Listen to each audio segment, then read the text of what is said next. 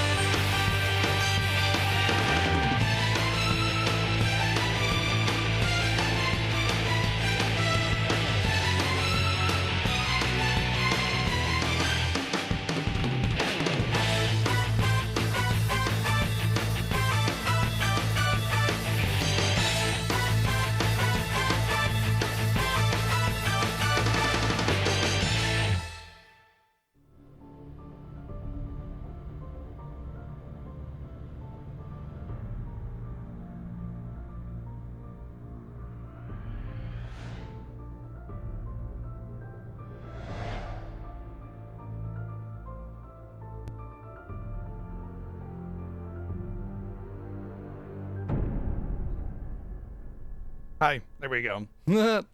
I reclaim my chair, yes. I reclaim my chair. She's sitting over there instead in a different chair. She's happy. She's cozy. I got Cecil over here too.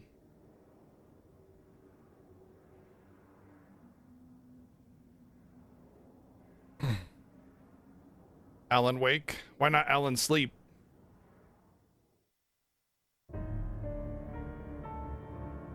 Oh, here comes Cecil. You'll probably see his tail. Whoop.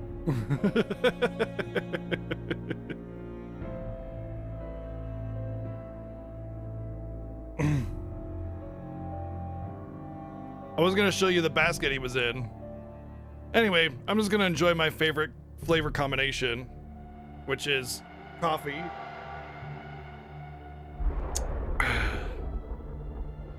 orange juice, and the already existing toothpaste in my mouth from brushing my teeth. Let those mingle.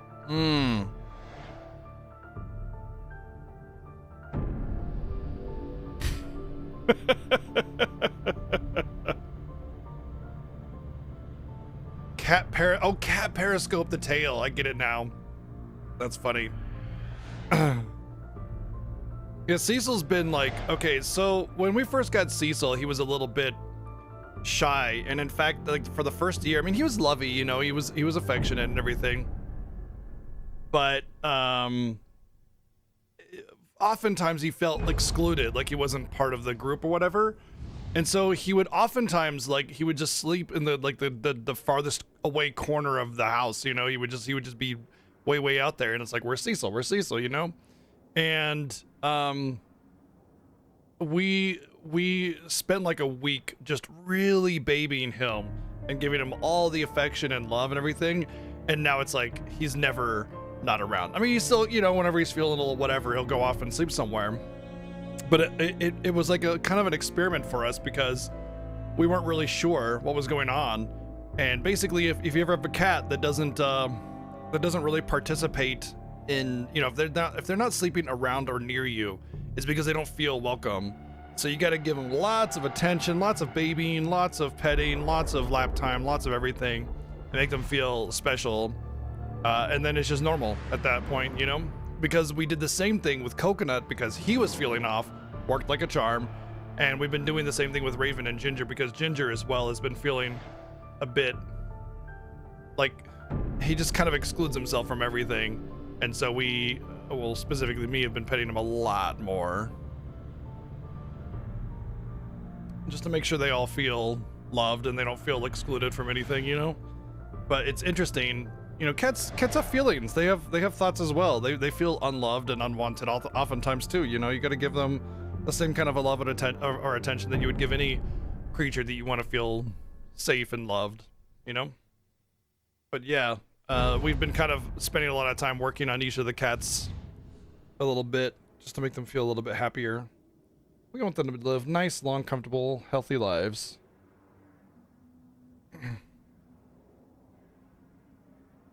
Anyway, root beer toothpaste. Ugh. Yes, yeah. I think I got you. Hold on, there you go. Aww. I think that's basically the problem with what happened with Coconut and Ginger, is they were used to basically having 100% of my attention, and now it's split between Cecil and Chi especially. And you can tell Chi and Cecil fight for my attention, because they're both almost always near me, and they're both like kind of wary of one another too, you know. Chi doesn't like Ginger, and Ginger doesn't like Chi, but they get along well enough.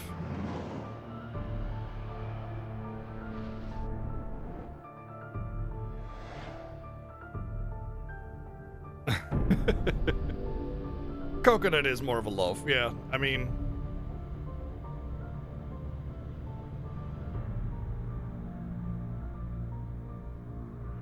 loaf. If I were to pan the camera up, you'd see Chi on the chair.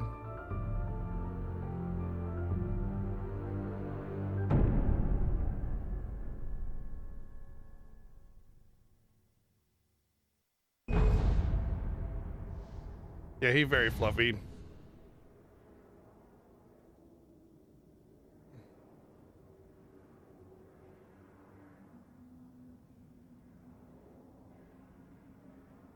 Fluff.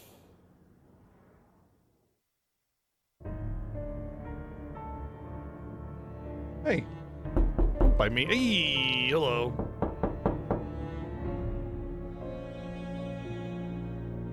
You even got, I think Cecil was able to hear it through my headphones and looked up at me. Thank you, Playdancing, for the 212 bits and the 301 bits earlier, by the way, on the startup. Thank you. Ryu, thank you for the 73 months of subbing as well. Thank you very, very much.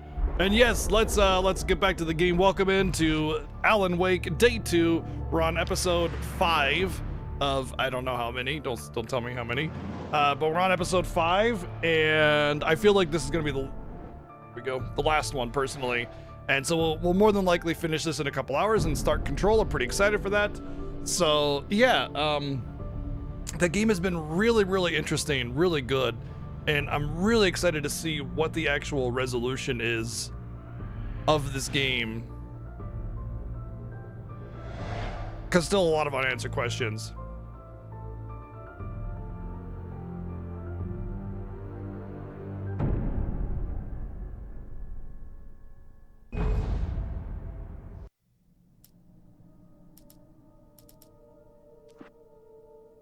Previously on Alan Wake. Oh. Under the influence of the dark presence, I wrote a horror. I guess we're going right into it. True. Jagger had been my I thought I'd have a chapter select or something. The unfolding story would make her more and more powerful. Some part of me had been aware enough to write my escape into the story. Together we can create something absolutely wonderful. The lake, It does something to the works of art created here. It makes them come true. My mom gave me this old light switch. The clicker. Alice is being kept in a dark prison. I need to find Cynthia Weaver to fix this. It's your fault, and you're gonna pay for it. Well, we're expecting a record crowd from the neighboring counties. Naturally, we hope to break. Nice Ice Burner, awesome. Moose Fest in our neighboring town, Watery. Ladies and gentlemen, some people have asked me, what's the big deal about Deer Fest? And I think that this sums it up. It's about friendship and community. We've got a great party coming up, but let's try to hold it in until tomorrow and get through the night in one piece, all right?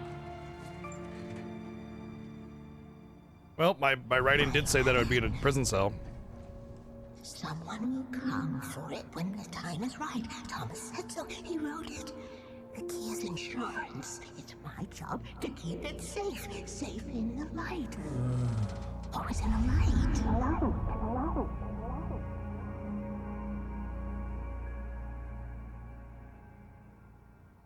I All believe. the manuscript pages were gone. The FBI agent had taken them. I think my tongue just took a crap in my mouth. Ugh. Oh, wait, we're in jail now? Ow. All right, I forgot to say hello to everybody, so let's get that going really quick before we get started. We got Kamada Zero, what's up? Playing Aztec, hello, what's up? DW, Pink Sammy's here, Vela Core, Selnica, hello, hello, what's up? Taven, Silver Dragon, Arkuma, Obsidian, what's up? We got Dougie Quack Quack, Shadow Fusion, hello, what's up? Zyfreak, Bloody Dow, hope you're doing good. Get that work done. Playing Aztec, what's up? Rod Bear the Mighty, hello. Cat that came back. Wow, the cat that came back is back. Again. Neo, thank you. Or hello, rather. Let's see. Iceburner, hello. Let's see. Howlart's here. What's going on? King Smashington. Coconut would very much want you to pet him, so more than free to do so. And anybody else I might have missed? The lurkers, yeah. So dedicated IndieVec hardware is no joke. Went through a CPU impact. So you were unable to watch the Fiesta? Your Final Fantasy wasn't watching your stream properly. So basically what you're saying is you'd be able to watch while playing this time? Is that what you mean? Like you'd be able to do the Fiesta playthroughs yourself? Not good. That about sums it up.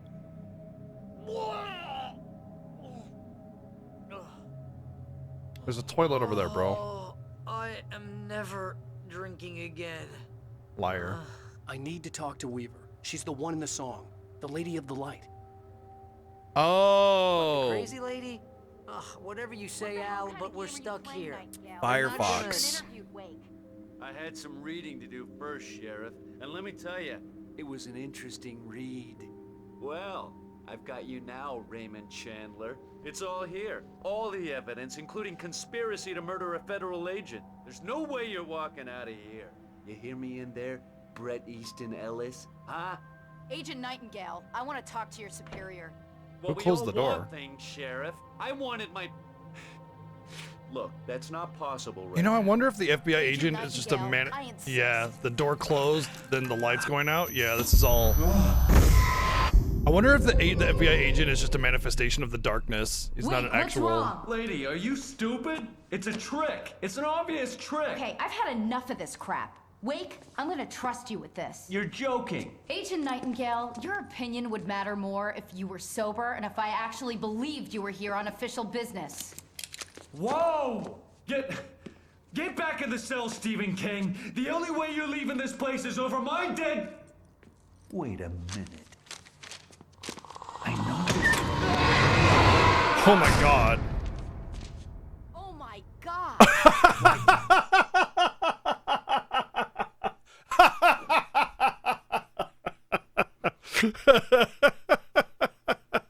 I wrote this game.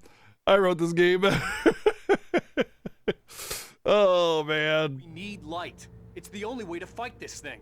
In my office. I've got your things there. Follow me. Oh man, we're sitting ducks with the lights out. Stay cool. I can get the emergency number on. Thank you to you for the 110 bits. You only need to leave this cellar for my dead body. Your proposal looks accepted. I know, right?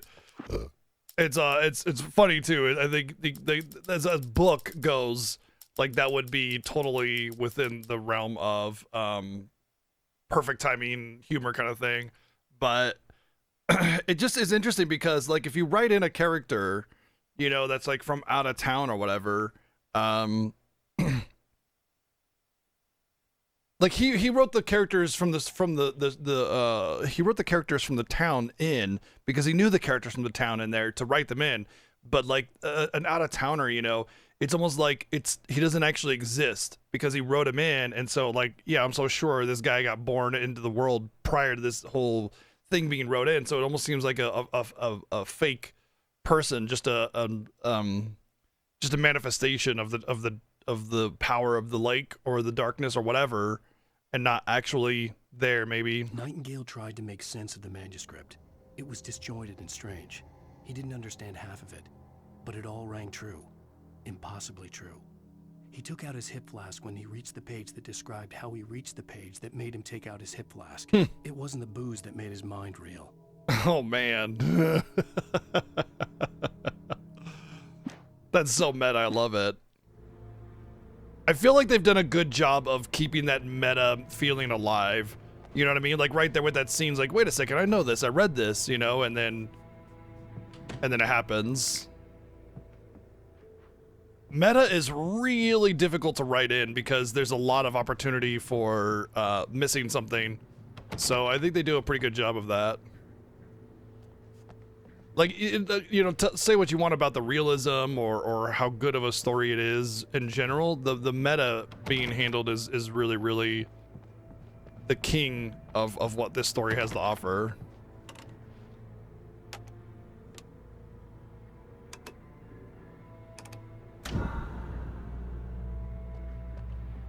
If the darkness could turn off the lights, why wouldn't the darkness just turn off the lights again?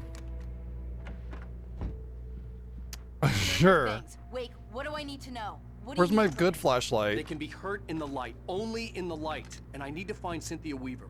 She can help me stop this. Light. Check. Cynthia. She lives in the old decommissioned power plant.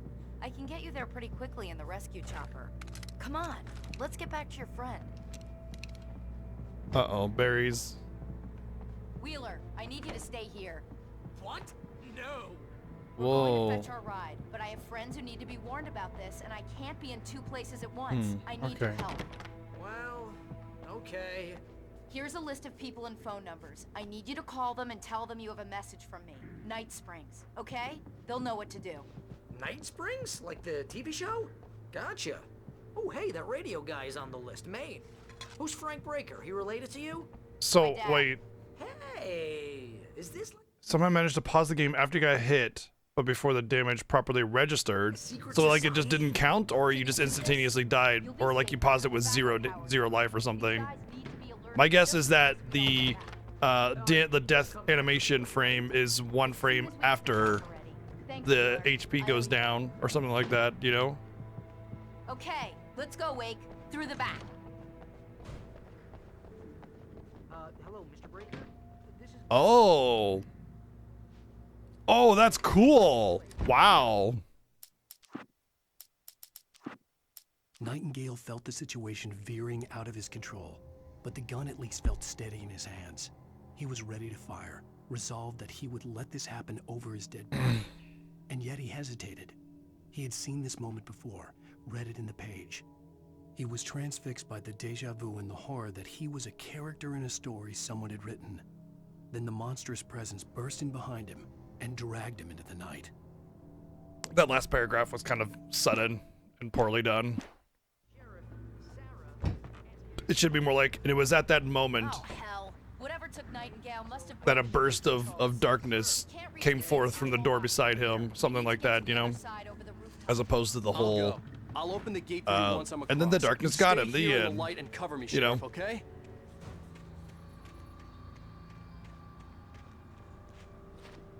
I love it when I accidentally jump when I'm trying to pick up stuff, because like it's like I go over there and I found an item. I'm like, yippee, an item!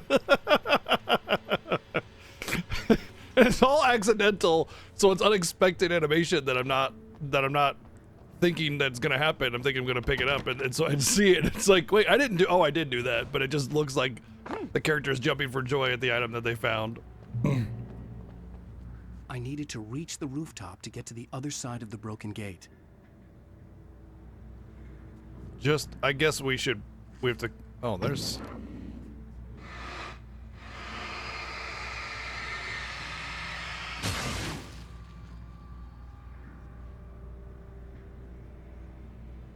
There's definitely some shadowy stuff there. I'm guessing we need to take a vehicle out from here.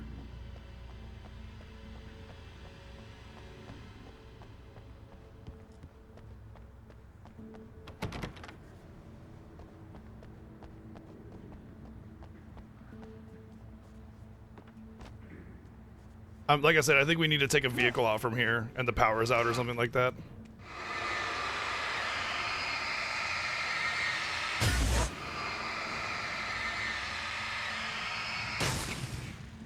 I'm guessing the shadow tumors just do damage, and I don't need to really worry about anything else.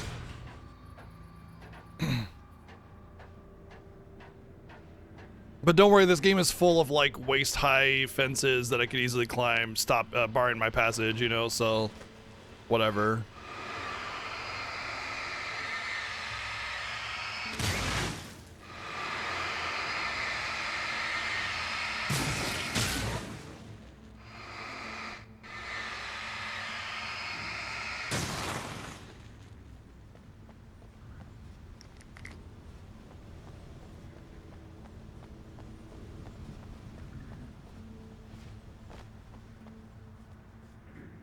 In light, you can hurt them. Yeah, that's like, duh. That's like a chapter 1 kind of thing. Maybe it's just because of the episode thing. I don't know.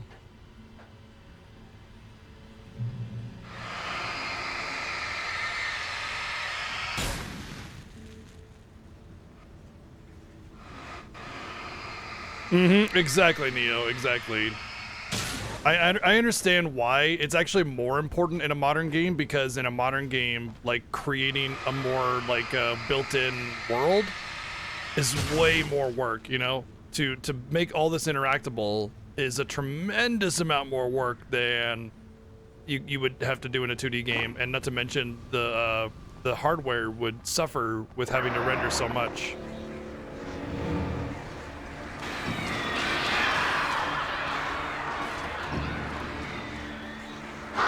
Shit.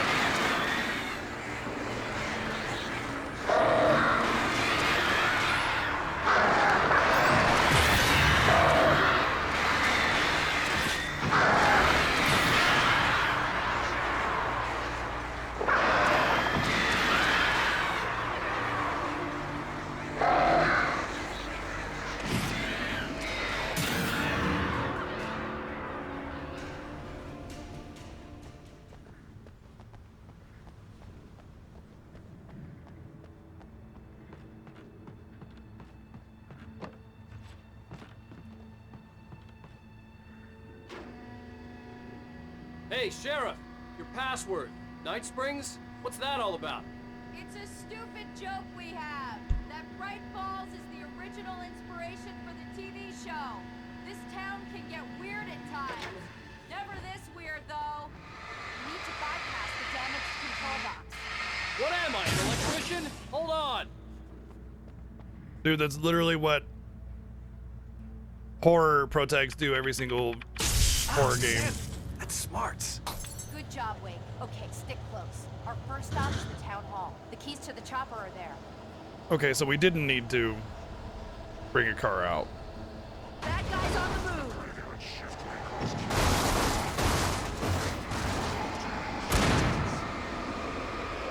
Far enough. See that?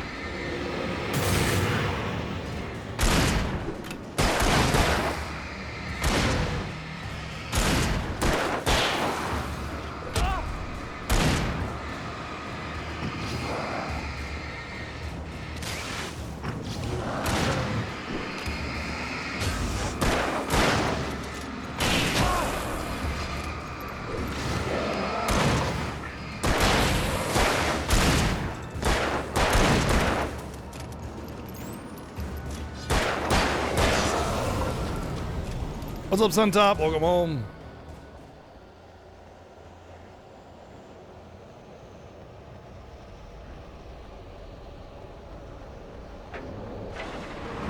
Look out!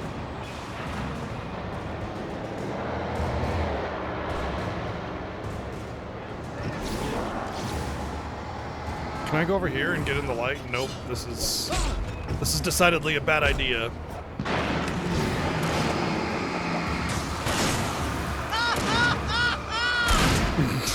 Wow. Okay. Look. It's funny that I have to struggle, but geez, man, don't gotta laugh at me, gosh.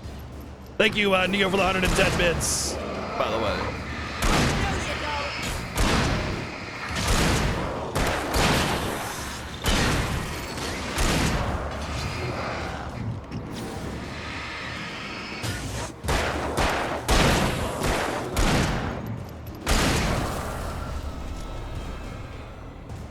Well, there was something here. Oh, I could have gone through there The anyway. air smelled of fish. This was Bright Falls industrial area. There was probably a cannery nearby.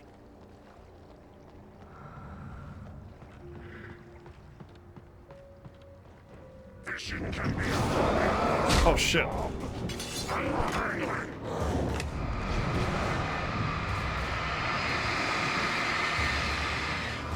Oh, that's that Final Fantasy IX play. Let me be your cannery.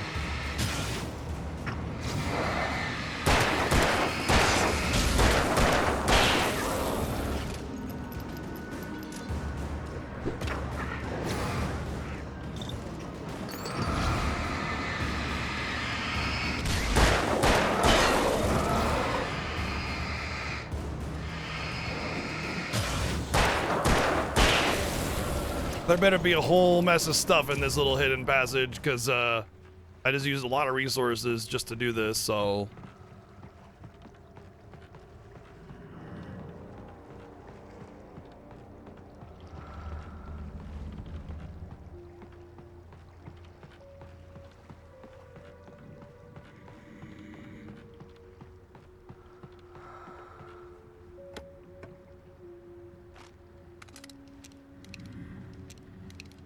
I mean, flare gun's good.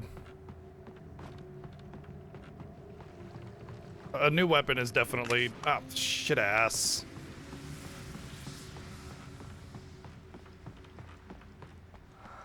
It's alright, but... it's not great.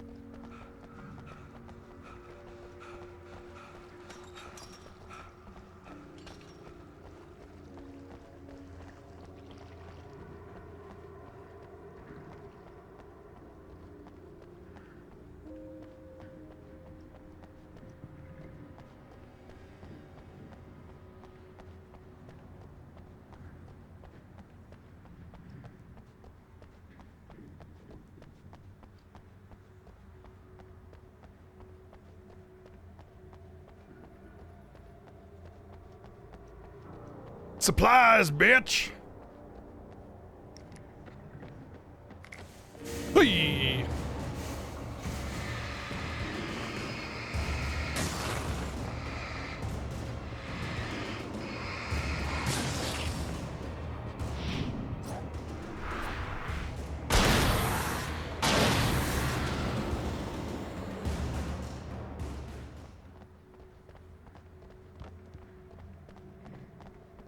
Wow, who would have thought that the Deer Fest would have happened right in the final day of the game, huh? How about that? Never would have expected that. I'm gonna want explanations, you know. For example, what the hell happened to Rose? She's seriously messed up now. Shadow got The to her. same thing I think happened to me after I arrived. During this week, you can't remember? Oh, I remember now.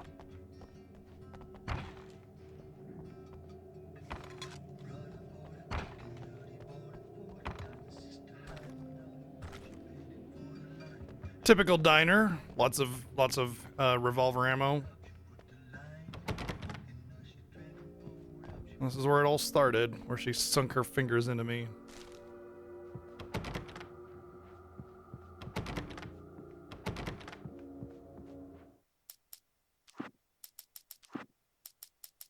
Barry was in his element, making calls, making things happen, even if he didn't entirely know what those things were.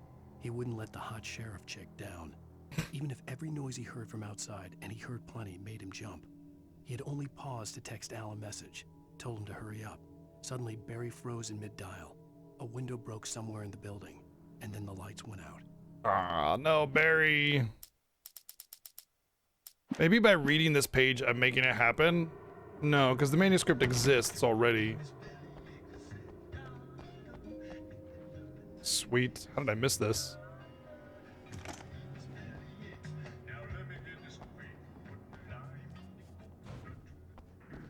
How did I even not get to keep my big heavy-duty flashlight anyway? Because she said my stuff was in there, and then she gave me a shitty flashlight. What gives?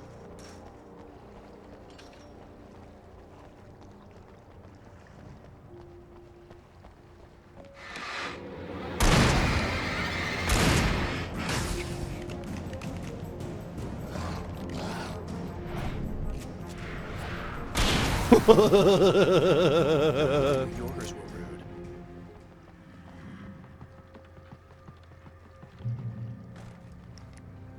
She was reloading. You may not have heard it because it's lower volume.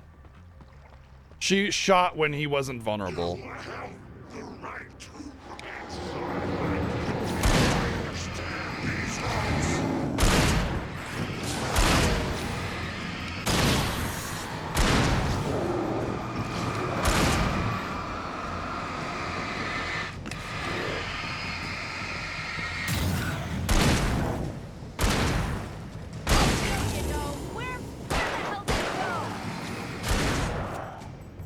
I'm just conserving ammo. Like, if I can manage it without like the need of shooting stuff, I'll let her handle it so I can conserve ammo. I don't know what is in store for me, and since I do believe this is the final chapter, Looks like we made it. I imagine that there's going to be a finale of some kind, you know?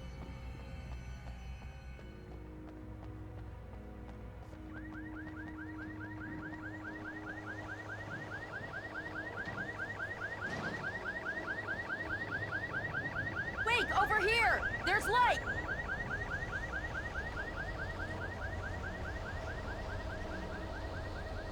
I have a key. Watch my back, Wade.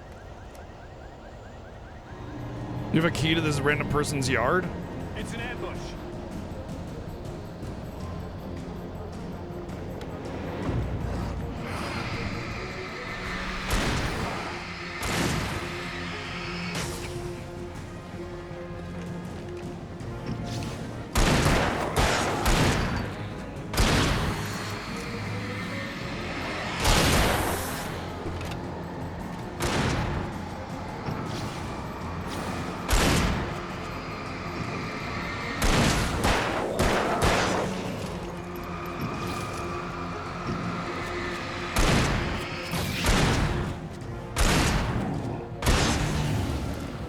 They're just like shadow manifestations. Basically, the shadow, if you get taken, they're called the Taken.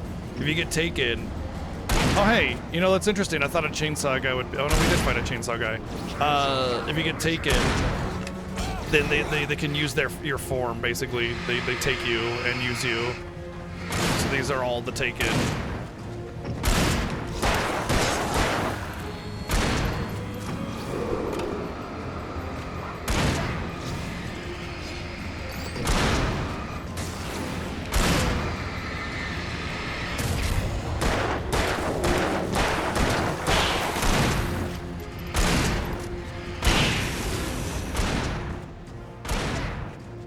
Shooting! Right there!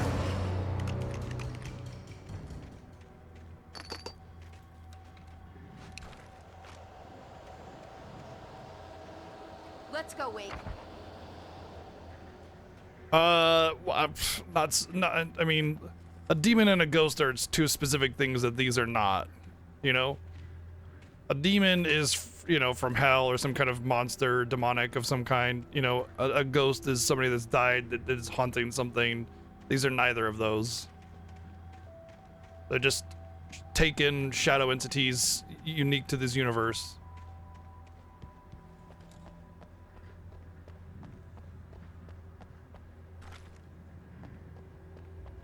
They are people that are more than likely dead, though. I think you have to be dead in order to be consumed by the shadow. I don't know if they can just take and not kill. Okay, someone's Well, they're not messed with people the anymore. defense. They're just a We should shadow be able to entity. jury rig it while I That's why find they them. disappear when they get killed, I and already that's why got the shadow electrocuted once hurts today. them. How about I look for the keys and you get burned for a change? The message was from Barry. He was getting worried at the station. He wanted us to hurry. Yeah, but like, oh jeez, hurry, but it doesn't really matter because like,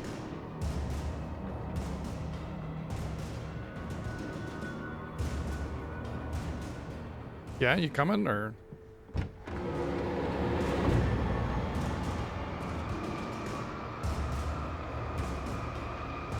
Awkward scripted.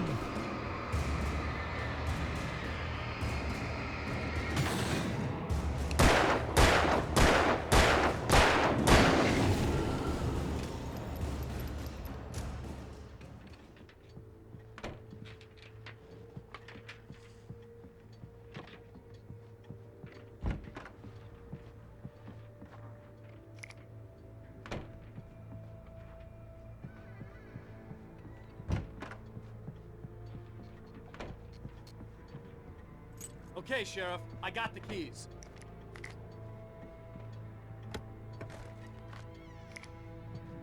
Oh yeah, got my big boy.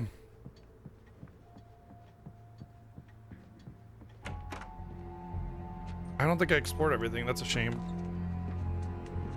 Barry? Why isn't he inside? Oh god! Oh god!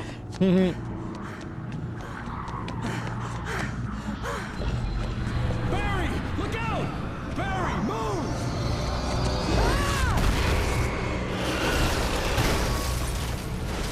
Barry! He made it inside, Wake. He's okay.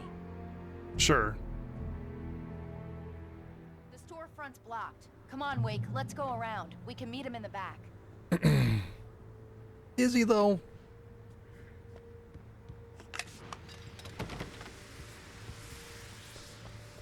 Use another flare. Yeah, it has a lot of power. It can tear up trees and move houses and control vehicles and throw buses. Yep, sure can. We don't really know what the shadow entity is, although only that it just is. Trust no one in the dark again. I can't. I wonder what that's referring to. Because am I gonna go into a room where it's pitch black and I see somebody like, oh, let's get you out of here. I can't believe you're okay, or The something darkness else. that wore Barbara Jagger's face was furious. The story in the manuscript had been making it stronger all the time, but now the light had set the writer free and hurt it, weakened it. It was only a matter of days before the dark presence would be strong again. But meanwhile, it would be difficult to recapture the writer. That's probably when I made my escape from Tom helping me. being written into the story.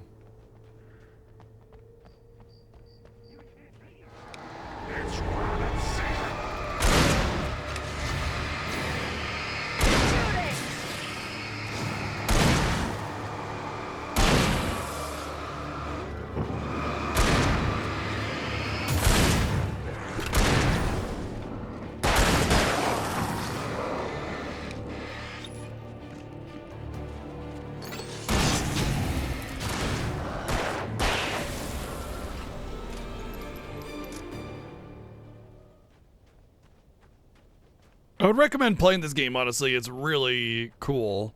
I think the story concept is really neat, and I think the gameplay is alright enough that it's worth playing. It's simple, but in that simplicity is good. I don't know. It's nice. I think with scary games, the gameplay has to be simple by default, simply because you need to be able to focus on... Wheeler should be waiting for us in the backyard. Keep the hell down or I'll call the sheriff. Oh, hi, Doc. I've got it. Don't worry about it. Because you need to be focused on the scary and not be trying to finagle the controls. You know? One of these days he'll kill somebody. And over Deerfest. I know. Go back to bed. He's got a point, Wake. Look, this town can't take this. It's me they want. The sooner I get out of here, the sooner you can all get back to life as usual. I hope you're right. Come on, let me get this door open. Wait, you got the keys to the bookstore? Master Perks of key? being the sheriff. A girl needs to get around. I wonder if they designed the town to have like a master key that just opens up everything or something. Any public or commercial or thing anyway. They're really taking advantage of your presence here, Wake. I heard they're selling a lot of your Alex Casey books. Right now, I'm not a big fan of my own writing. No bullets in the bookstore. That makes no sense. Yeah, it's literally what we're playing after this. Literally what we're playing after this. I don't see Barry. Look, Wake. Maybe that's him. That's the way to the chopper.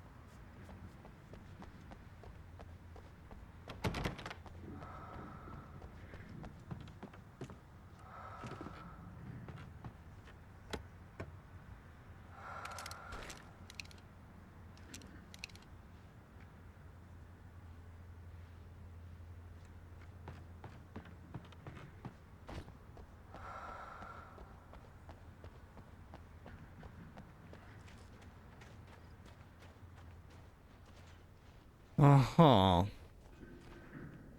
Is that so?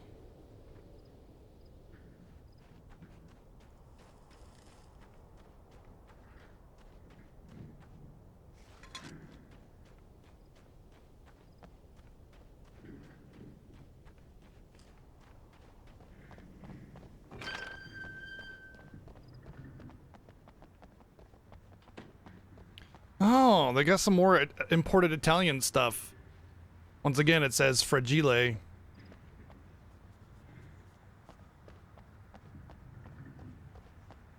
They really go all out, huh?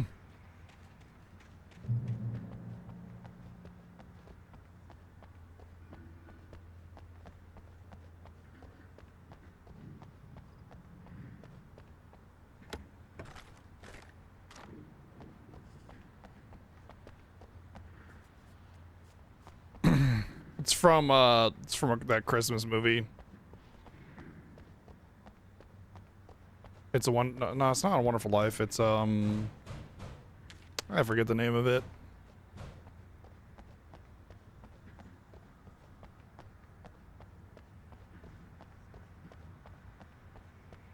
A Christmas Story. That's right. Thank you. It's just some Christmas Story movie. I forget.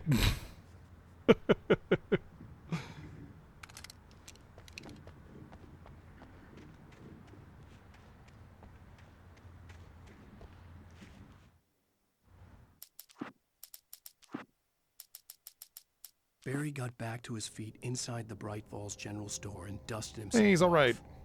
Right next to the cans of baked beans was a locked case filled with flare guns, and yet here was a conveniently placed barrel of crowbars. Barry's smile widened as he realized that this was the classic movie scene where the hero had to gear up and arm himself to the teeth. Barry threw himself into the role. Or it's more like when the wacky sidekick just goes way, way, way, way too far over the top and ends up causing a huge disaster that's also somehow successful in getting away, which is one of my favorite tropes in movies like this or stories like this. Some goofy side character that just goes all out, way over the top all out, and just causes destruction and mayhem, and yet it just happens to go in their favor because it's funnier that way. I'm gonna give Pastor Howard a piece of my mind about this lock. Ugh, I told him to get it fixed. Here they come. Yep, saw that coming. Let's take a break.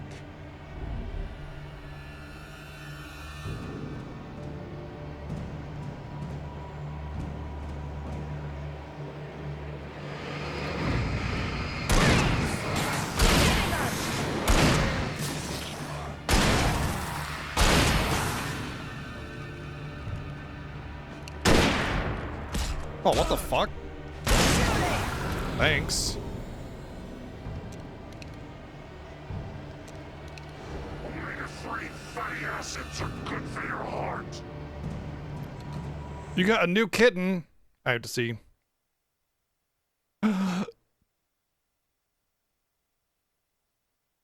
So cute.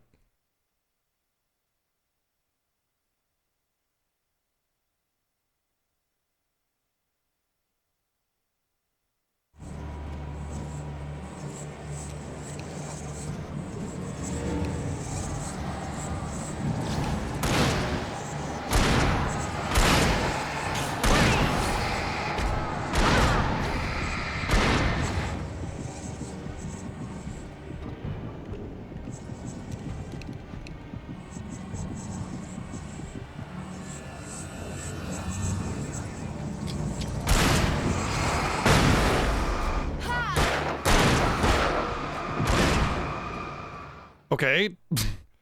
Like when they could just appear behind me, it's a little underwhelming from like a horror perspective. Like just, oh, I just get a teleport behind you. Nothing personal, kid. It's a little annoying.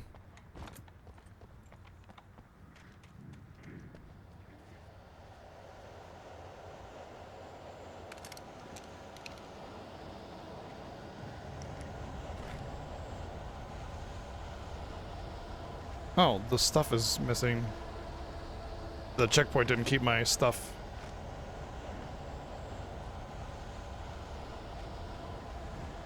I'm gonna give Pastor Howard a piece of my mind about this lock. Ugh, I told him to get it fixed. Here they come. Let's take a break. Her name is Nami. That's a cute name. My left eye is aching.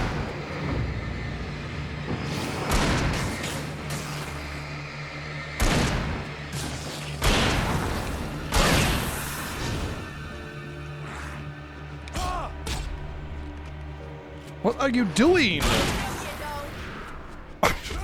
Oh my god.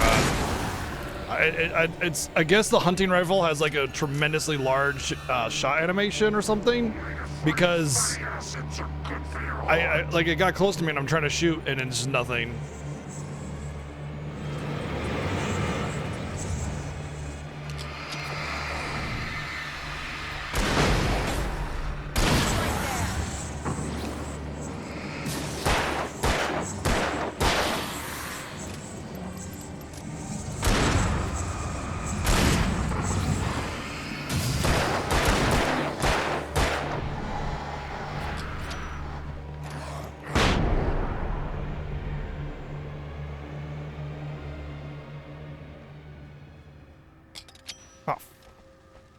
So much for my other flashbang. Let's go, Wake.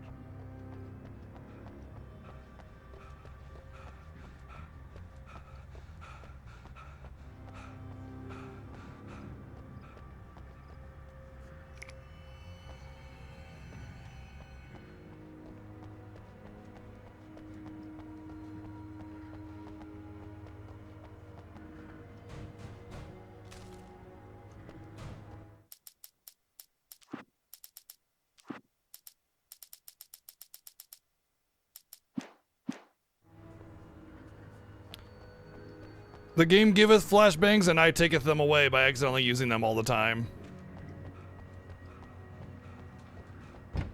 God, there's really something in my eye. I'm not crying. Wow. We keep them lit all night long on the night before Deerfest. Why? Well, it's tradition.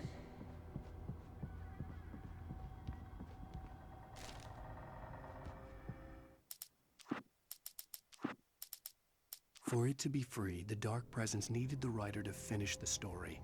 Again and again, the story let it get frustratingly close to the writer without letting it capture him. It was bound by the events depicted in the manuscript, but it could pursue the writer indirectly, put others on the task, and stop those who would help him. It took over everything in its path, made them its puppets, and sent them after Alan Wake.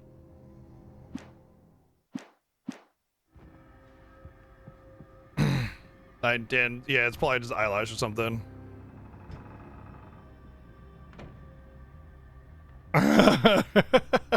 Hold on.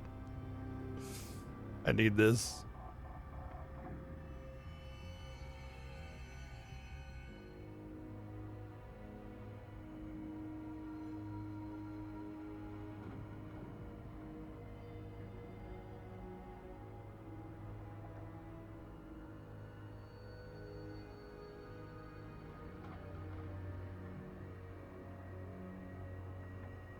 Did that add it? The interface is different now.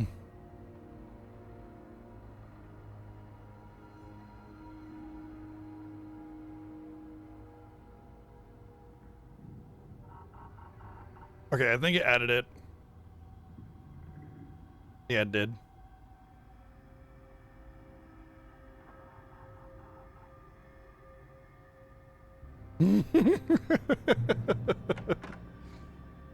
We're almost there. We'll have to go through the basement to get to the parking lot. Yeah, there's no way going through the crypt will turn out to be a bad idea. The interface is really weird and it's not really clear as to whether or not you added it. That's all. That's the only reason why I was confused about it. Like there's a drop down and a checkbox instead of it just being like add to my channel, click. You know what I mean? No,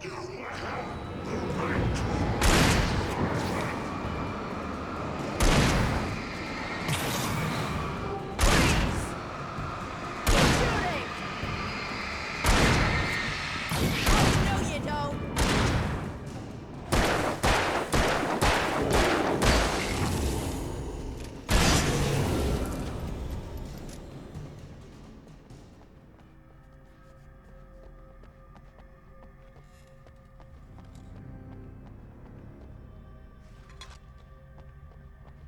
I would say the glare from the flashlight is a little bit too reflective. Makes it hard to see some stuff. Sometimes you kind of have to like use the side or peripheral of the light in order to see what you're doing.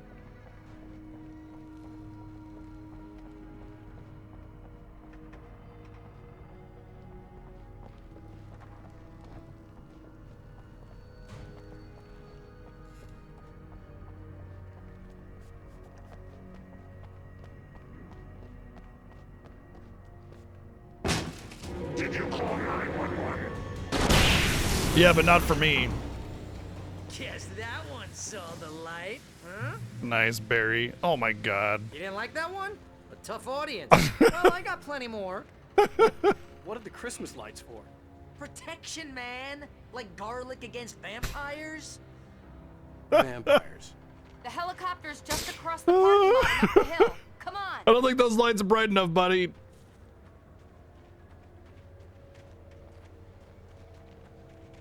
Like, there's already lights that are pretty much, like, equivalent to that. You know, just moonlight by itself is not hurting them. So, I mean...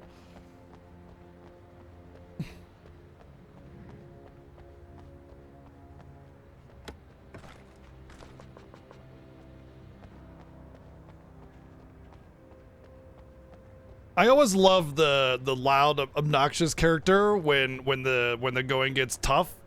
Because he turns into really good comedy relief. Like at first he's just like this obnoxious presence, and then he just turns into like the most gung-ho zealot, you know, towards the end goal or whatever. And it's just always goofy, like this headlamp The Bright and Falls General Store is now my favorite Christmas place light in the sash. entire world. See this headlamp? It's like a superpower. I can just look at one of those things and they die. It's my flaming eye of Mordor. I wish I could say that. No, no, I want a headlamp. no, that was good. Bastard. Oh man.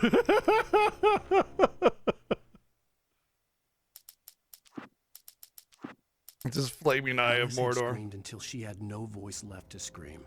Around her, the darkness was alive. It was cold and wet and malevolent and without end. She was a prisoner, trapped in the dark place. The terror would have burned her mind out, but one thing made her hang on. She could sense Alan in the dark. She could hear him. She could see the words he was writing as flickering shadows. He sensed her too. He was trying to work his way to her.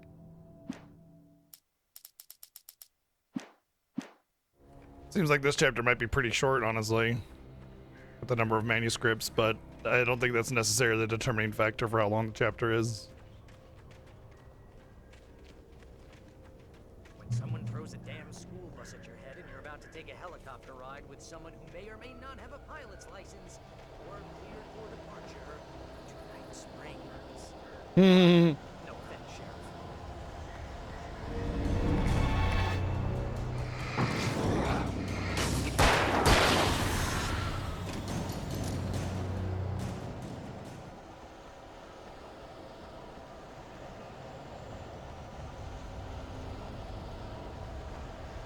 I think my favorite part about this is how it conveniently explains like game convenience of items and stuff.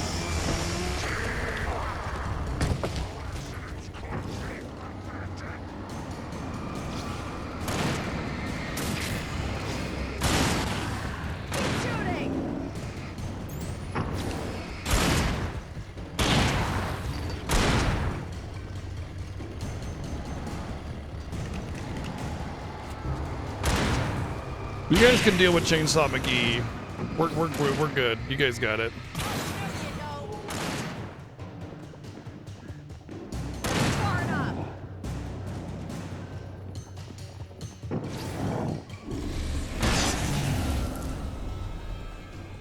Oh, I'm never gonna get used to this.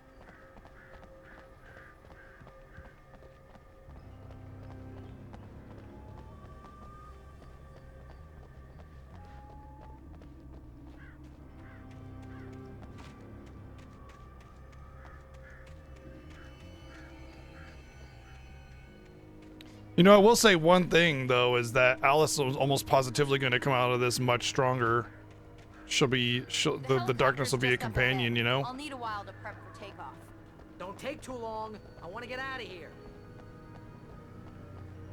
Well, there's definitely going to be a fight here because there's the light canisters.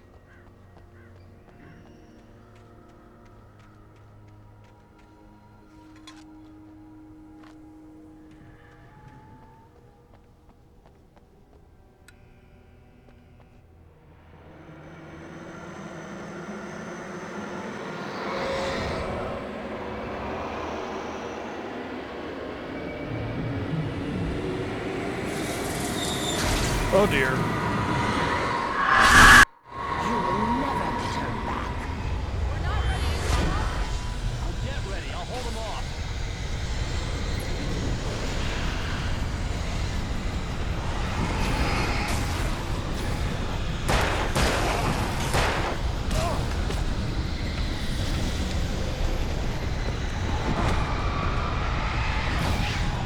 I'm gonna die, there's no way.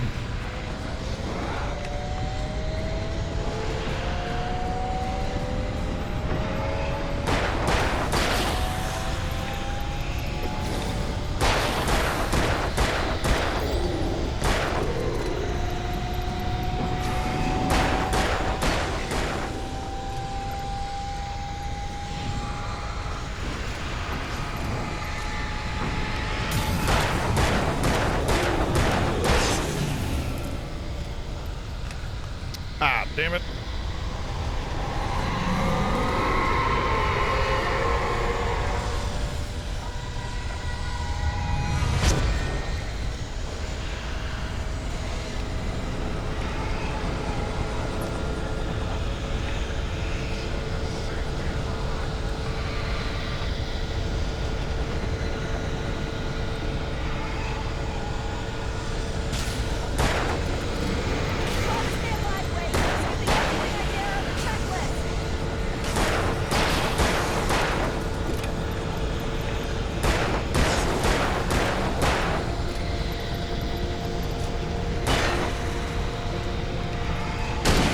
It's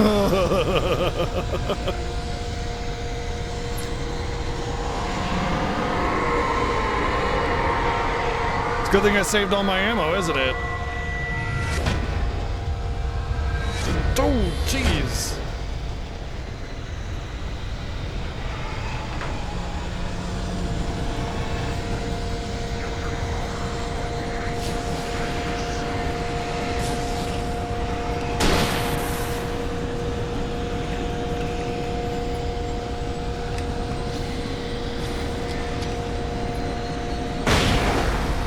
Keep fighting, Wade.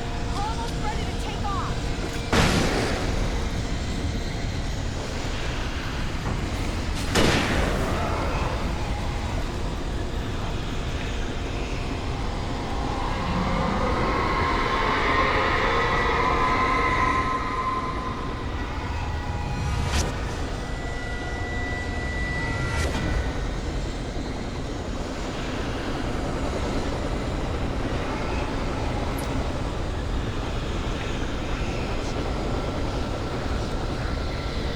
He once caught a big fish.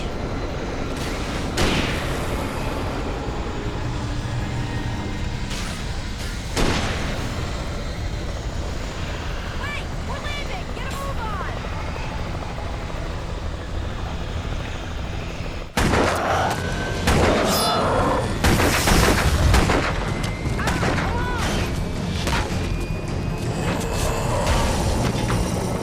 Couldn't the presidents just like take the helicopter and just be like, "Rawr, done"? You're taking a big chance on a local crazy lady, Al. I hope you're right about But I her, guess or we he can doesn't kiss want this it town doesn't want to goodbye. kill me. It wants me alive. So ripping the hair. I mean, it could have just ripped the helicopter before we got to it, but whatever. From my understanding, helicopters take quite a bit of time to warm up before you can go. Jeez. You know how to deal with this, Wake. I guess you New Yorkers are Thank you, used to VG, for the rough $2.12 situations like donation. Right. The Come on, city's can I a war finish this zone. first? King Kong, mutant alligators, and Alex Casey shoots the place up every weekend. Look, I never even carried a gun until a couple of days ago. Well, my dad used to be a cop there. Tells some pretty wild stories. Stuff like this? No, just normal bad stuff. Kind of like your books, Wake. I used to tease Dad that he was just like Alex Casey. You've read me. Oh, sure. You're a pretty good fair. writer. A little heavy on the metaphors, maybe. Nobody's ever said that before. We're coming up on the power plant. See the lit building over there? And that's the dam further up the river. I can't land here. I'll take her down the road across the river. Just get me there, Sheriff.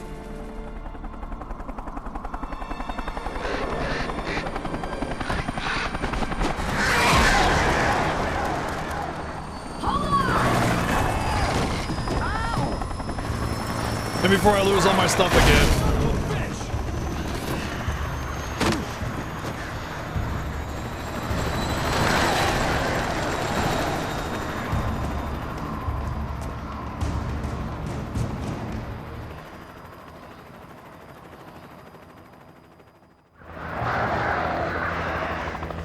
Well, I definitely lost all my stuff, yep.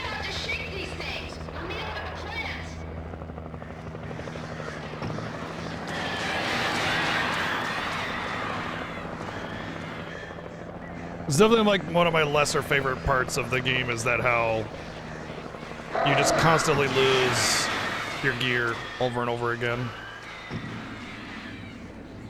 Oh, I understand how the birds work finally. The mass itself is just one enemy. And so when I beat the mass up with the... Yeah, okay. Yep, and it's gone, okay. I see now. Yeah, it takes away the concept of the resource management, which is like an important factor.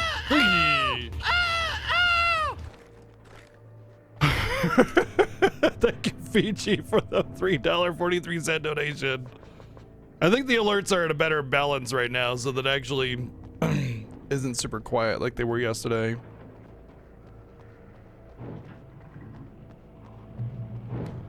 The darkness controls the Taken. To do something about the chain for the door to open.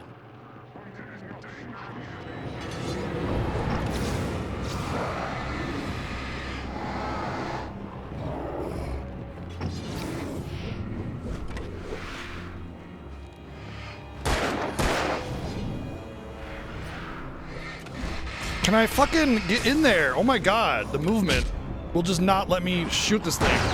Thank you. God damn. This really janky movement. It just would not let me move to the thing.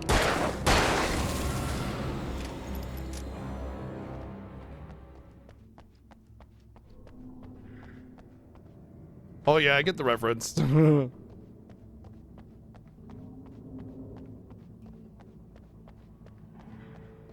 Resource manage you. I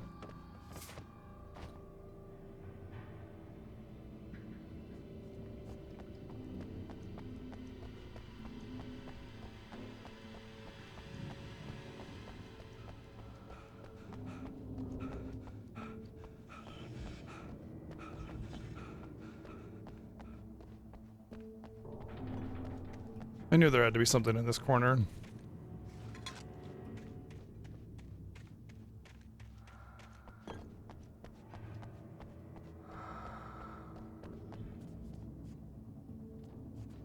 The darkness wears her face. That's interesting. Because it makes me think of who her is, you know?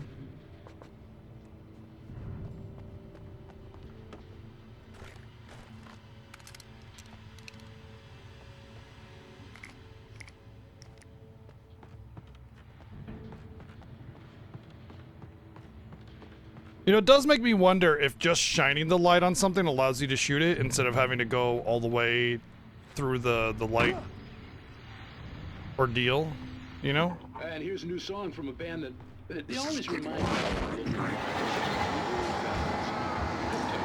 I guess it's just...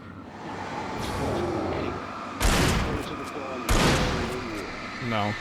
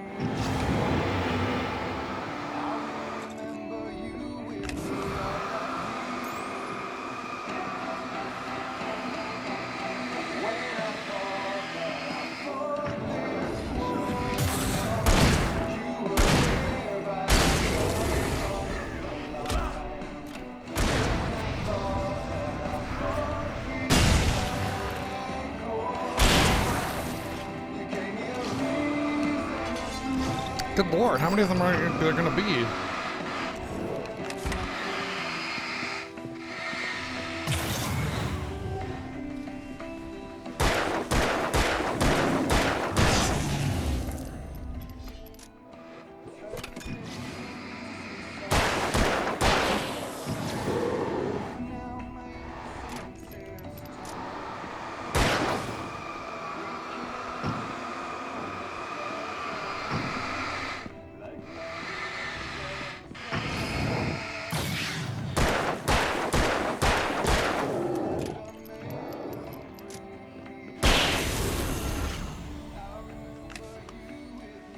Every time, every time, every time.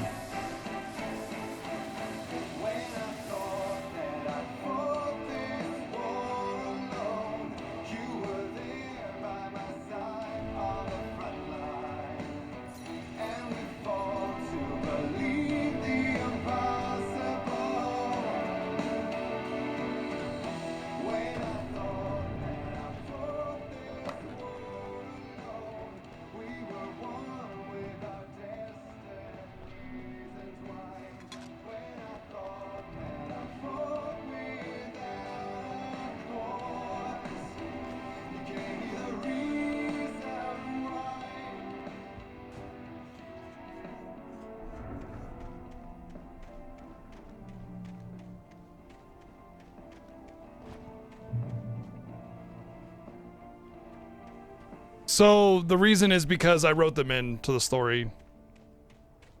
It's kind of very heavily handed, told to you as the player. power that plant it's just so glowed convenient that red. these things It just was happen to be, close, but I had to you find know, a way across. these resources happen to be right there for you.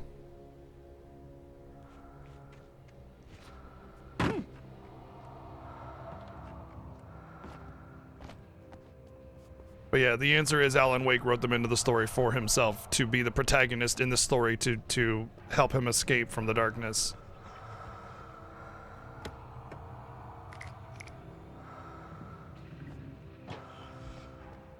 Also America, you know.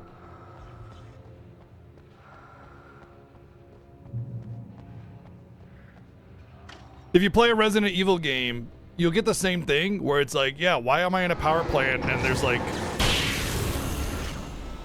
oh, nice. And there's, you know, bullets everywhere. That doesn't make any sense. And the answer is, you know, resource management, it's a video game, blah, blah, blah, who cares? But this game is kind of taking that and making a bit of a parody out of it while also making it in-universe logical, you know? Pretty neat little meta sort of way of handling that.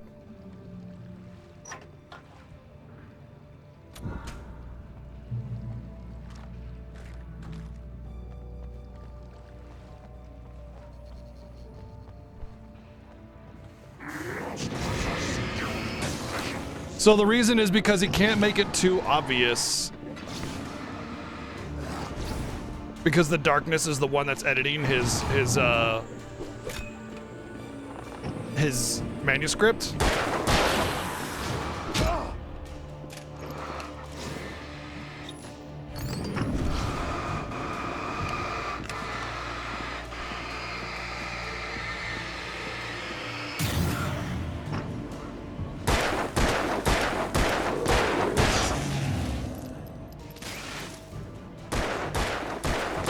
So the reason, like, a lot of the hidden items are, well, hidden, and why, you know, the darkness almost gets me but doesn't quite, is because, you know, I'm writing a story, it's art, but the darkness is watching and watched how I wrote the story.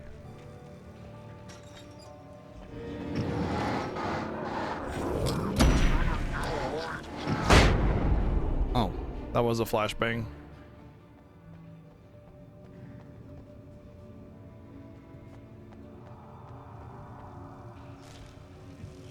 That's what these manuscript pages are. They're little pages of the story that I've already written, which is why they're sort of, what's the word? It almost seems like they're from the future sometimes. They're prophetic, prophetic, yeah. Making her way through the water pipe alone, Cynthia was angry at the writer. Foolish young man, taking unnecessary risks. And the way he broke the rules. Didn't he understand what was at stake? Since the terrible days in the 70s, she hadn't wavered once, as hard as it had been. She was tired of protecting the town all these long years, and now only wanted to rest. Thank you, Dio, for the 110 bits. And then I woke up and was all a dream, the end, the darkness epilogue, or was it? Oh, I missed your other 110 bits earlier. Thank you for the other 110 bits earlier. Bypass the damage box. I didn't mean. Use your own body to create a new circuit.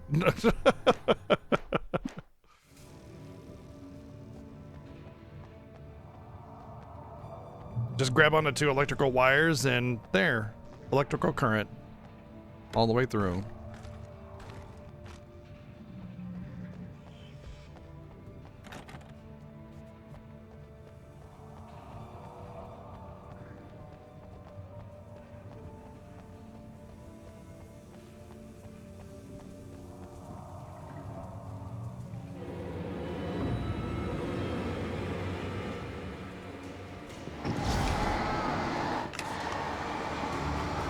No, go into the fucking wires, you asshole.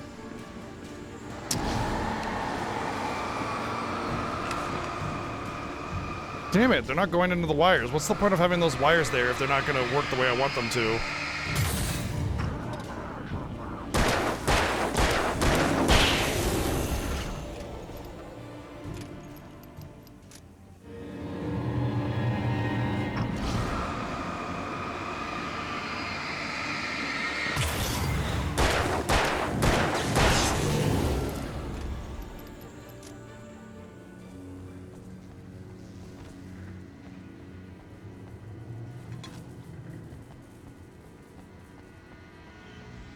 But yeah, they like perfectly walk around it, rounding it. I definitely saw a page up there.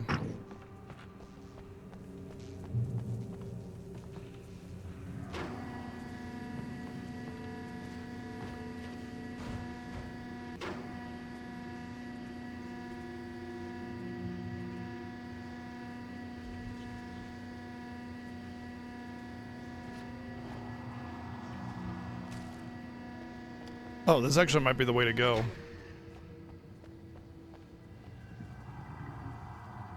Let's take a peek over there.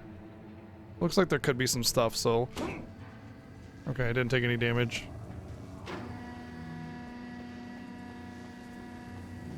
Oh, there's only death.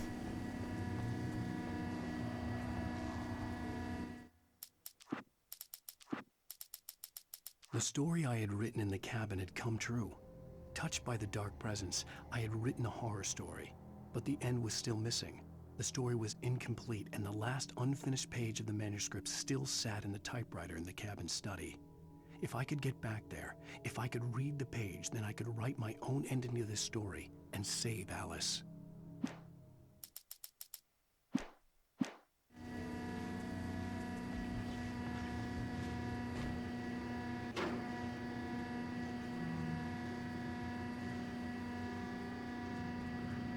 And then the darkness died randomly. The end.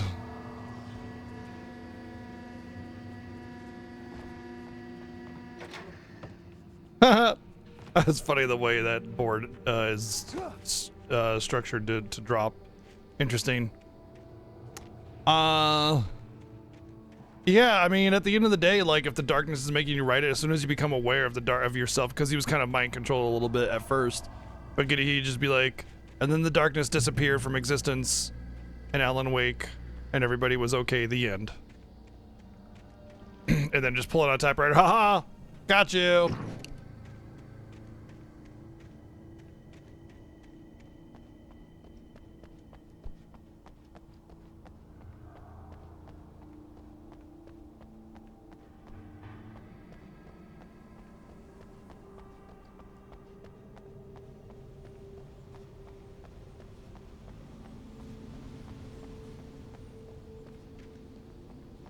Hey.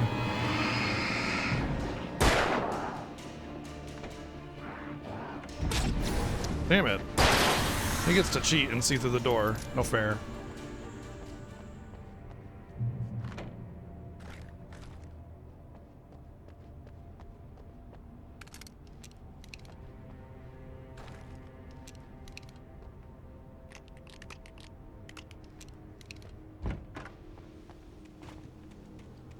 I'm guessing this is going to start a whole event where the bridge turns. So I just want to make sure I'm good to go before I start it up.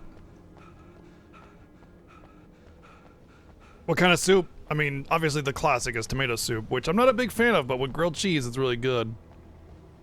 Although I would say any soup would do just fine.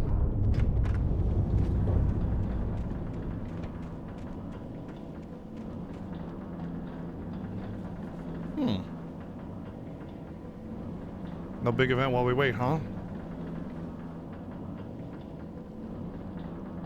Able to be on the bridge.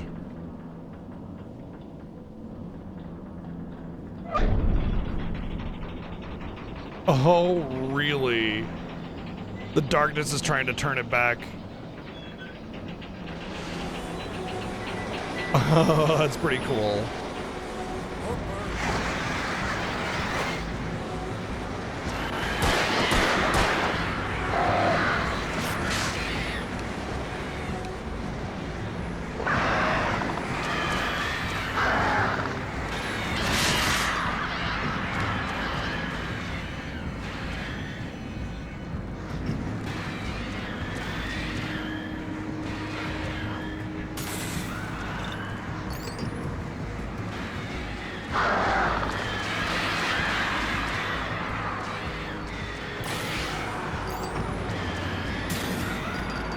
Now that I know how the birds work, it's a little bit easier to manage those.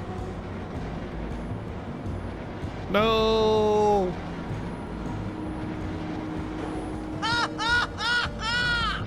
Wait, which way do I want to go? Oh God.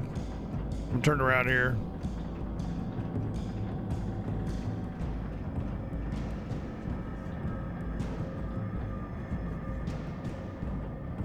But then the darkness got distracted by Kitty. It was really cute. Kitty loved the darkness. The darkness loved it, and together they were happily ever after. The end for the real time. The darkness, I accept this. Yeah. That's a happy ending for everybody involved, even the darkness.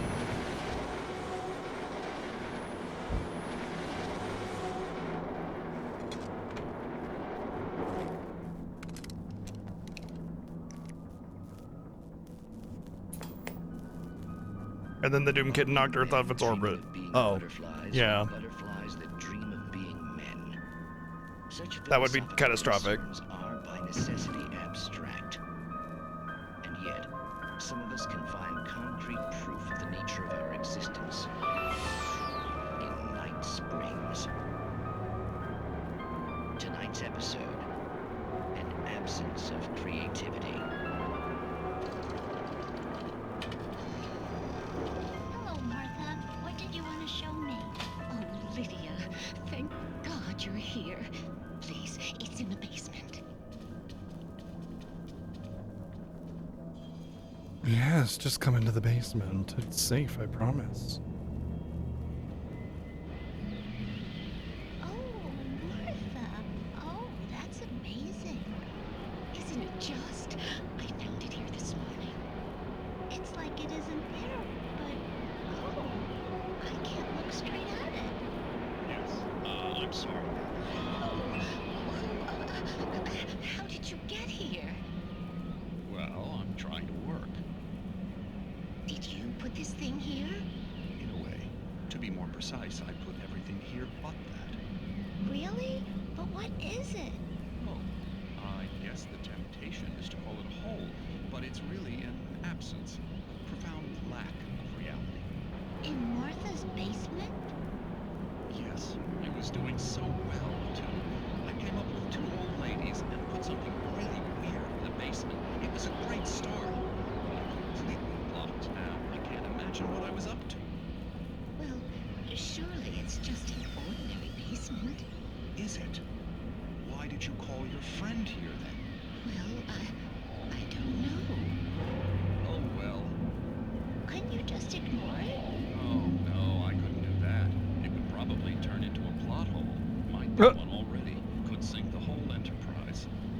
Oh, my. Listen, ladies, not to be rude, but I'm really not at all sure where I'm going with this, and you're just not helping. You should just go back upstairs for a cup of coffee while I try to figure out what I'm up to. Well, if you think that's best.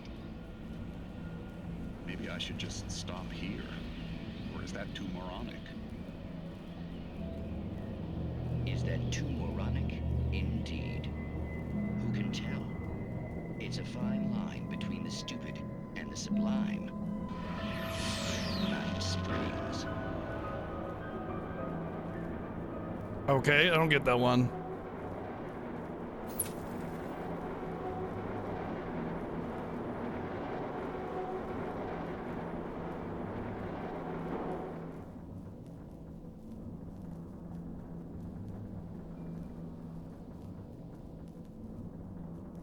One second.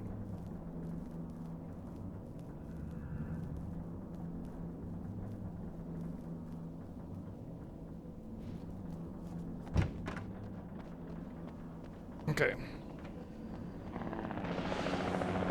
Hey, they're still going. Hey, guys. We managed to lose the flock. You're almost at the power plant. Keep going. We'll give you support.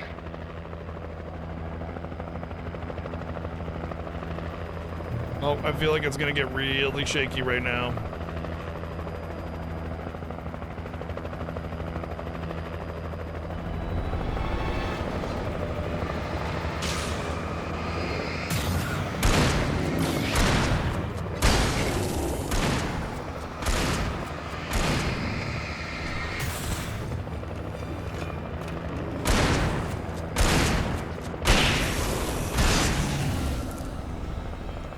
I don't know if it's me, but the shotgun feels like less damage per second than the pistol.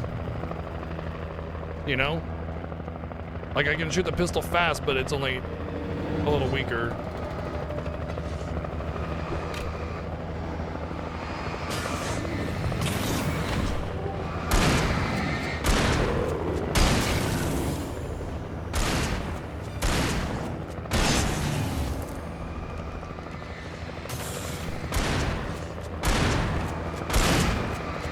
Maybe I just need to be closer.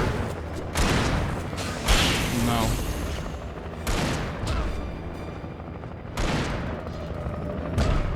Nice dodge? Why? Why did you not dodge? I hate how random the dodging is. Like sometimes, so everything is a dodge. Like you can, that's a dodge, right? Dodge. But you only actually dodge if it's like a perfect dodge. Because it's like right as he's about to hit you or something. But there's no, see look, that was dodge, but I didn't dodge. Why did I not dodge, you know?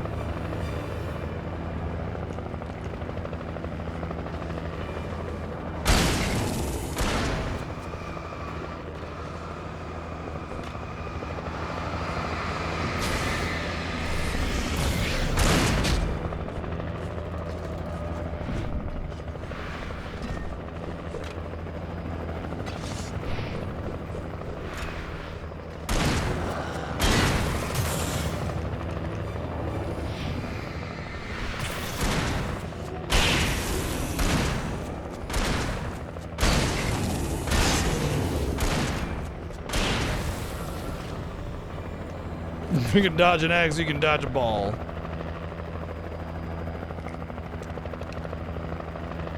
I can't even dodge an axe though.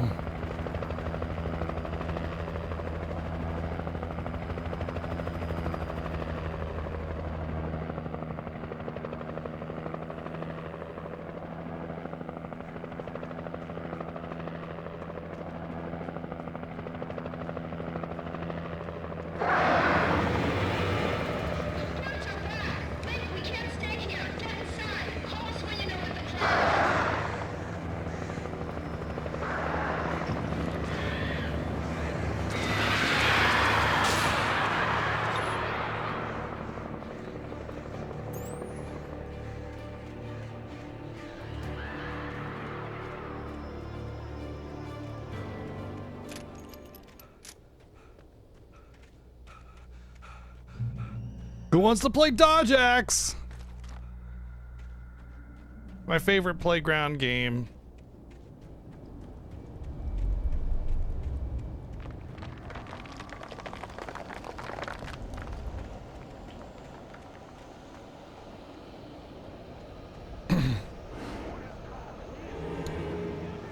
Dang, you know, when I look at the size of this thing, I'm just like, oh damn.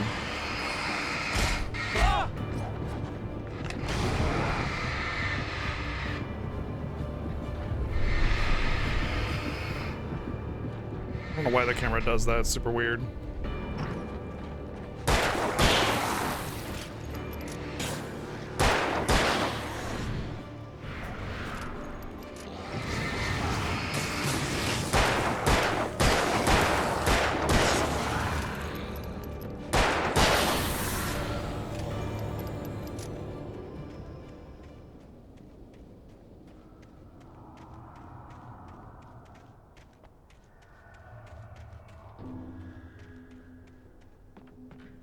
I recognized the logo on the power plant sign.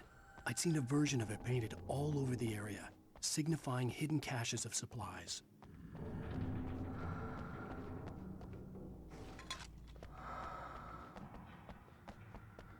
Yeah, a little bit.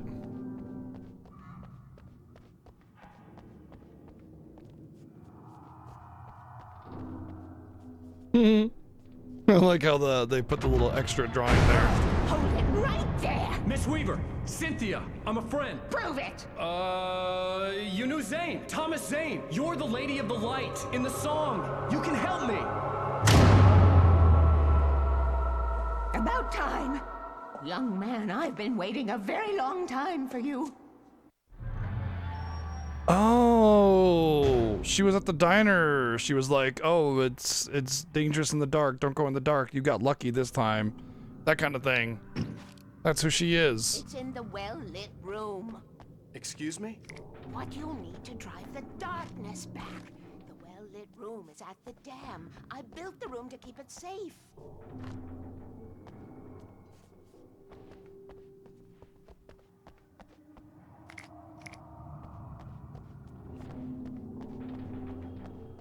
Will it help me find Alice? Will it get me back to the cabin? Fine, let's go. I can get my friends to come back with the helicopter. Oh, we won't go outside. Never at night. That's rule number 1. You've been breaking the rules, young man, and where has that gotten us, No, I have a secret route, a lit route, an old water pipe. Something was damaged at the transformer yard. It's drained all the reserve power. Without it, the pipe will go dark. The power to the yard must be cut. Let me guess. You want me to do it? Young man, you're the one who likes to break the rules. I can't be outside in the dark. The kill switch is outside. And then she's like, you can't go outside in the dark. Anyway, you need to go outside in the dark.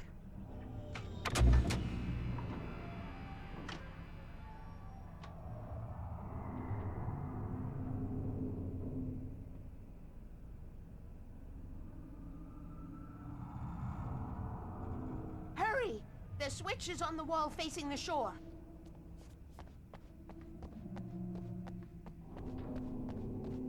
Bright light. Bright light. Bright light.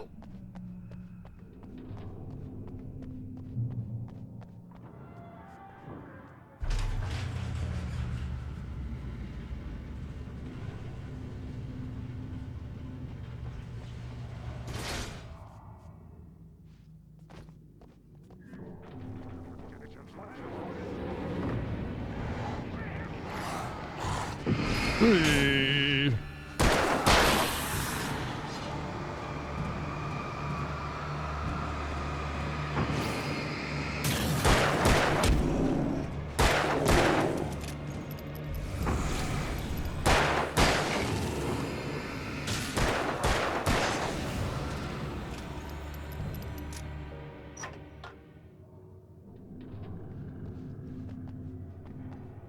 Mm-hmm.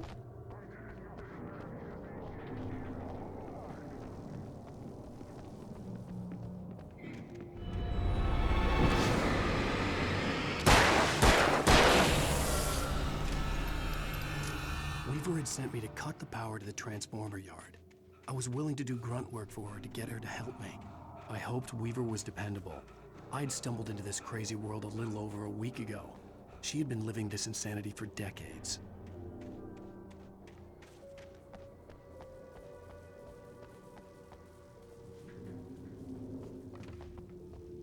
Has the darkness really been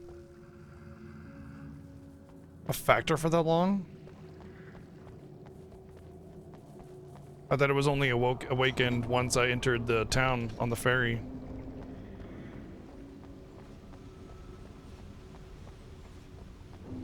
Yeah, if we go outside, we'll die. Which is why you're gonna go outside. Why is it telling me to go back this way for the safe haven? Rule number 1, never go out at night. Oh, maybe Cynthia Weaver was the one that put all the yellow paint everywhere. I could see the kill switch that would cut the power to the transformer yard. Now I had to find a way to reach it.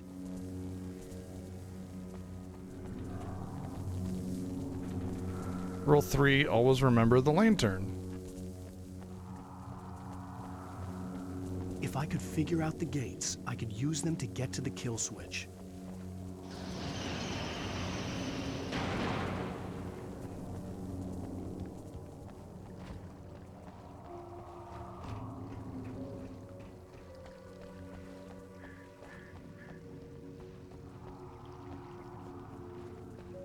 Can I jump that? I wonder.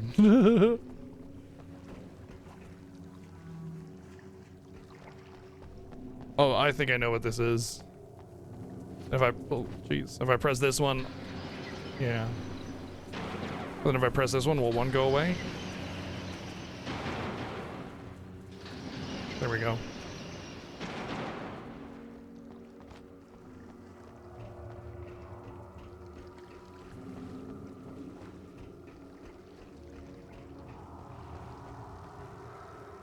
Keep the lights on.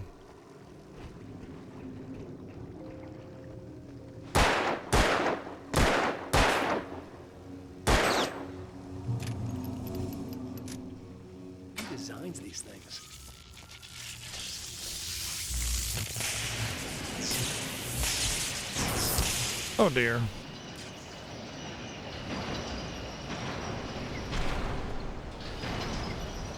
The transformer yard went dark and dead. Weaver's water pipe passage should now be good to go.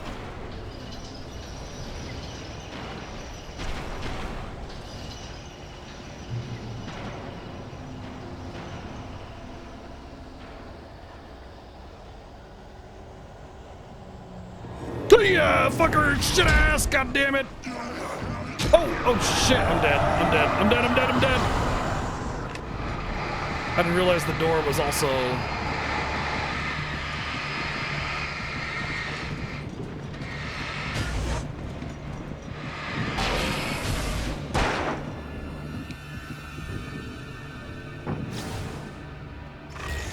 Oh my god. Oh dear. Oh dear. Oh god! Nothing stopped him. He was on me in like half a second. That's crazy. Like he was on me instantaneously.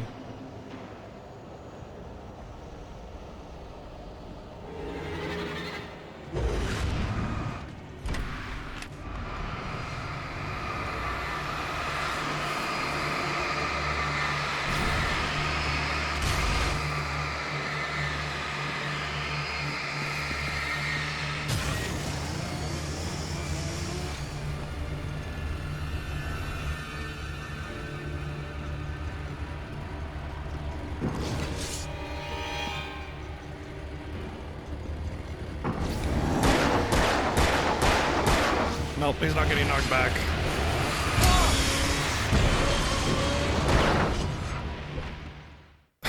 Really annoying. Like, everything gets in your way. Everything stops you. Everything prevents you from moving. Dodging is super unreliable. Very frustrating. Sure.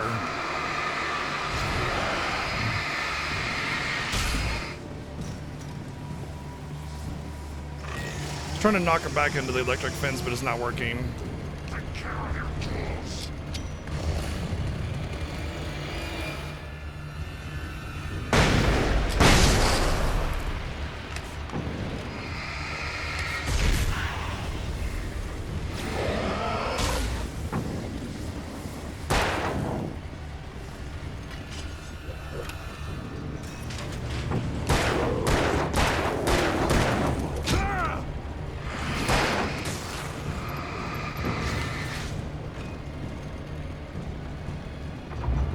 Lovely. Thank you for abandoning me.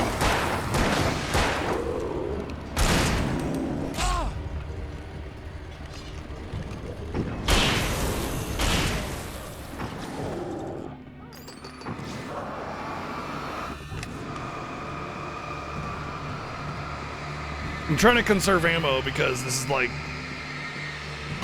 you know, the culmination, right?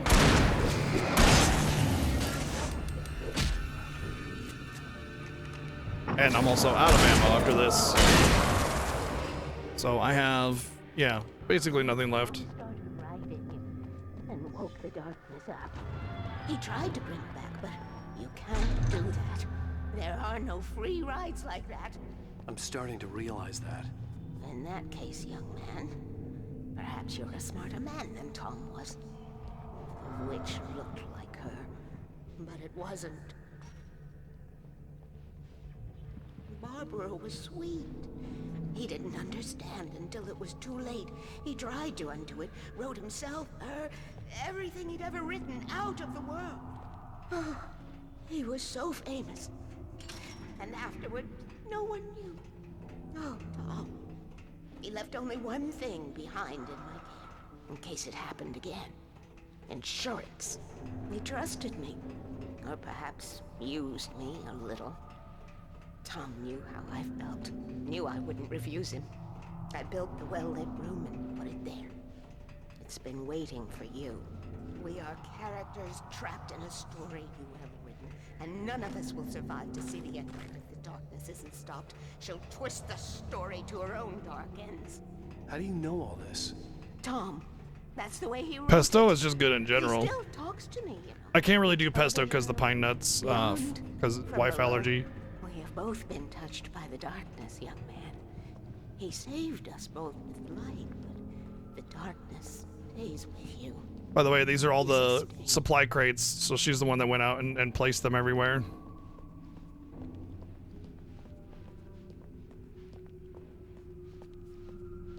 So basically writing into the story the logic of how they got there. This pipe will take us directly to the well-lit room.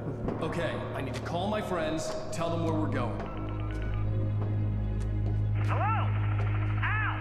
Barry, we're headed to the dam in one of the pipes. Meet us there. Okay, I'll tell Sarah. It's Sarah now? Whoa! No! For the sweet love of... Barry! There was a resource room back there and I couldn't get it. We gotta go see if they're okay. They're probably dead. You must reach the well-lit room. This is no time to be a selfish idiot. That's my best friend.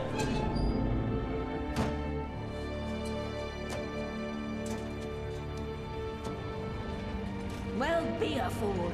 I'll use the pipe. I'll meet you at the dam if you make it.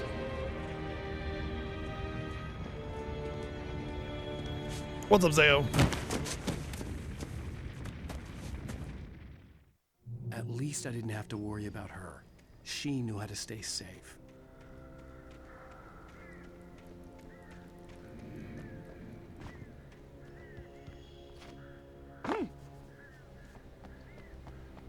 I would say that's probably like my biggest gripe about this game is that dodging is super duper unreliable and it causes you to die a lot.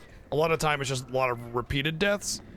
And the reason that's bad is in a horror game, you never really want to die too much. You always want to die like maybe 1 or 2 times the entire time through. Unless you're like at the end, it's super boss or something like that. And, you know, that's fine because, like you're already at the end. You know, there's no more spooky stuff trying to get you or anything anymore.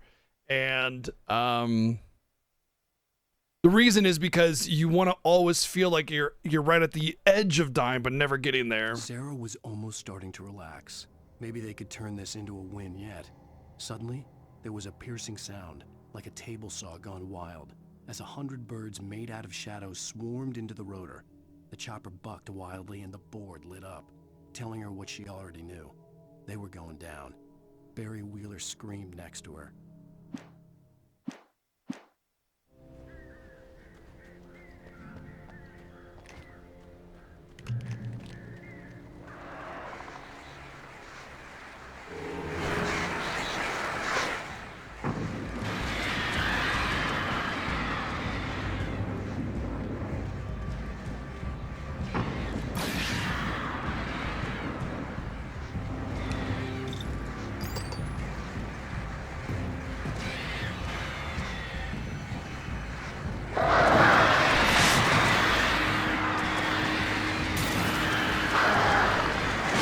Oh my god, how many groups of birds are there?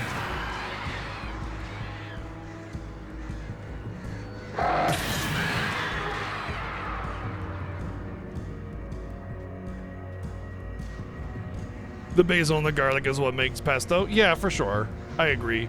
Although it's raw basil, right? So she can't have that anyway. She has to have all fruits and vegetables cooked. Because the proteins get denatured, because it has to do with like a form of pollen allergy, where proteins and fresh greens and fruits have to be denatured in order for her to be able to consume it without getting a reaction.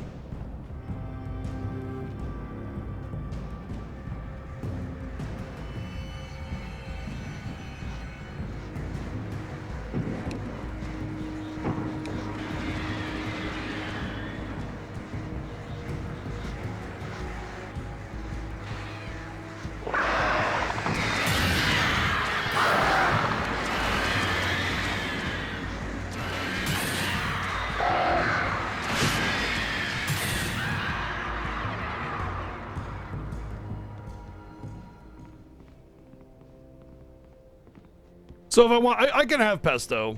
I just, it's like, you know, I gotta walk on eggshells if I have it.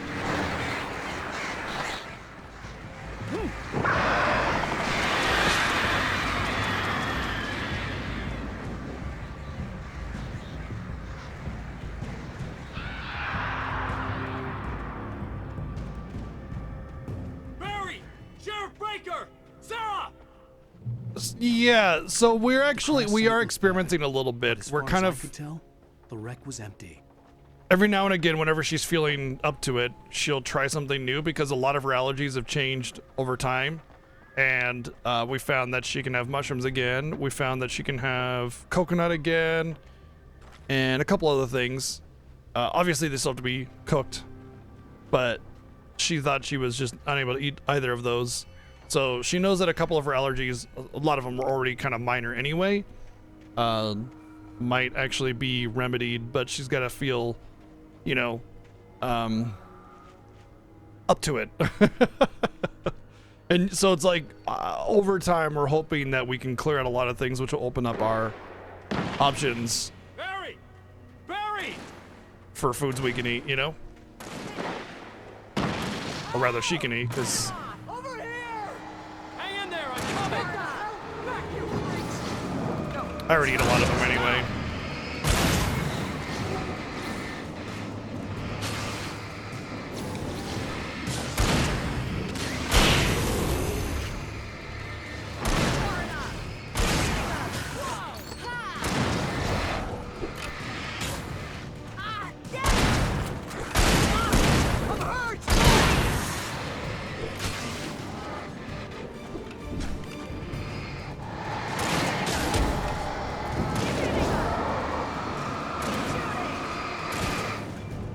You're not being very helpful.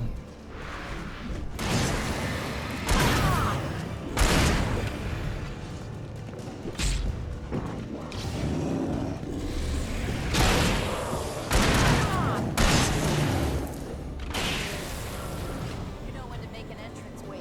We were ready to make like Butch Cassidy and the Sundance Kid. I have a different ending in mind. Yeah, I'm fine. Thanks for asking. I knew you'd be all right. How's that? The flaming eye of Mordor? Yeah, laugh it up, funny man. Don't we have somewhere to go? Weaver will meet us at the dam.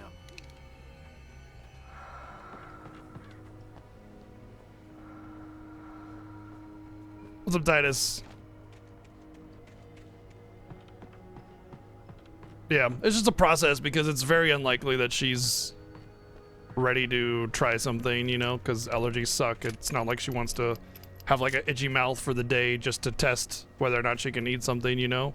And since she's already got a lot of like other immunocompromisations through other issues, she's already feeling like crap pretty much 90% of the time. Running uphill, while the crazy bunch of demon hicks try to take your head off with an axe. You know your helicopter crash landed in Night Springs.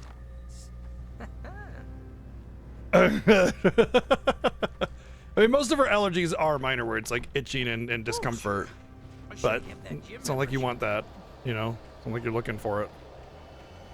You see those lights? Yep, I That's the saw. elevator. Congratulations. We have our ballots filled out and we just gotta mail them in. You can't evade our source of light. What the hell is that thing? It's everywhere! Oh crap, there's more than one of them! Wow, multiple fast guys? Like that, it's impossible. Do something! Oops. He's too fast. I can't get a shot. There! No, there! Ow, they're all over the place! How many are there? Where'd that one go?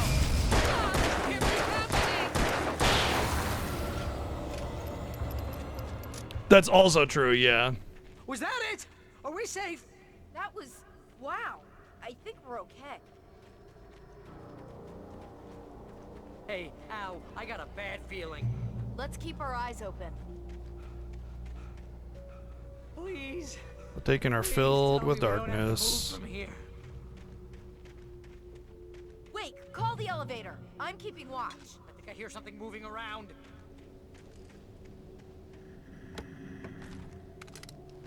Might have to use those flare gun shots.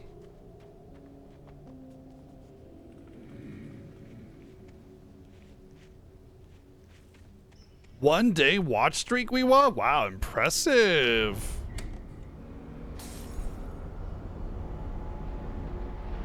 Heads up! Here they come! Oh no! Oh no! They're coming! We have to hold them off!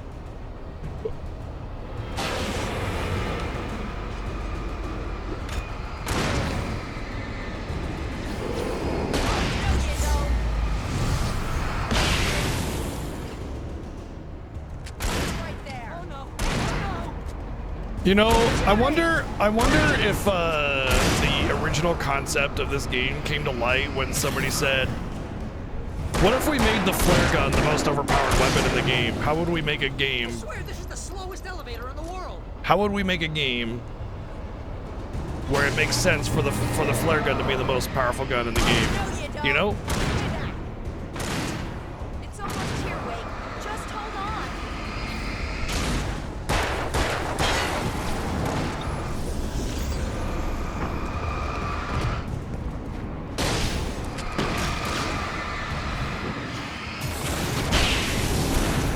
It's here. Ow! Let's go.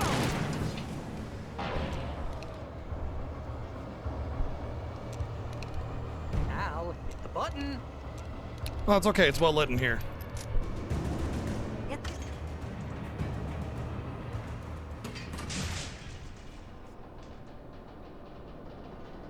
That is We're really almost slow. there. There's an entrance into the dam at the top. What's the plan, Wake?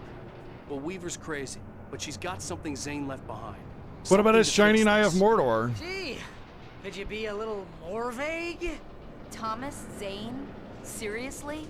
Might as well be Paul Bunyan or Bigfoot. Yeah, well, he was real.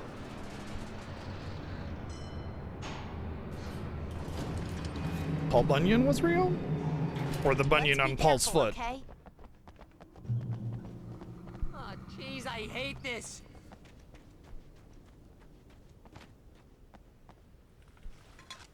There were stairs the entire time?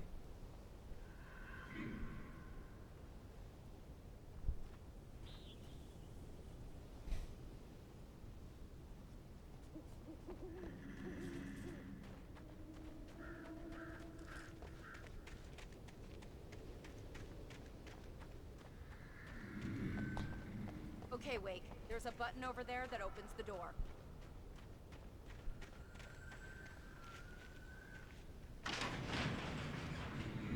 I think something's broken. Hold the button down so we can get in. Why? So it'll close behind you guys and I'll be stuck out here by myself?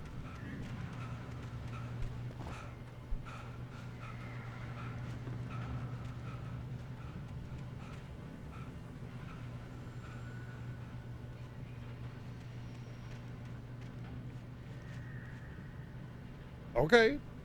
Cool. I'm down. Where at? Sweet. Sounds good.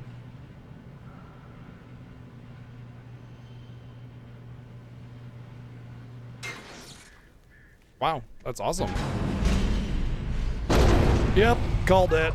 Ow, wait! What's going on? We can get to the dam through here. What's happening out there? You guys go ahead and find Weaver. She should be in the dam now. I'll have to make it alone through the top. Okay, Wake. Good luck. Don't get yourself killed. Ow! Please, be careful. I'll take good care of Barry, Wake. You just look after yourself. But oh, there we go, of course. You gotta be kidding me. Oh my god.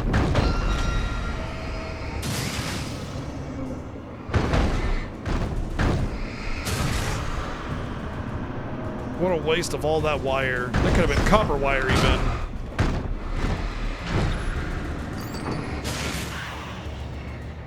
Down, boy.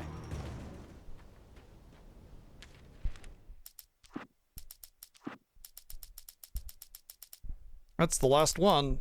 The other ones have little Zane knew icons on he them. had to remove all that had made this horror possible, including himself. That was the only way to banish the dark presence he had unleashed and now looked at him through the eyes of his dead love. But he also knew that despite his best efforts, it might someday return. So even as he wrote himself and his work out of existence, he added a loophole as insurance, an exception to the rule. Anything of his stored in a shoebox would remain. Which is why the books were there.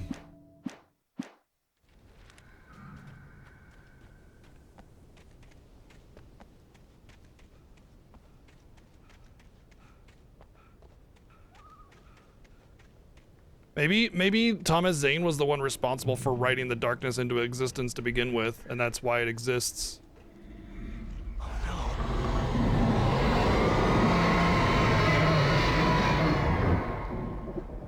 Ruh-roh.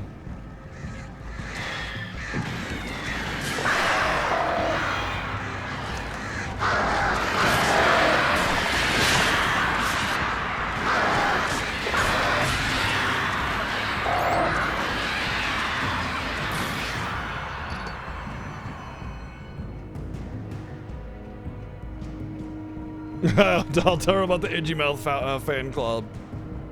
Definitely.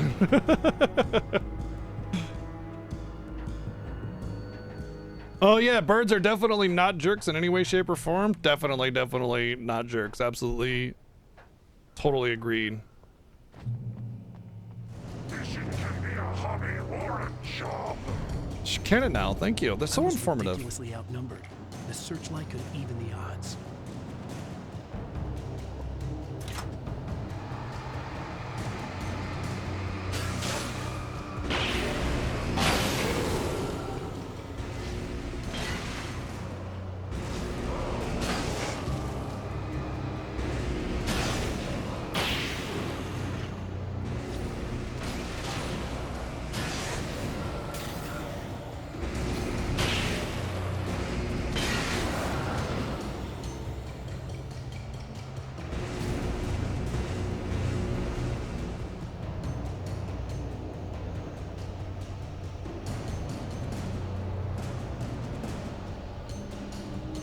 There's a couple of them in there that won't walk up.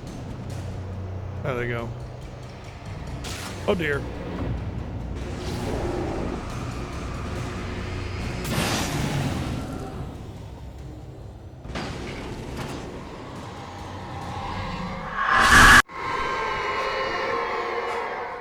Enough. You will go no further.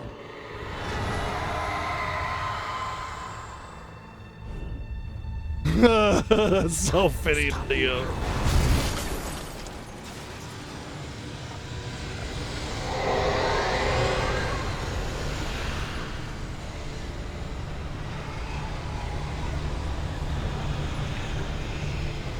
Oh boy.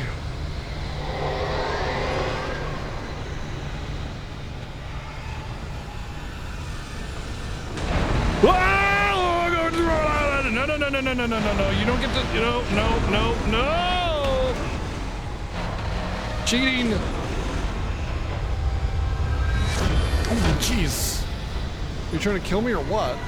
Can't write your story if you kill me. Oh my god, I saw a big tanker flying my way.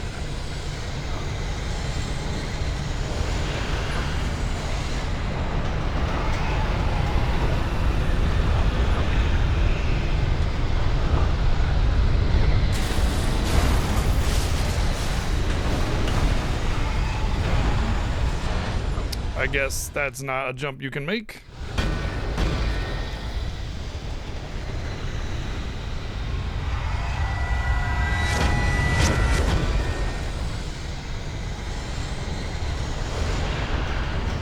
No, there's no ledge grabbing. Not much I knew already, but still.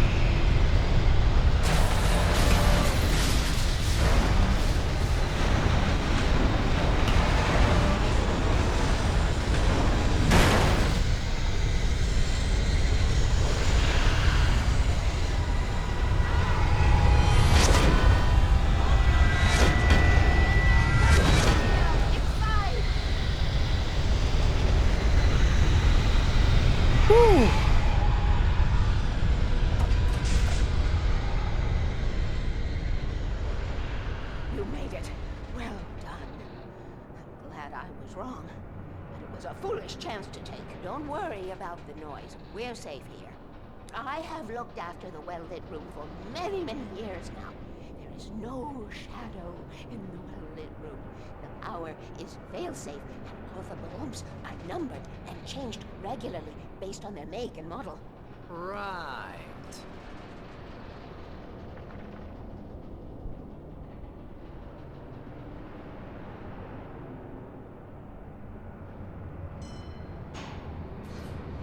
There's an old army base at Raincoat Point, north of here. It was active during the Second World War. They operated here back then. They must have built this.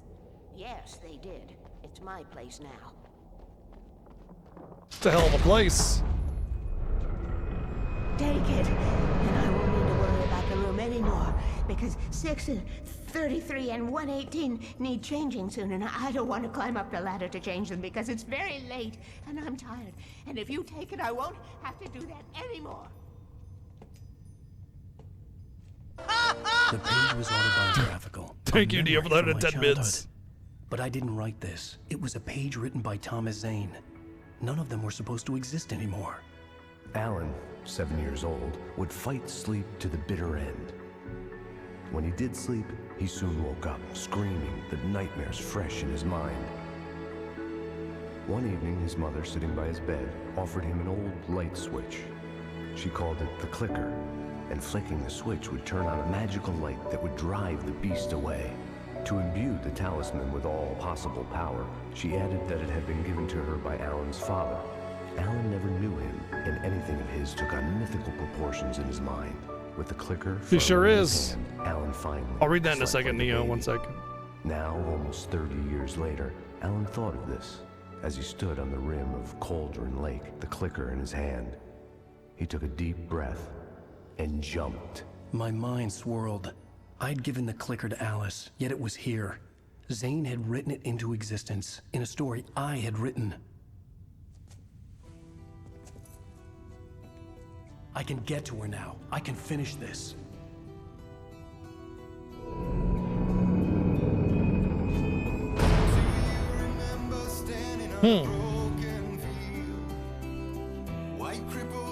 The earth was shaking. Anything that wasn't bolted down was flying around. Barrels, cars, even trucks. We ourselves was around landing the seams. I had no choice but to run for the coffee thermos. Yeah, man.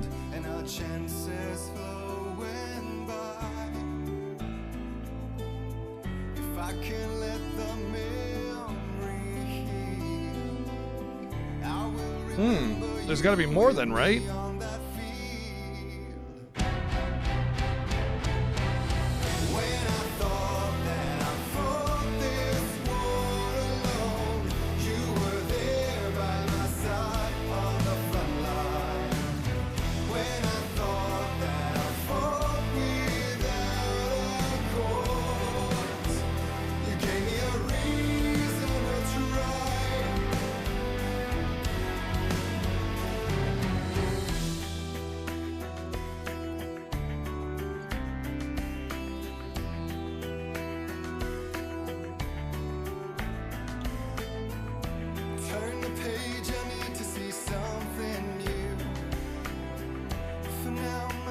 Big Nickelback vibes.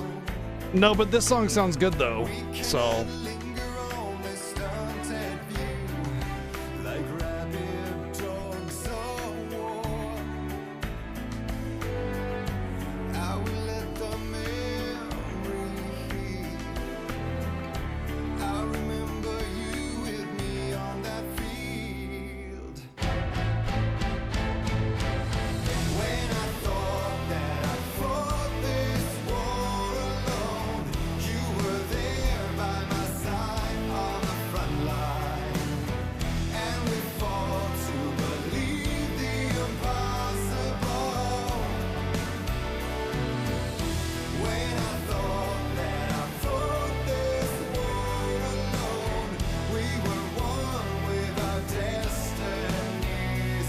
I'm really curious if there's more though. It did feel like that should have been the end of it. You know, hit the clicker and then that's it. Darkness goes away.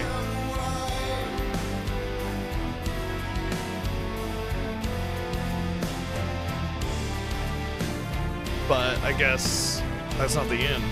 Maybe there's an epilogue that's just story only or something.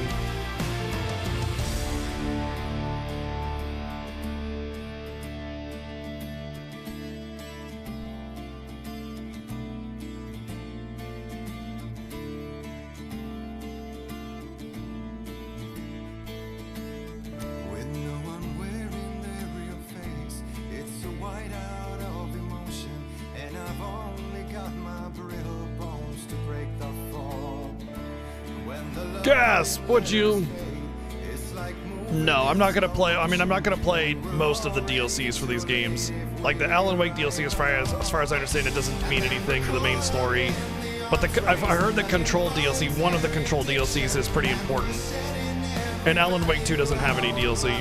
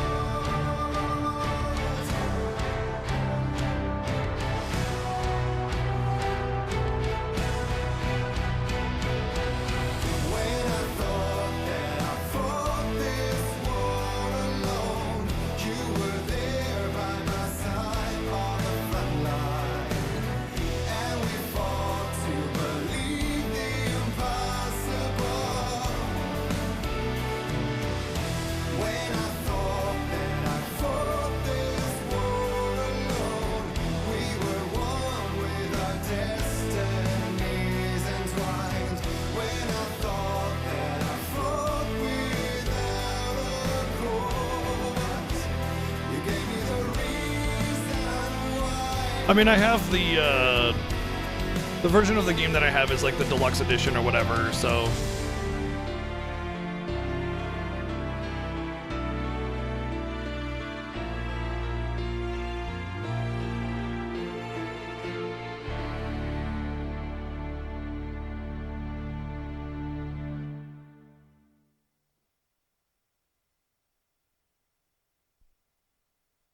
Yeah, it actually comes with PS Plus too. Wake, I wrote a horror story that has come true. Thomas Zane did the same in the 70s. You will go no further. If I continue like the Dark Presence wants me to, the story I'm writing won't save Alice. It's a horror story. No one will survive. You knew Zane, Thomas Zane. You're the Lady of the Light in the song. He left something behind to help me. The clicker. Alan thought of this as he stood on the rim of Cauldron Lake, the clicker in his hand. He took a deep breath and jumped. I can get to her now. I can finish this. All right. A whole other episode 2 years ago in New York City.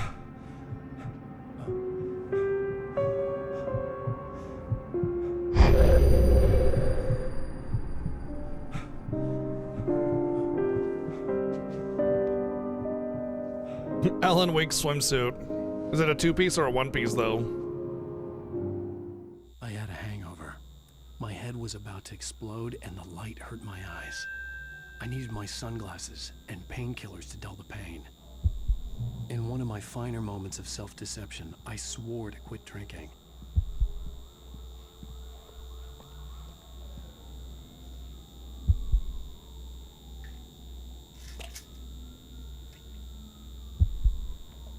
The pills worked fast.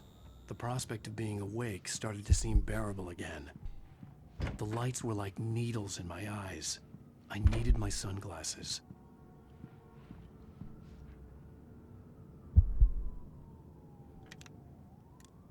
It's a really good representation of like headache pain and everything.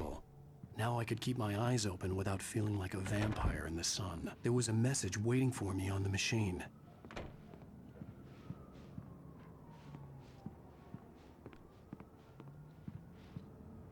You have one new message. Ow! Are you still asleep? Wakey, wakey! You should have your show on your TiVo. If Alice wasn't too mad. Dial tone phone, LOL. Called me earlier and really chewed me out. Yeah, we went a little overboard last night. But parties are a part of this business. Al, look, I'm saying this as your friend. She's not doing your career any favors by trying to run your life like that, okay? I'll talk to you later, Al. Watch the show.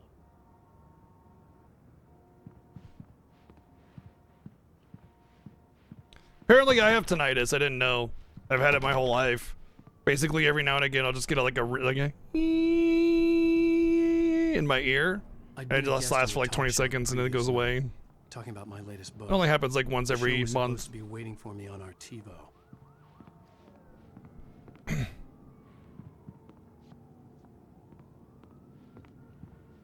But apparently that's tinnitus. I didn't know. Ladies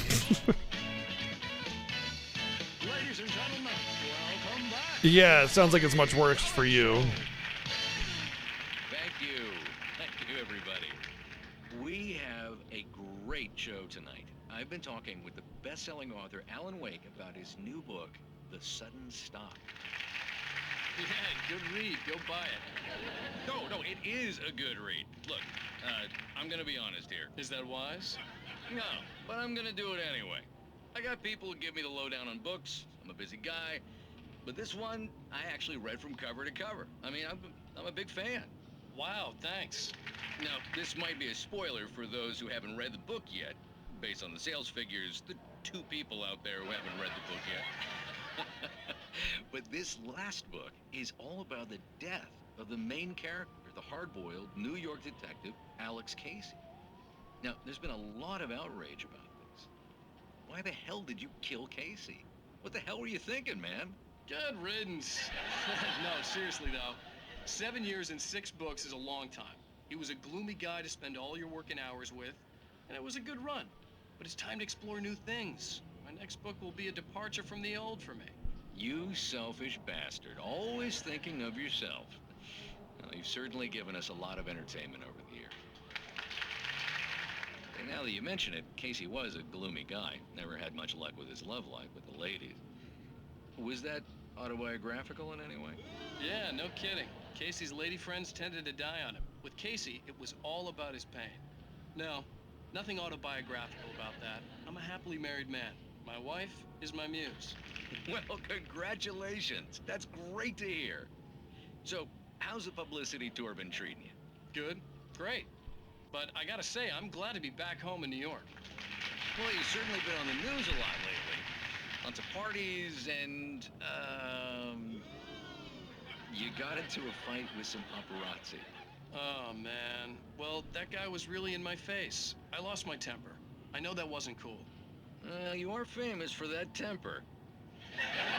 Well, I did also write several books. Well, your latest novel is called The Sudden Stop, and it's in bookstores now. Go get it. That means the 2 of you out there who haven't bought it yet. Ladies and gentlemen, that's all we have for you tonight. I want to thank all our guests for the evening. Alan Wake, Sam Lake. Once more, do the face for a Sam. And our musical guests, Poets of the Fall. Thank you. What's interesting is it's like, I told myself I could live unless it's obvious that it's the death of the character, that'd just be a massive spoiler. That's what you want to know. Okay, Grumpy. You want an aspirin or something? Are you going to start with me about drinking now? You know what? Go back to sleep, Alan.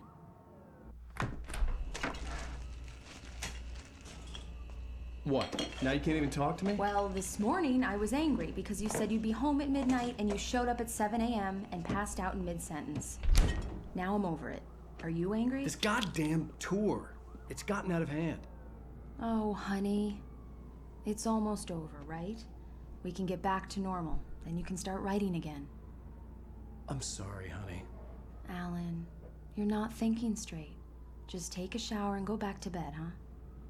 Yeah, you're right, honey. I'm sorry. Once this is over, let's go away together. A vacation. Just you and me. Some peace and quiet.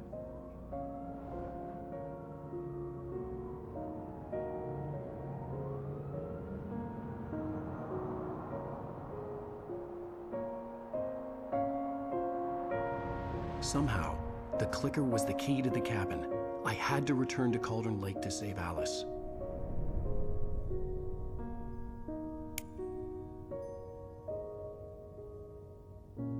I'm going back to the lake to finish this. I'm going to write an ending to the story in the manuscript on my own terms, to make it all right. Why can't you just write it here? The last page is still in the typewriter. I need to read it first. Everything needs to be just right. Zane tried to cut some corners, and it didn't end well. Okay, ready when you are. I'm sorry, Sarah, but I need to do this alone. Barry? Why would you point the gun at her? Miss Weaver, close the door when I leave.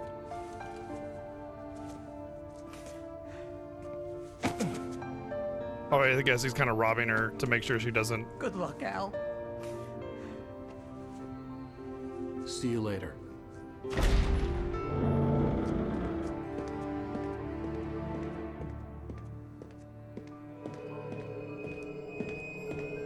When I got out, it was warm and sunny. I'd flicked the switch of the clicker. Had it done this? I didn't stop to question it. You I know, had to there's take this thing called advantage of the Dawn. sunlight to get to the lake. Ah, never mind. On Zane's page, I'd stood on the rim of Cauldron Lake, about to use the clicker. That's where I was headed.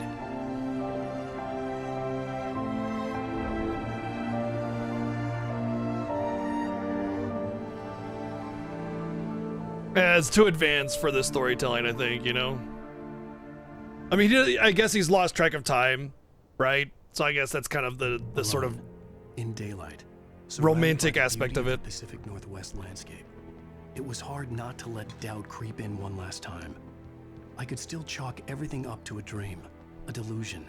I had enough imagination to make up something like this, having been in the cabin all this time, trapped in a story inside my head, gone mad from grief over Alice's death like Hartman had claimed. There would be no way of knowing. I told myself it didn't really matter. My course was set.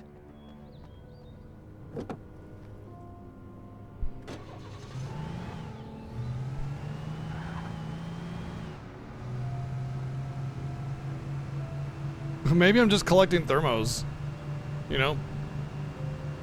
I have to say, I'm pretty impressed that a lot of these levels are like driving levels, and you can kind of get out and look around at a lot of this stuff, and it's all, well, it's all rendered in. It's pretty impressive, you know? There's a lot there.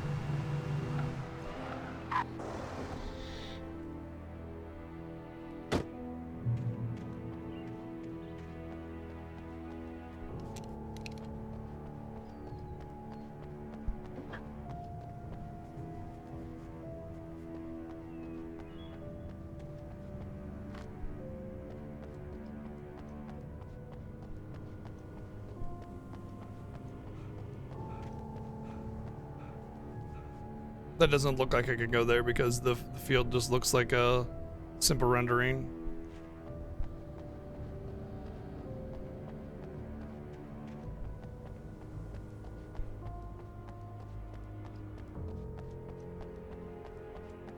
But someone did say that the game was originally designed as an open world game. So maybe that's just the remnants of it.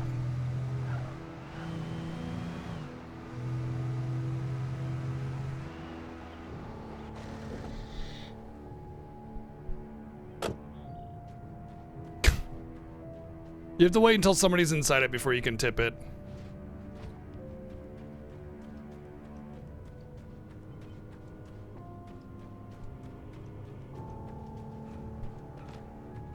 The idea behind that is just so freaking disgusting to me. Like, that is just so gross.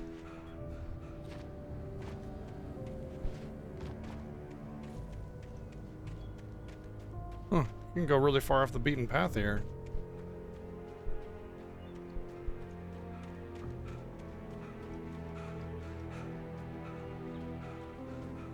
Oh my god. Amazing.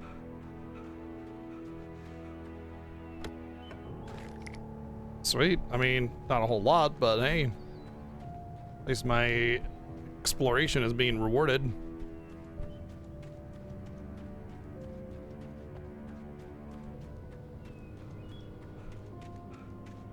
By the way, full circle, you know? Such a common story trope, and I love it. I love it every time. It always just feels powerful. It's like one of those, you can always win if you go full circle with your story, you know? You always bring it back to the beginning where it all started. As long as you do it right, it's just always it's always a win.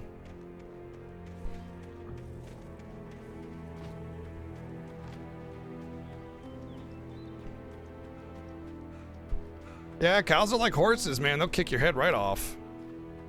Gotta be careful. Don't mess around.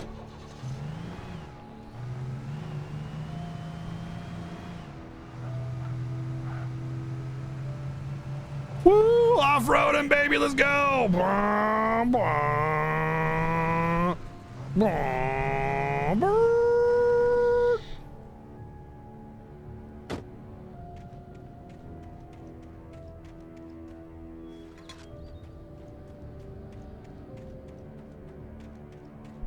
I'm willing to bet there's a lot of this openness that I missed.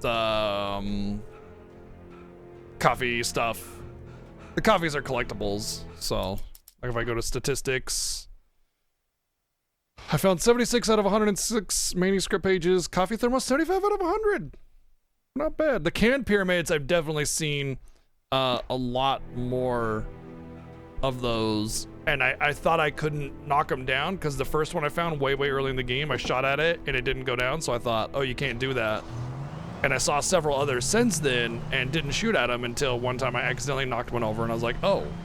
Well, no. It wasn't that I accidentally saw it. It was that I looked at the statistics and saw that there was a thing, and I was like, oh, apparently I can do that. The darkness had touched me.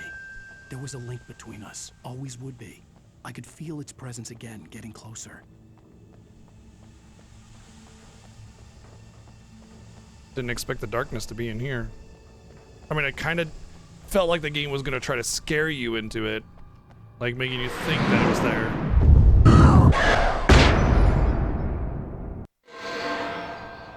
I will kill your wife. Whoa.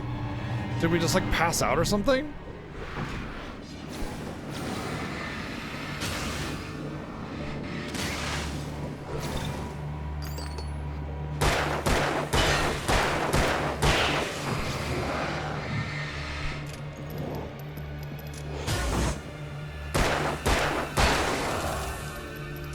Why is it dark all of a sudden?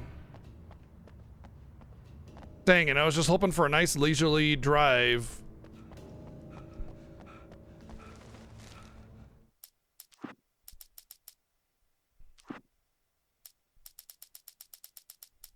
The dark presence was no longer trying to capture the writer so he could create the ending it wanted. The writer knew too much. He was too strong. And he carried a weapon left behind by Thomas Zane, something that could hurt it. Now, the darkness was doing everything in its power to simply stop the writer from ever reaching Cauldron Lake and the dark place it came from. What was that?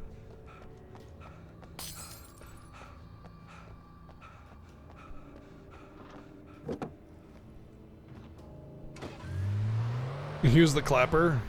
Clap on, clap off.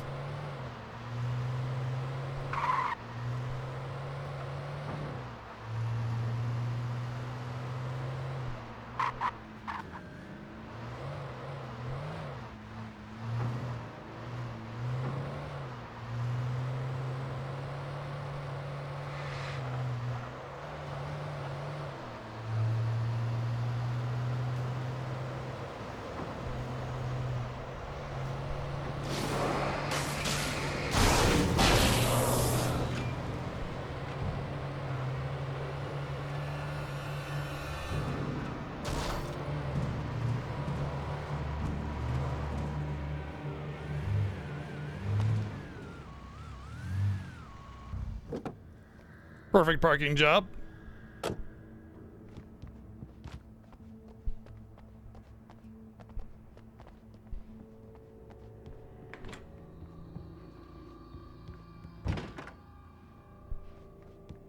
Toilet coffee, my favorite.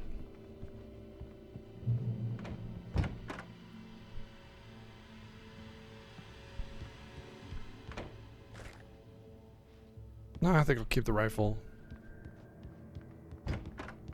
All coffee is toilet coffee eventually, yeah.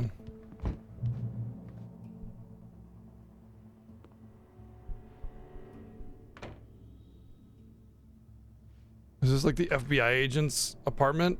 Yep. This had obviously been the room where Agent Nightingale had stayed when he hadn't been busy harassing me. At least it makes sense for there to be flashbangs in there.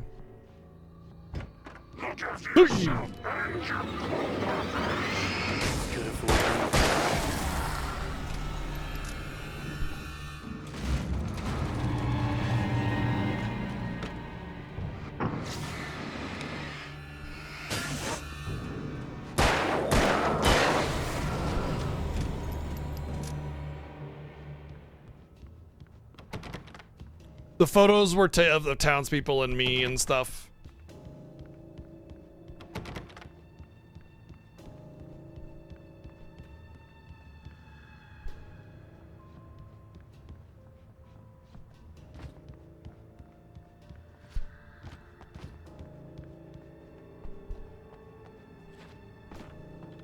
Well, I didn't need to stop here. It was a choice too. It's all optional, it appears.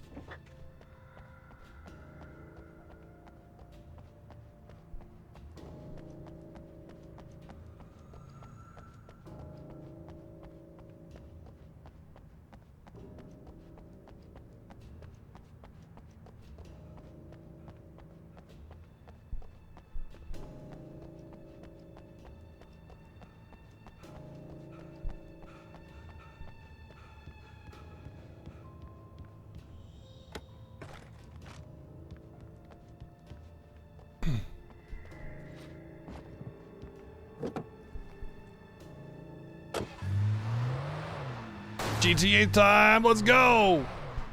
Whoa! I was pathetic and sad.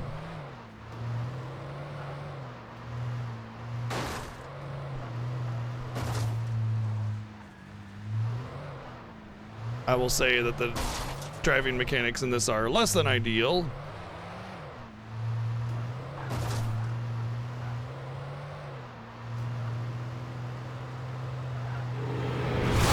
Holy shit.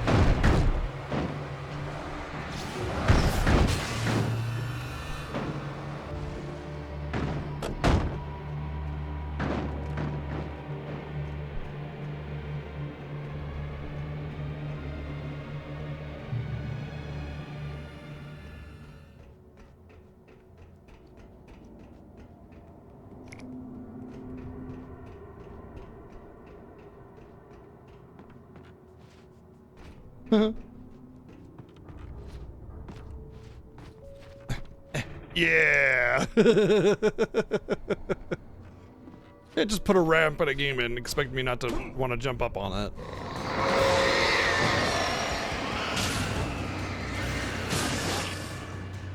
Whoa.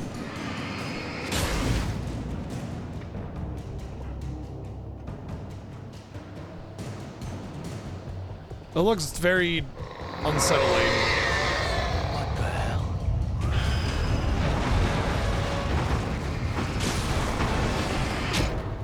Okay. Look, it looks like a demonic figure watching over me or something.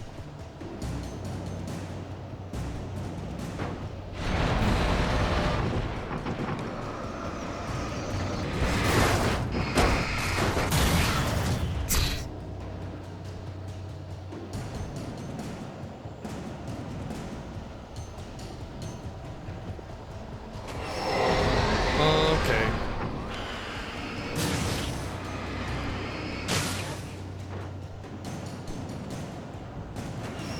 No, no demon fridge.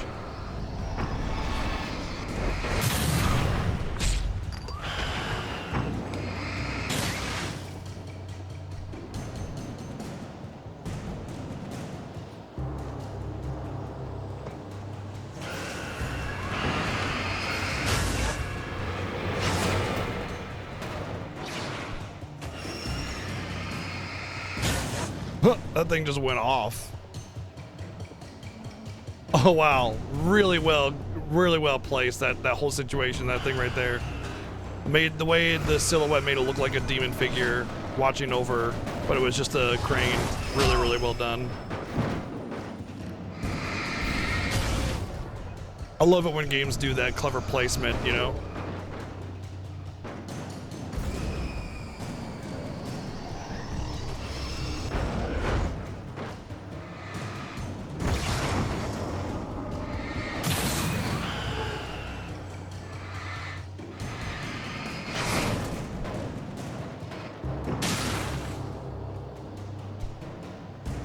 Oh, it's the cute guy from Hollow Knight. Well, that makes more sense. Well.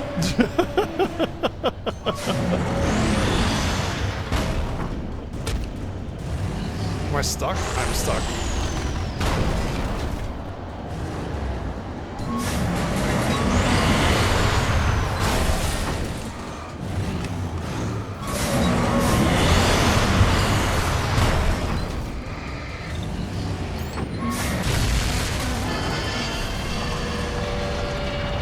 Jeez.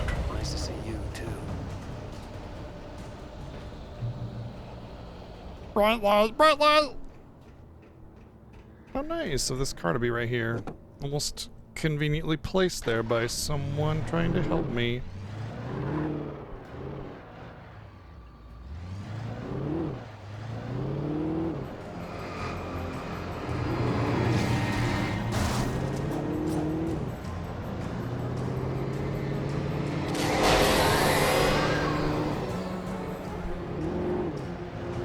Oh my god. What the hell happened? Oh shit! Good lord, what has happened?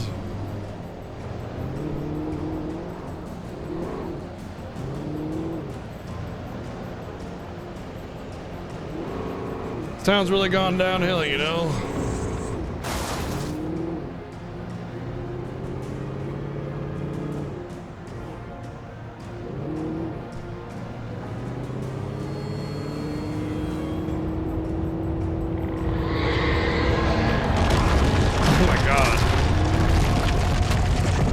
I don't even want to know what's behind me.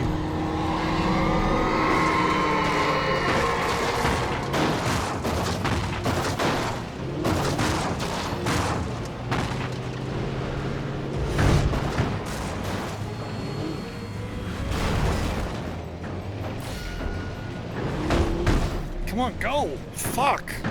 It's like stuck on a pixel or something.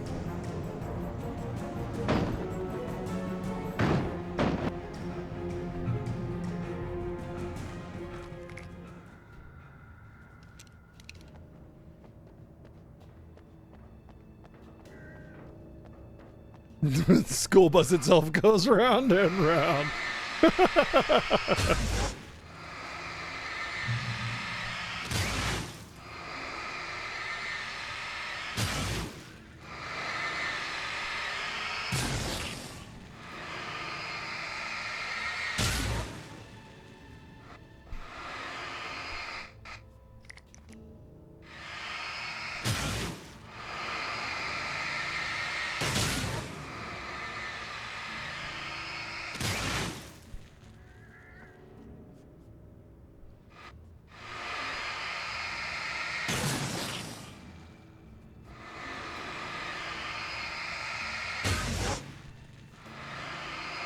I don't know if it matters if I clean these little tumors or not, but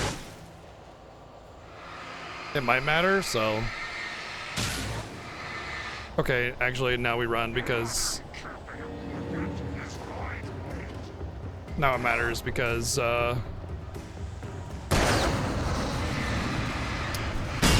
they'll keep coming at me.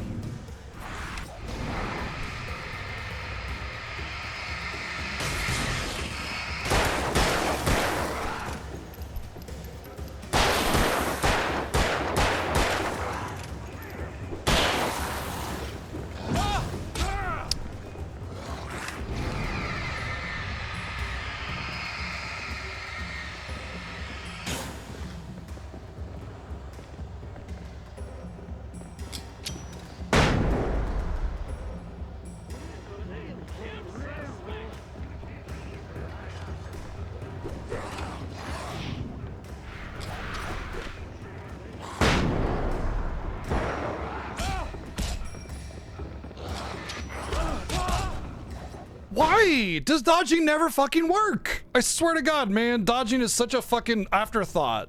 It's very frustrating because it's like, that's how you live. And if you get hit, it's just like, why, but you're dead. Okay, bye. You know, like, good God.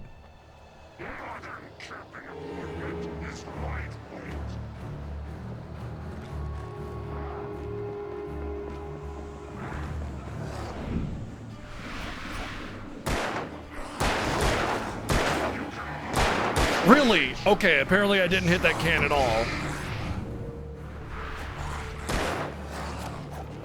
Oh my God. How is this thing? How is that thing not being hit? This This is what I said. This is my problem with the game right here. This is it. This is the problem.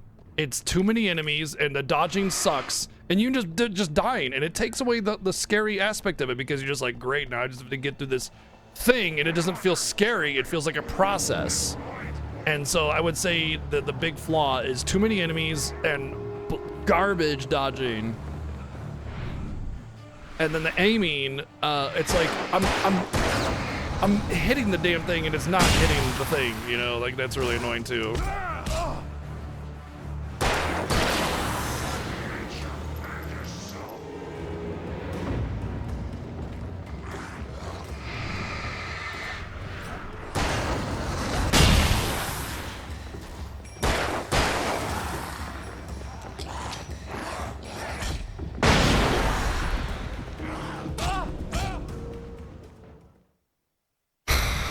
This is really annoying.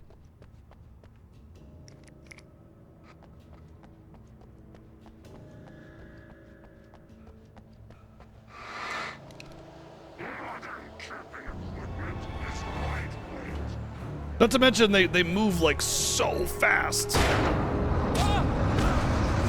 Literally in the middle of a dodge, doesn't matter. Yep. Apparently I didn't dodge there. I just don't get it. What's the fucking point of dodging if it just doesn't work? Like, it just doesn't do anything.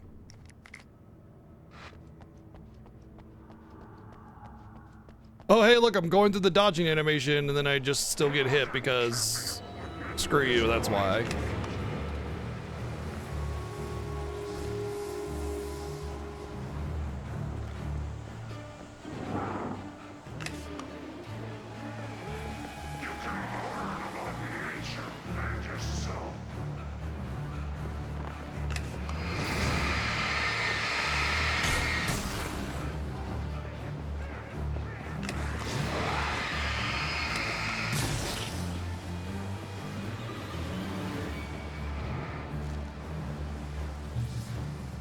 There.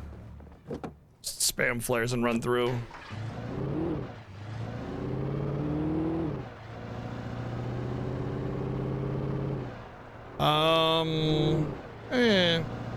It's more about consistency though. That's the problem. It's consistency.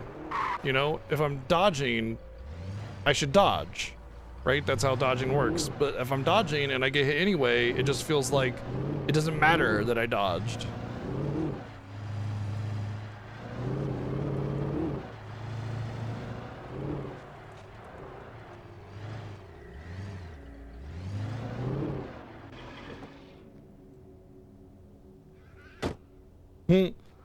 Yeah, let's Chevy or Toyota or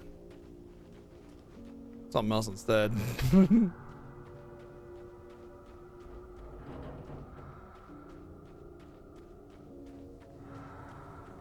Does look like your classic old Ford truck, doesn't it?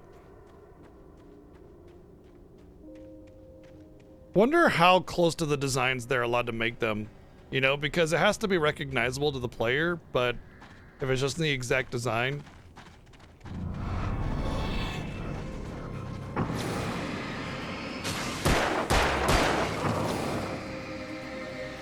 Then there could be some copyright stuff.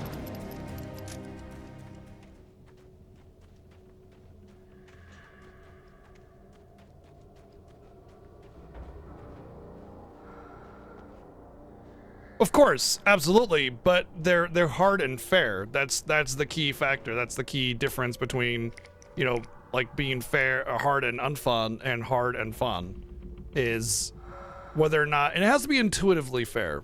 Like, you have to know as you go into combat that you can do it, and it's totally, you know, just an execution factor, and anybody can do it. You know, it's just about timing and learning. So the difference really is fairness. And what dictates fair is typically reliability and lack of RNG. So there needs to be, when you do a thing, it does the thing. You know, when you decide a mechanic, it needs to be less RNG and more execution based.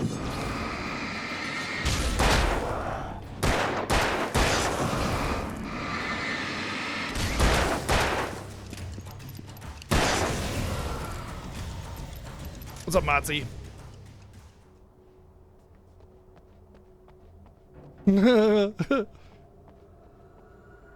That's not why we want. It's going through all of our heads.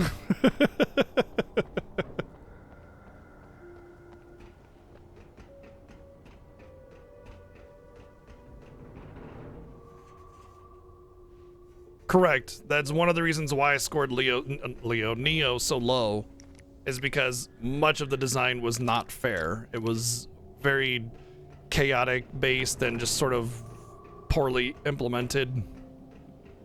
And if there was a way to execute it fairly, it wasn't intuitive, and that's just as much of a problem.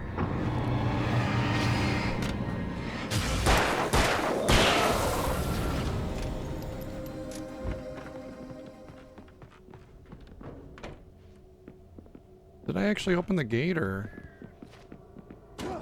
Yeah, I did. Okay, I did.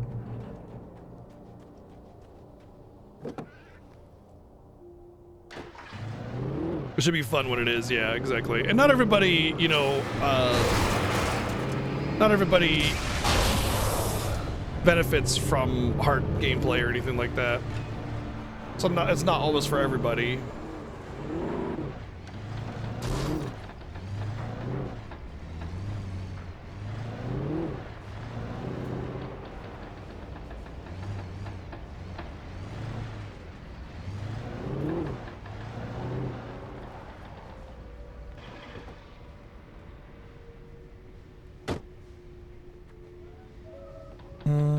I don't see the Chevy emblem.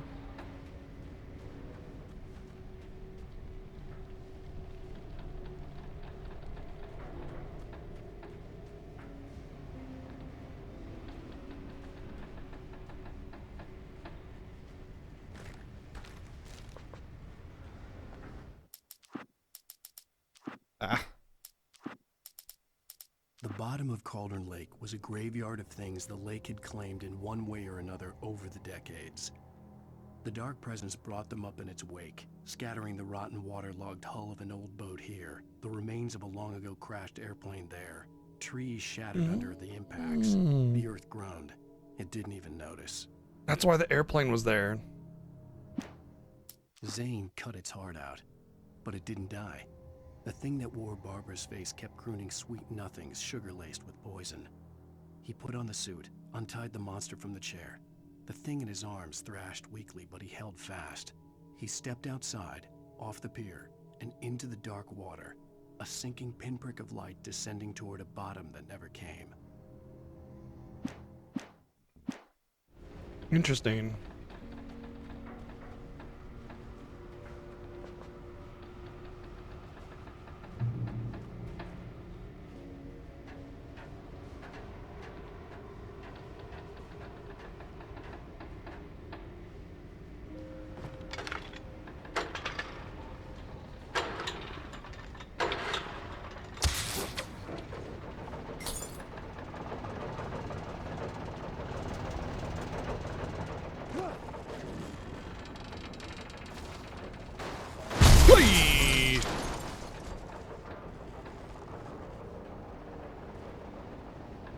Thought I saw some shimmering there.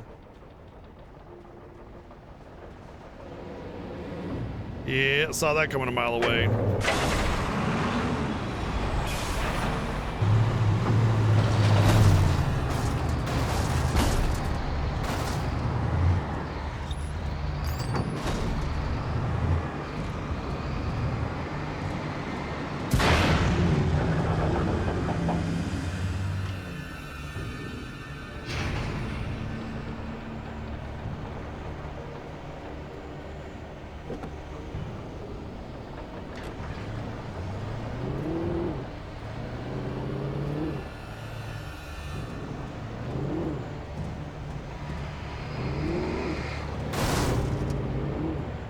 I can just drive around in circles.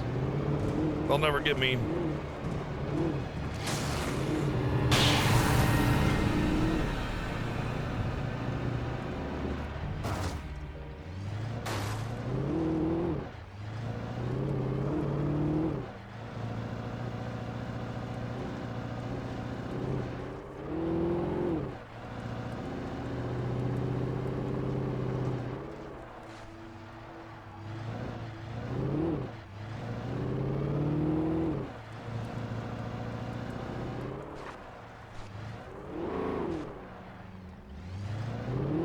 told Barry my plan back in the well-lit room. I'd acted as if I knew what I was doing. I didn't. I was operating on the shifting logic of a dream. I had to fight my way to the lake through the horrors of the night. I had to flick an old battered light switch imbued with childhood magic. I had to write a happy ending to a horror story. I had to save my wife from the dark prison she was being held in.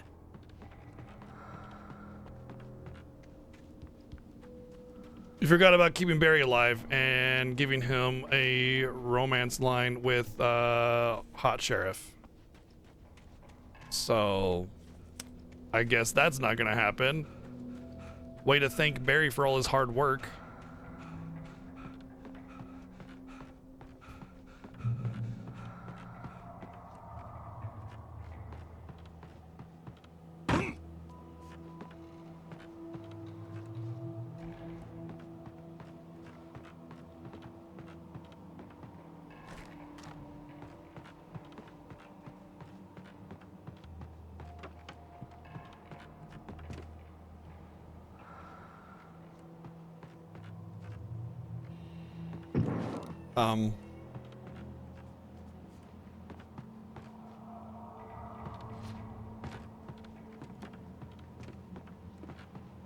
Ah.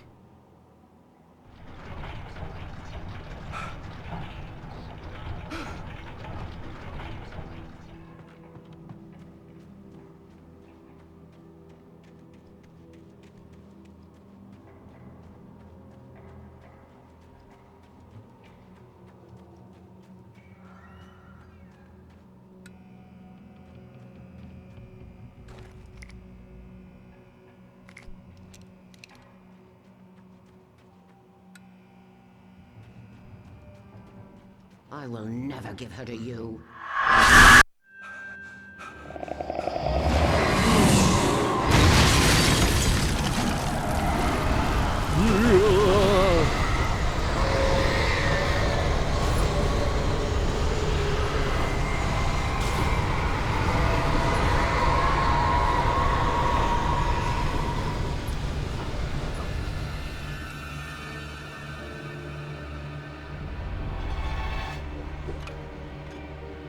There's a spotlight over there.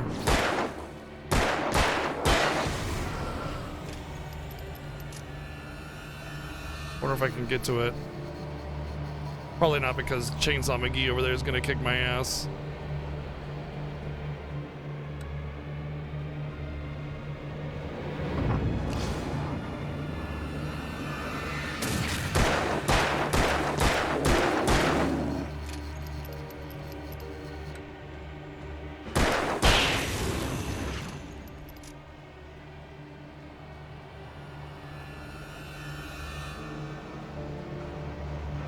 Wonder if it's worth going in any of these side rooms for loot, but it's like, might be able to clear the event first and then go looking.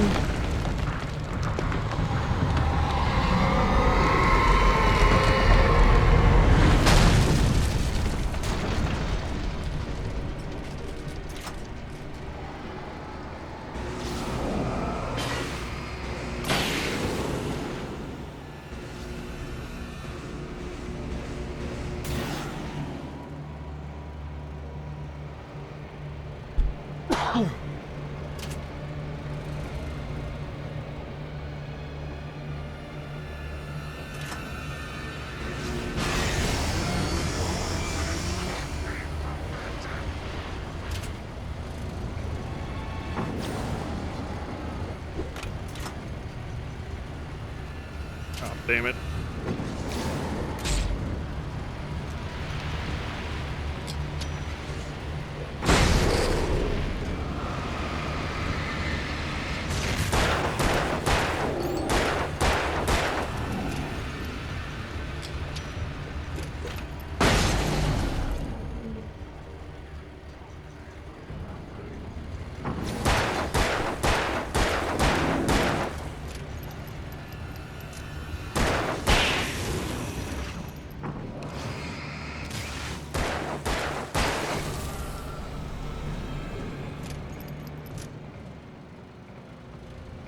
Alright, seems like that's cleared up.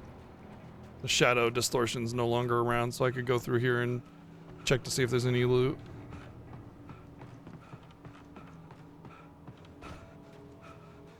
I do see some shimmer in there. Oh shit, we got ourselves some coffee.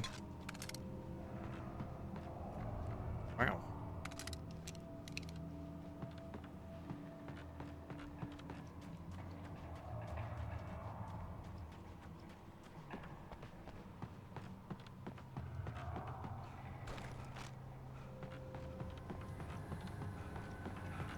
Kingdom of Alamar. I've heard of it. I don't really know what it's about though.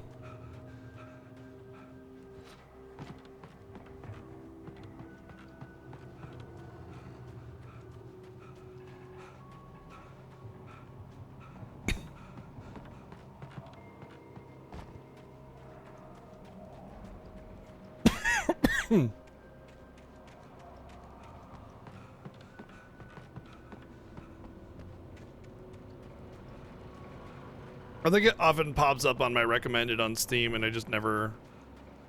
I don't know, sometimes those games like Chivalry and stuff are just a little bit too ambitious. It just looks a little too meaty. And I get a little, like, worried on whether or not I'll enjoy it. And when I have a lot of things that I know I'll enjoy, I just go with that. A lot of games on my backlog, so I'm not really hurting for things to play at this point. But it's not that I wouldn't enjoy it, it's just that I know that I got some stuff that I do enjoy. It's definitely something that I could see myself looking into.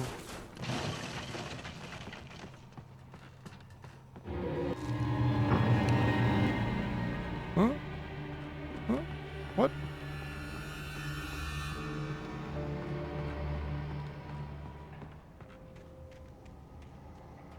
Okay.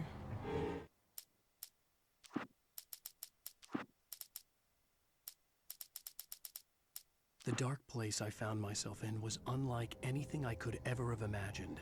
It wasn't solid. It flowed. It was conceptual and subjective.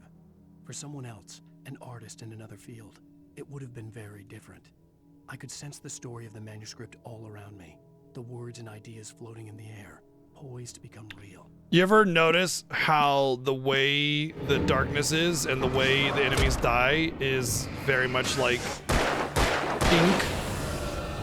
So there's a lot of writing themes and there's a lot of water themes in the game, both, because everything comes from the lake, and every time something dies, it's like ink in the water. Which symbolizes the fact that they are constructs of his I writing. could see Mirror Peak in the distance. That's where Cauldron Lake was.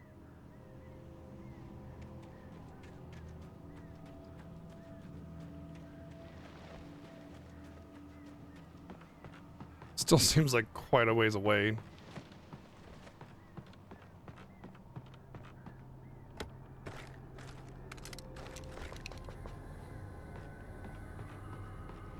Oh, well, that's how we're going to cover the ground.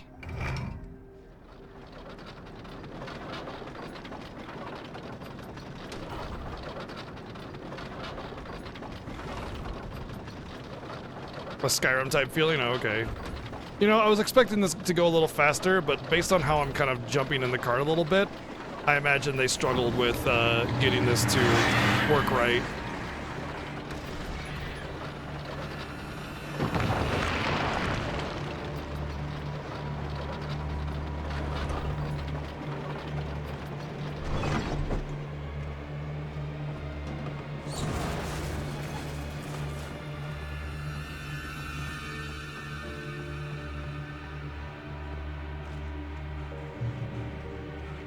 A lot of the moving like object moving mechanics are pretty rough, which to be fair, it's a hard thing to design to get it right. You know, like driving is really awkward.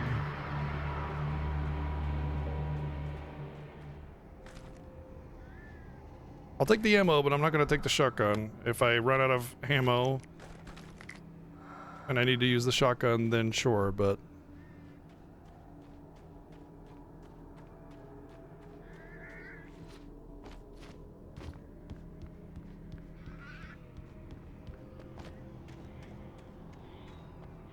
Oh. Oh. Okay.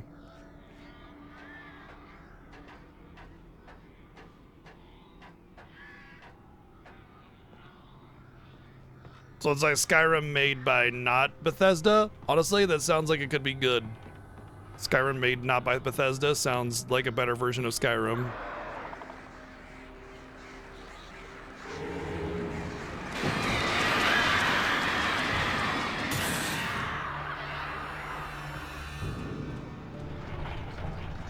Oh my god, am I gonna have to push it all the way? Why don't I just walk around it, dude?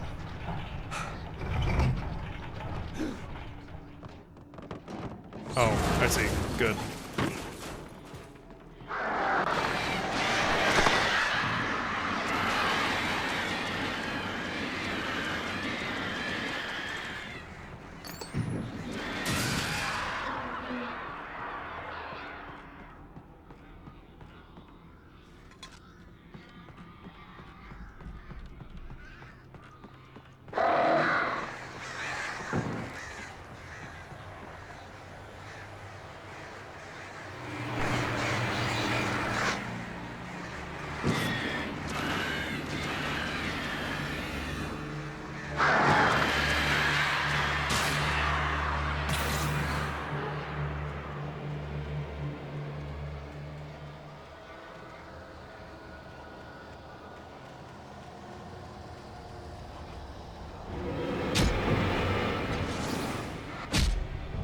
Ow? Oh. Whoopsie. I mean, that works, I guess.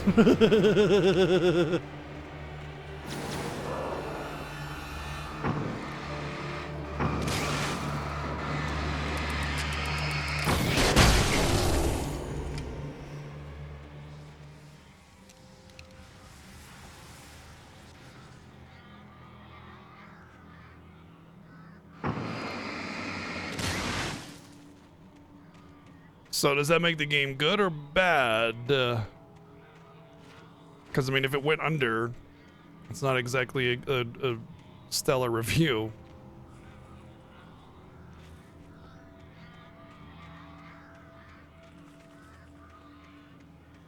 The games are very buggy. That's a shame.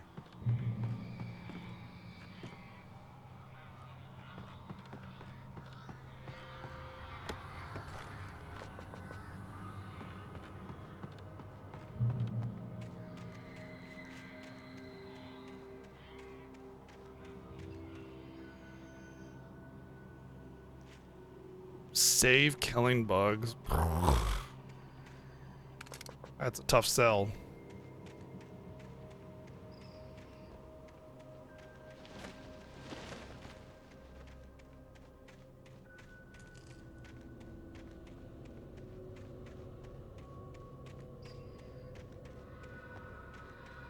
Who wants to go through for a walk in this forest at this time of day with this fog?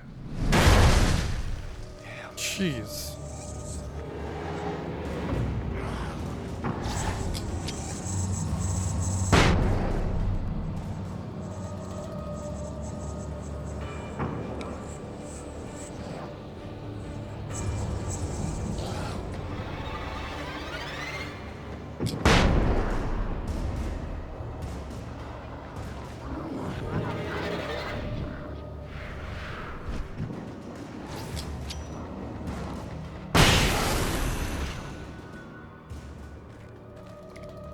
Didn't I see a generator?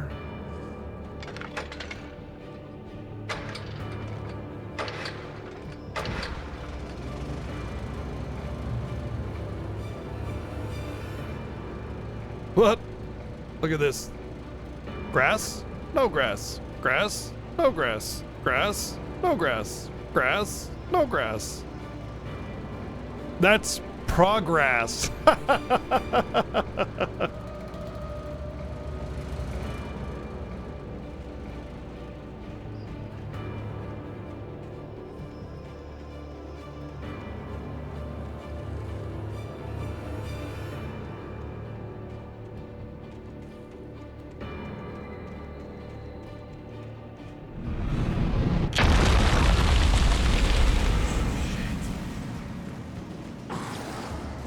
Oh, Jesus.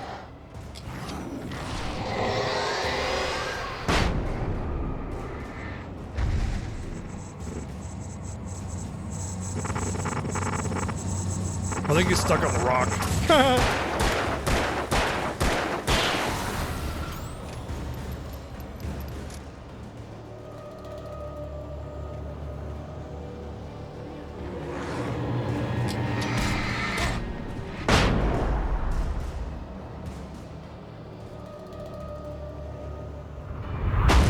Good Lord.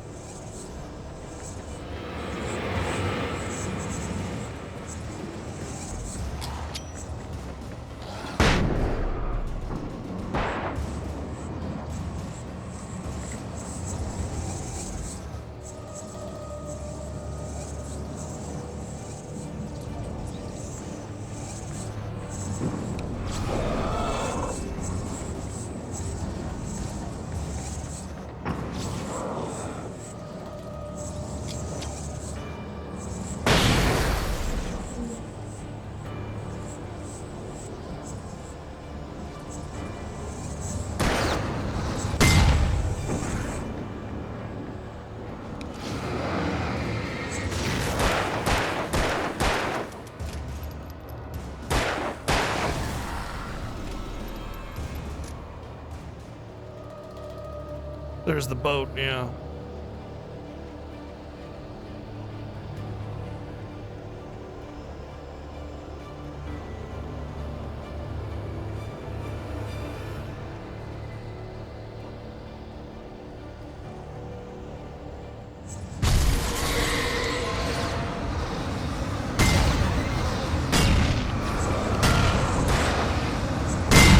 Oh my god.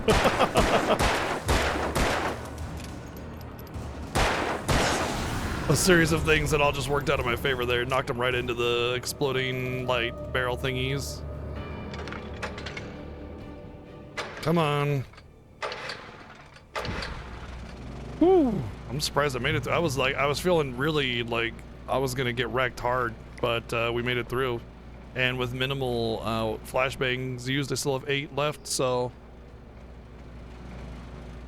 ammo's in a really good spot. Tons of flare gun ammo. Let's go.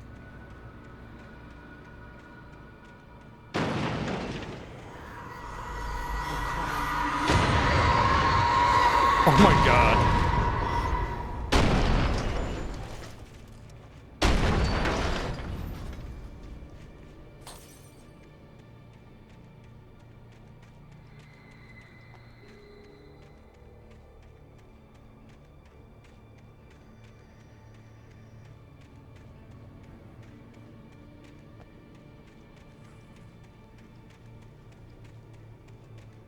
You know, sometimes we get a little jaded by what our experience with video games and movies are. Like, if you saw that train, oh god, that train car coming at you, like, you would not just be like, oh, okay, yeah, cool, whatever. Like, you would be like, there's this crushing death course coming straight for you, and it's not stopping, you know? Like, it's imposing. It's kind of like when you play like an RPG and you go up against a big enemy and you're just like sitting here like, okay, I got this. Like in real life, you know, imagine coming up to the ankle of something and just like anything that it does could just smash you, you know? Whoa!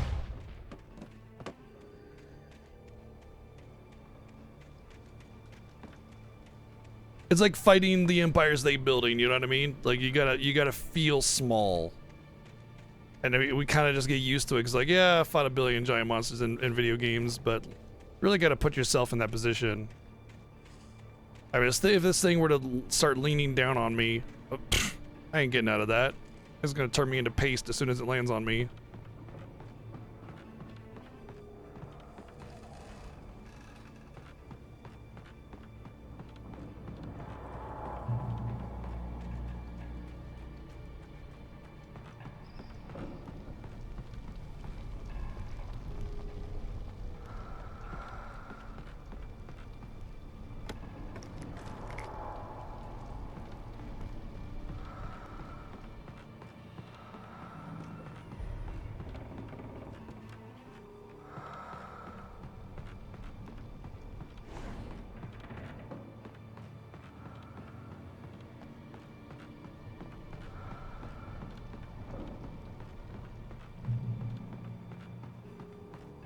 We're gonna fight right as soon as we get in here, right?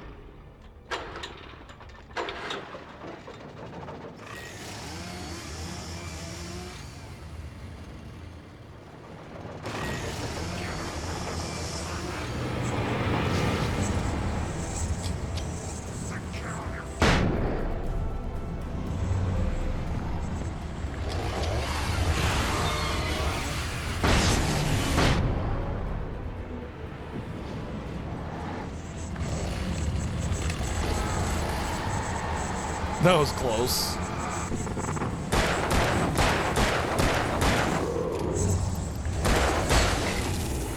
Oh, hello.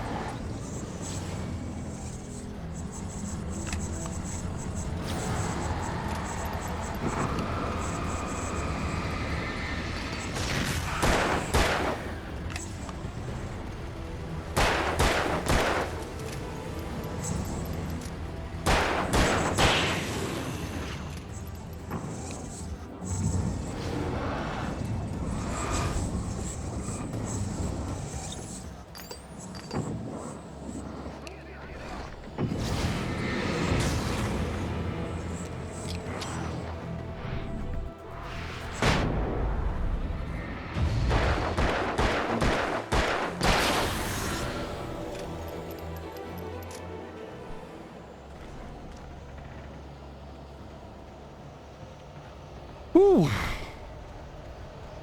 Still darkness in here. Shit, I need to move things along or else more things are gonna come.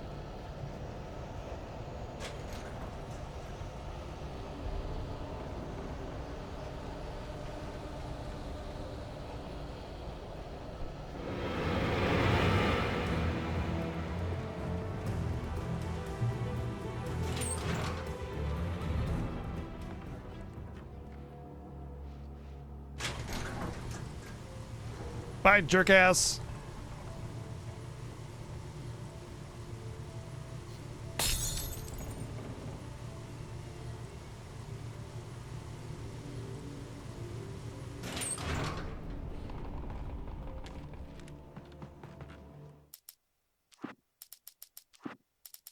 It should be okay. There's one more page. After Zane had gone, I stood alone in the shifting dream that was the dark place. I had to find a way to the cabin. I'd written myself a way through this place in the manuscript. I followed the idea of a path.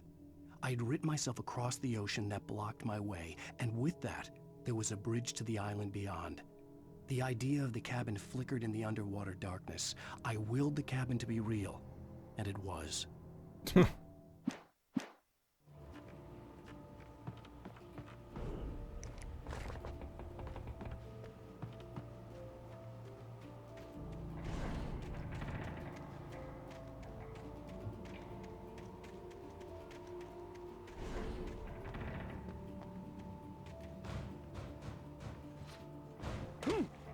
And that's how you get through there.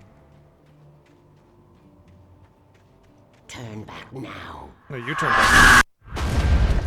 I can't turn the volume down for those situations because... Oh, God. Because otherwise the volume's just not high enough, you know?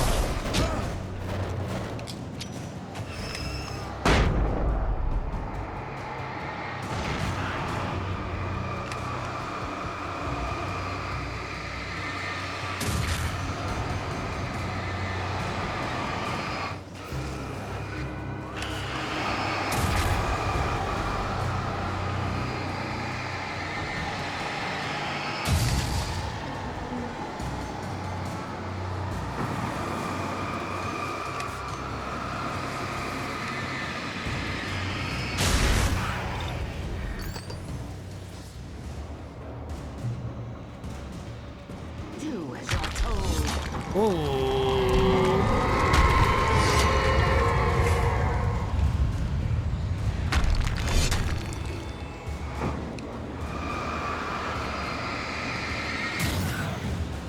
don't know if there's anything coming behind me or not.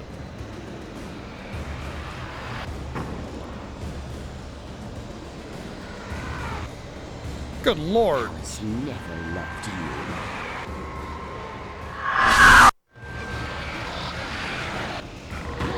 Oh, jeez.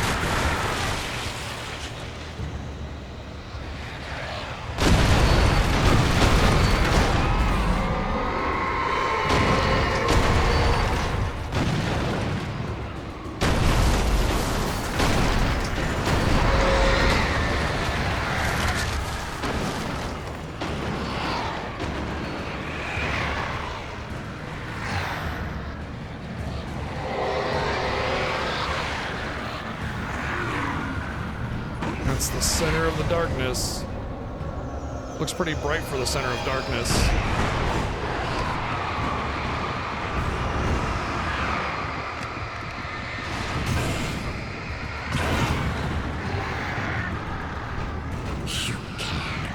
Oh, nope, not without knowing that there's a jump there.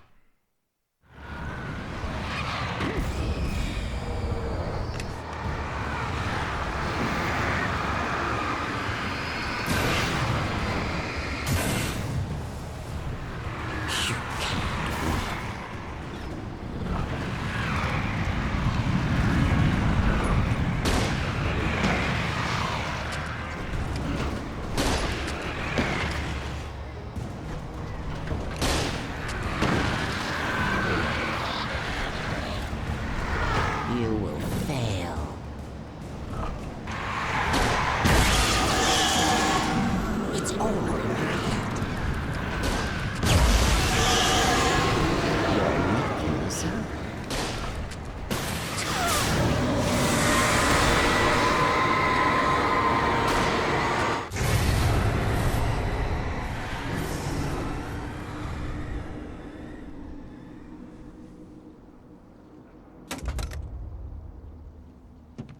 He's like, he's not having any of it.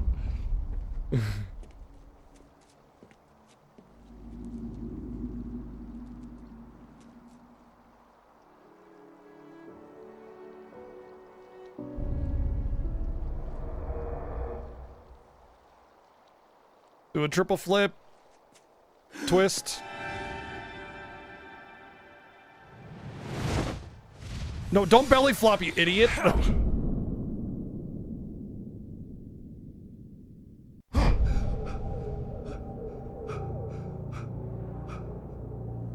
Shh, baby. You were having a bad dream. It was just another nightmare. No. Everything's fine. You're home. I can still see the darkness. Everything's fine. Turn the lights on. Turn the lights on! Shh, baby. The power's out. There's no light. Come back to bed and I'll make you forget all about your fear. Okay. Oh, My uh-oh. fear? Well, It's your fear. Why aren't you afraid? You're not Alice. Turn the lights on now. Where's the clicker? What did you do with it? Alan, you're scaring me now. Come back to bed. Have you taken your pills?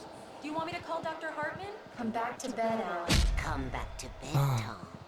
I read your manuscript. It's brilliant. Departure is your best work yet. You're a genius.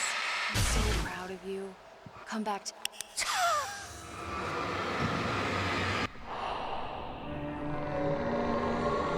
my wife was the big sea diver all along? You must find your way to the cabin. It stands in your way. It won't let you pass. It has no heart. It's filled with darkness. You must fill its heart with But if it light. has no heart, how am I supposed to fill it with something that doesn't exist with light? It's a big daddy.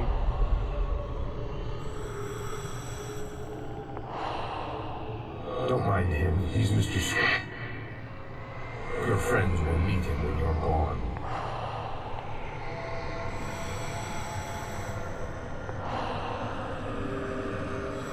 Mr. Scratch? Use the clicker.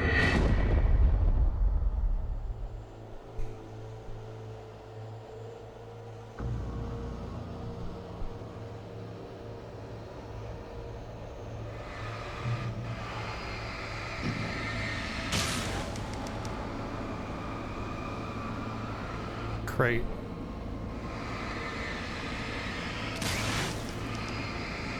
Oh, it's like pictures of whatever they are. Okay.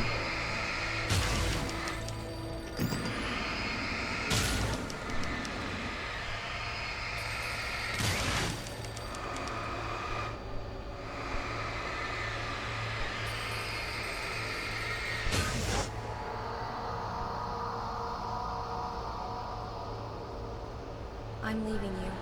What? I'm leaving you, Alan. I met someone. I'm in love with someone else. Alice? No, what do you say? You can't. You don't love me. How could you? You don't even love yourself. All you do is torture yourself You know with what? work you can't do anymore. I'm gonna bring everything back to light. I feel like the more real it is, maybe it affects I'm not. Who are you? What have you done something. with my Alice? Alan? What are you doing? Put the light back on! What are you doing, Alan? Stop! Put the light back on! It wasn't true. Nothing like that had ever happened. You're not my Barbara. Tom, let me go. I promise to be good. Please, untie me, you naughty boy. I will help you write your masterpiece. I will love you forever. No, you're not Barbara Jagger. I made a terrible mistake. I should have never written you back. You came back wrong. Your heart is filled with darkness. Put that knife away, Thomas! Oh. Put it down! Heart is filled with darkness. Cut it out. Take you back to the depths of cave.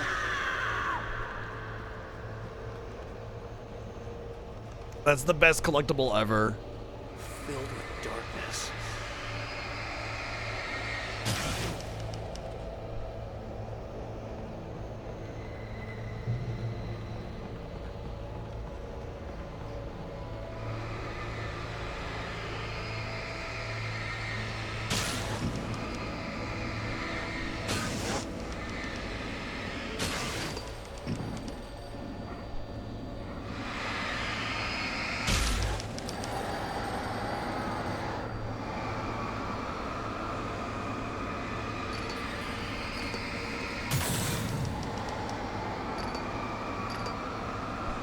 Just shoving batteries in this thing like no tomorrow.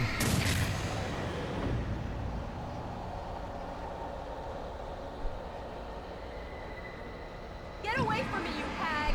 Where am I? Let me go! Alice! Alice! I'm coming! Your husband refused to do as he was told. All he had to do was write what I wanted him to write.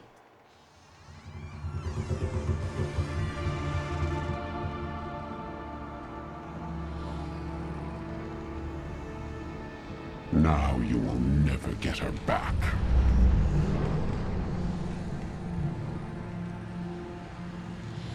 I am much older than you. Older than your first work of art. I will find a new face to wear. Someone else to dream me free.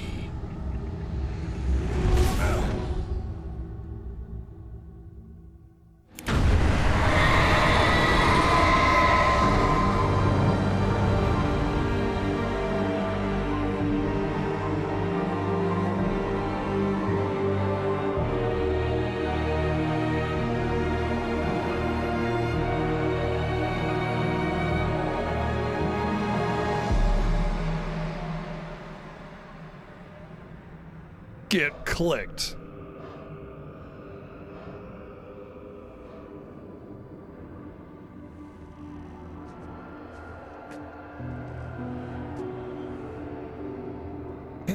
Whenever Alan Wake is hanging out with someone, they don't kick it, they click it.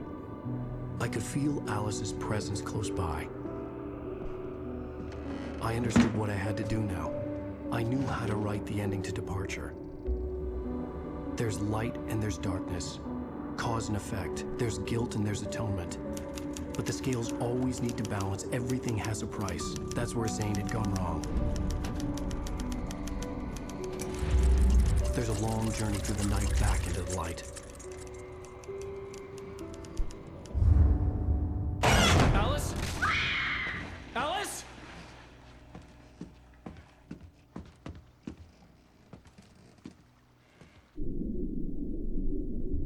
Oh no!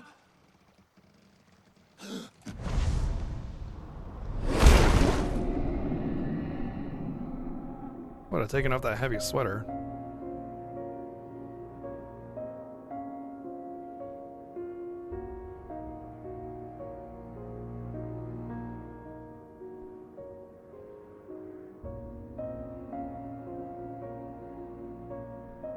Yeah, I mean, it's just gonna cause you to drown. You have a lot of heavy clothing on. It's extra weight, and it's the way it pulls against the water and everything. The water's cold. Yeah, good point.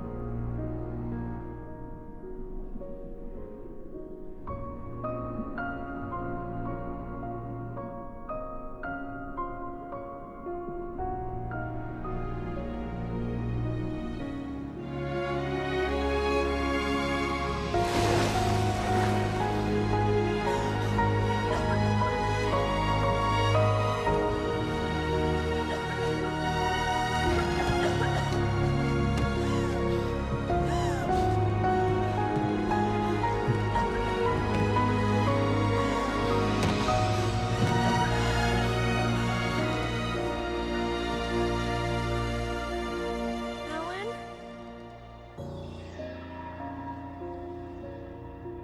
Alan?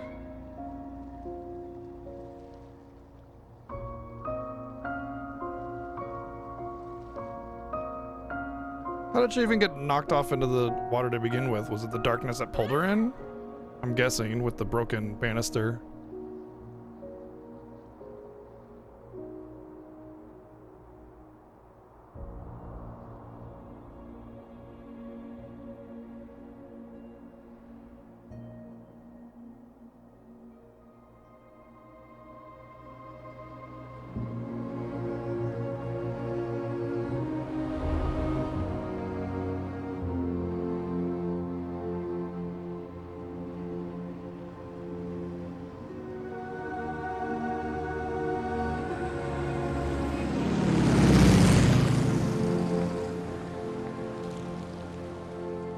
Oh goody, littering hundreds of acres of forested land and the city. I'm sure all those little plastic shards won't matter at all.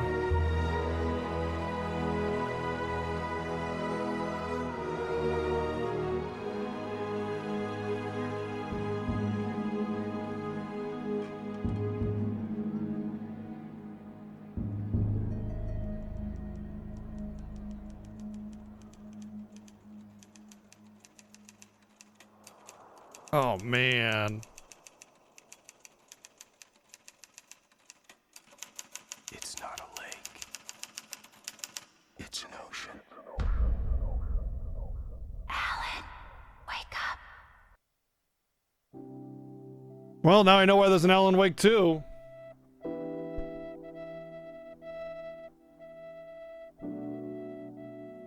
Oh.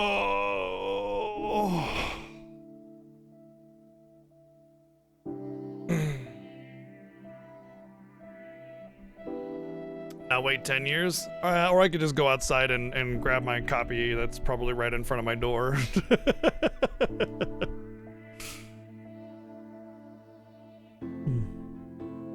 Can you read me?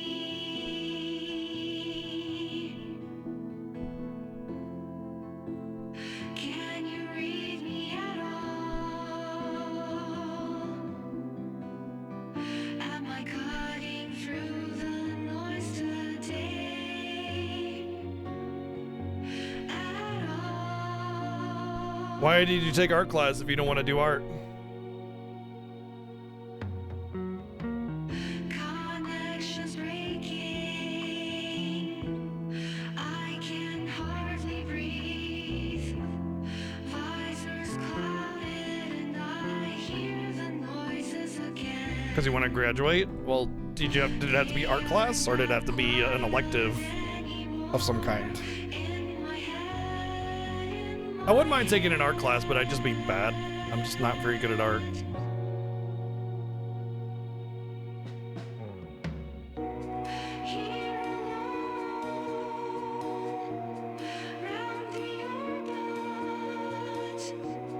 I can watch the days go by.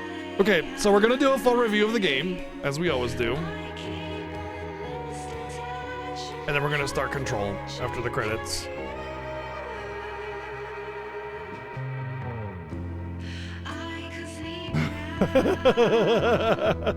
I'm guessing Bloody Da is very active in the spoiler channel for this game then, eh?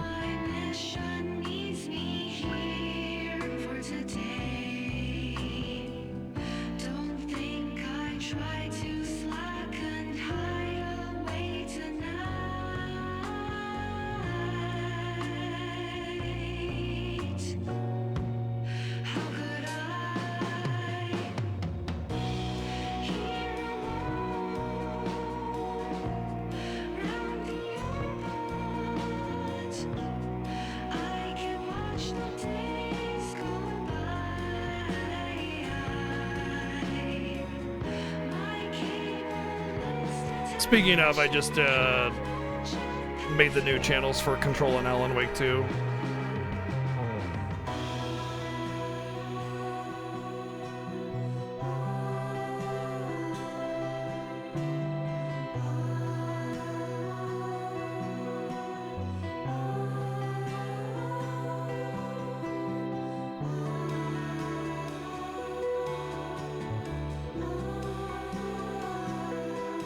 Oh, I've actually been to Cauldron Lake. Or Crater Lake. I've literally been to Crater Lake. I'm reading the spoiler channel now. I've been to Crater Lake. I've sat up on one of those ledges and looked down on the caldera.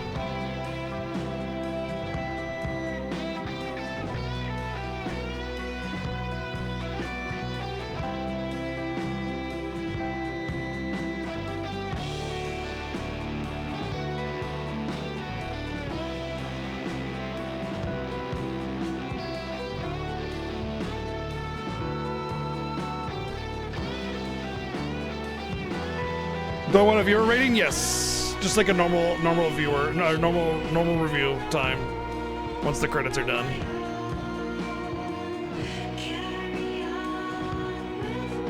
Maybe he needs to get control of his life so he can sleep better and be Alan Awake instead of Alan Wake.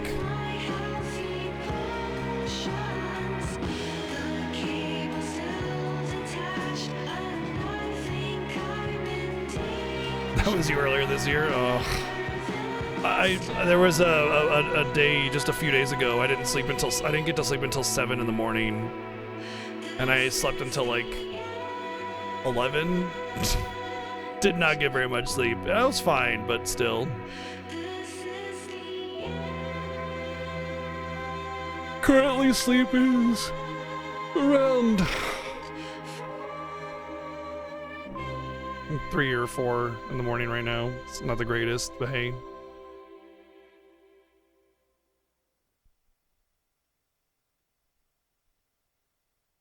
Oh, well, that's good. Hey, hell yeah. Glad you got things under control then. Yeah, sleep is big. And when you don't get it, it sucks.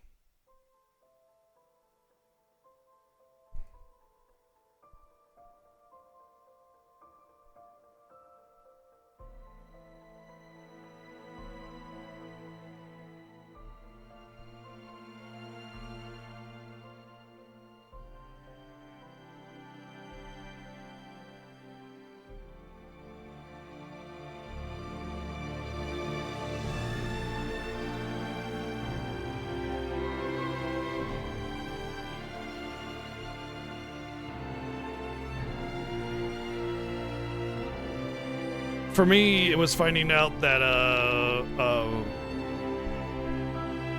pillow between my legs as I sleep on my side is like life-changing. Especially with how my back is now, it's pretty much constantly, excuse me, slightly sore or in pain. So having that pillow between my legs every time I go to sleep is revolutionary for how reliable my sleep is.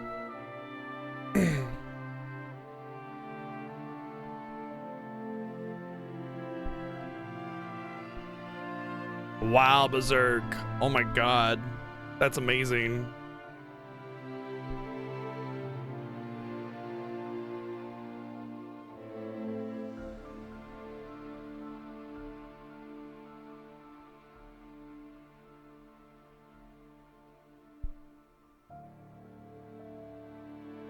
The problem I'd have with that is like that's like a mask, right? I'm a side stomach sleeper. Ain't no way I'm wearing a mask. It's not gonna happen. I can't sleep on my back. Maybe if I was propped up a little bit, that might be okay.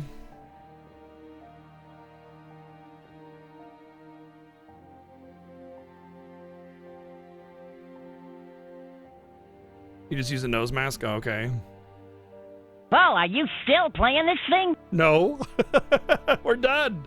We're moving on to Control after the review. Thank you, Playtastic, for the 301 bids. Looks like a lot of love for Jak 3. Wow. Once we finish all the Jak games, we can compare them all back to back to back in the world's first great Jak off. You know, just all the Jak games being compared. It is the last one, Jak 3, right? There's only 3 Jak games.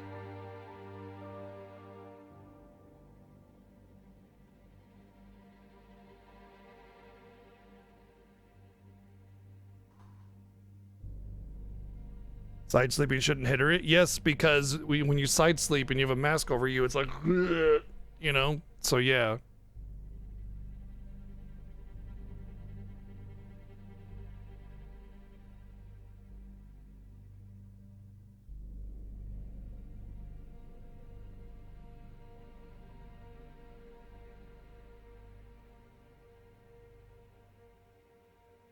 Yeah, they are.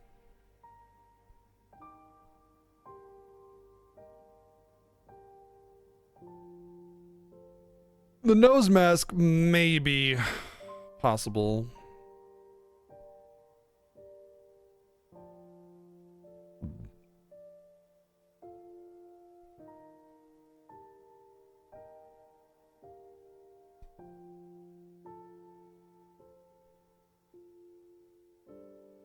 I mean, I personally don't need it, but, you know, I'm getting older. Who knows what the future holds?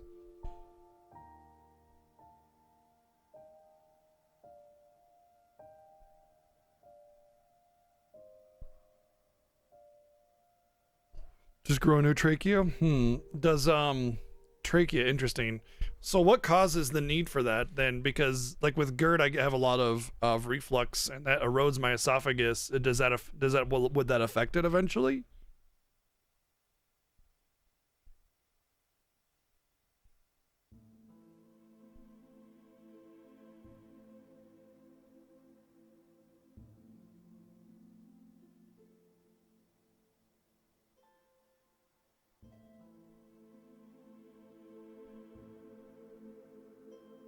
Imagine having to shave off your glorious beard.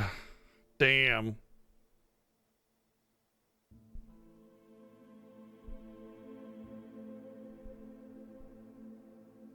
See, I can't even grow a beard.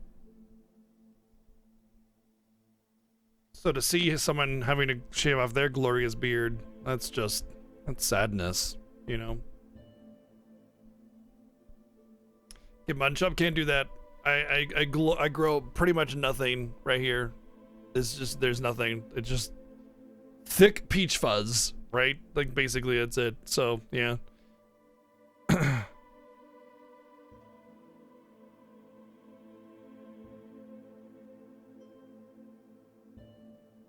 8 inches long in a braid? Hell yeah.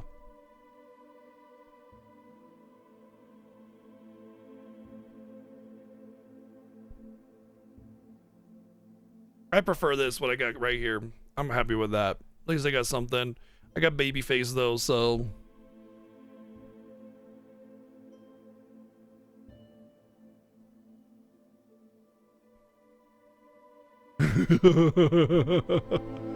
Like Anthony Hopkins, Odin?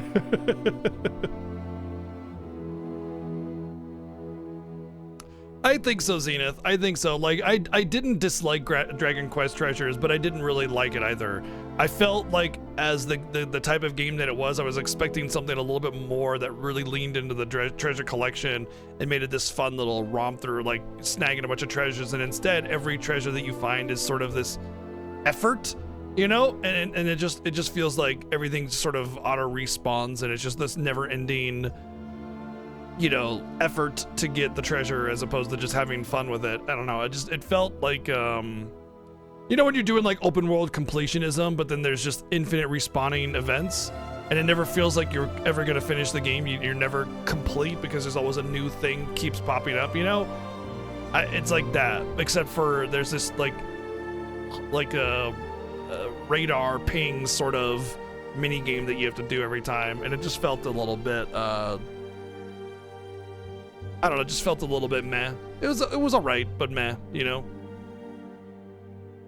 DQ game being perfectly average feels like a DQism. Honestly, like the side games a lot of the times are pretty meh. DQ Builders 2 is like probably the only DQ side game that was just that excelled. I thought was really, really good. Otherwise, yeah, DQ games on side game stuff, it's pretty okay. They're pretty just simple stuff, you know, nothing really exceptional.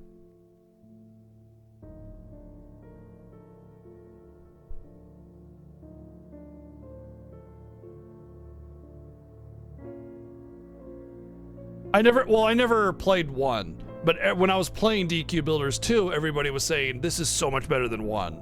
So I don't know anything about 1. All I know is that 2 was really good.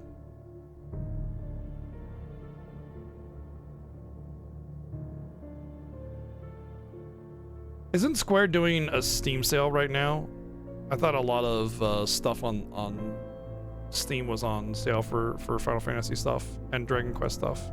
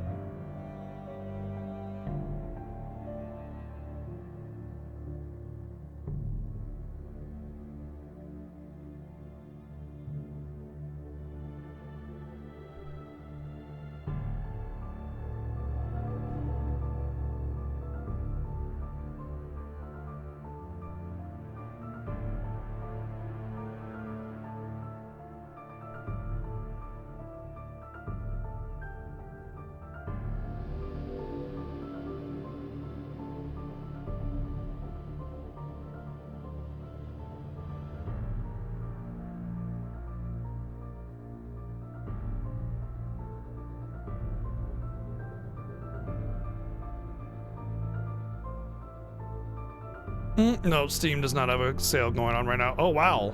Apparently, there's a Dragon Quest Builders bundle on Steam that gives you 1 and 2. That being said, I'd probably just play 2, because as a builder, it's something that you continually play. Also, there is a Dragon Quest Builders 2 demo on Steam as well. So, yeah. Oh, yeah, by the way, as far as Dragon Quest side games go, the only one that I would say is, like, actually not good is Infinity Strash, which is, by a different name, could just be called Infinity Trash, which it's kind of pretty bad. It was not very good at all. Like, it's okay, you can kind of play it and you're like, whatever, but it's not. Would not recommend. Everything else that I played DQ side game is either okay or good.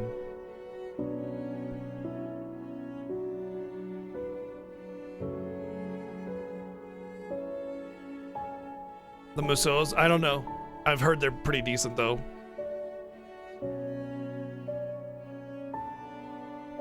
As far as Stellar Blade goes, yeah, great game. Really handles everything really nicely. It's just great all the way around, but the combat is really shines. A game you loved but also hated at the same time as Breath of Fire 2. It's very grindy. Yeah, I wouldn't say like it's a required grindy, but it definitely feels like that. Alan Wake's journey will continue through the night. Okay. Cool. There we go. I would say Breath of Fire 2 definitely has some pretty harsh scaling. We actually just replayed it recently, and it wasn't that awful, but it definitely was pretty rough, for sure. All right, so let's get some tunes going on.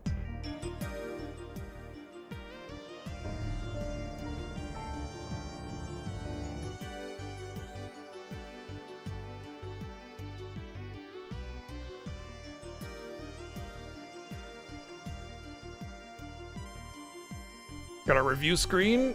There's a chat poll in chat right now. What do you think the game on a scale of 1 to 10 is? It's actually more like 1 to 5. In the poll, you go ahead and vote. It's all anonymous. Wow, somebody really did not like this game. Interesting. Hey, I mean, to each their own, right? All right. So we review games on a 5 is average scale. When a game is okay, it does its job. It's all right. That's a 5. Okay. So if you,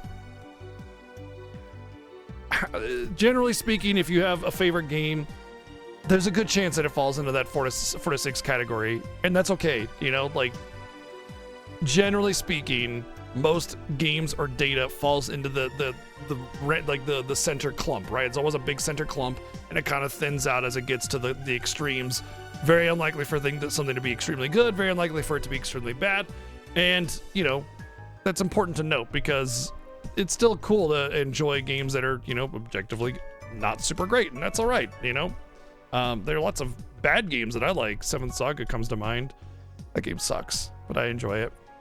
There's a number of categories. Visuals is more than just, you know, raw fidelity. It's ground clutter and texturing, detail, animations, cutscene stuff, like map and world building. All these kinds of things really build up the visual score. Audio. In a game like this, music or a track has less impact, and it's more about the audio design, you know, the sound effects, the balancing, the way, you know, it builds up tension with, like, you know, spooky tracks and stuff like that. And then gameplay can be just like the navigation, but it also could be the menus or the combat, everything having to do with gameplay. And then story, once again, writing, cutscene, animations, facial expressions, as well as the whole overall plot, premise, etc., etc., etc. And then the game design is like how it's built and structured, how well it's balanced, and bugs and glitches and stuff like that. And then my own personal enjoyment score right here. All right, personal choice. We've only been doing personal choice reviews for about 4 years, I want to say. So we only have 118 personal choice reviews, you know, only. What? I was holding shift though. Oh. I just need to make some more fields. Boop. Boop.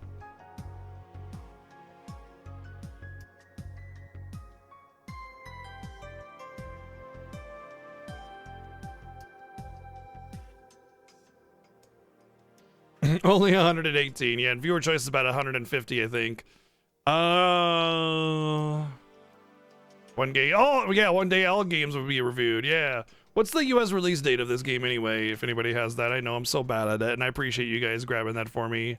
I always forget, and I don't want to, since I'm streaming and I can't tab over because I go to a different window, and I'm very, it doesn't, the original, well, I guess the PC release, this one that I'm playing.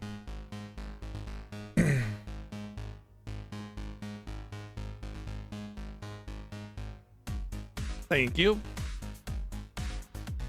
All right, so visuals. Oh, February 16th for PC.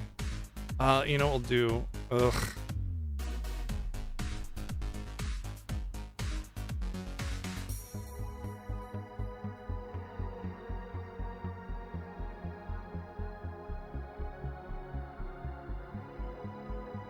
There.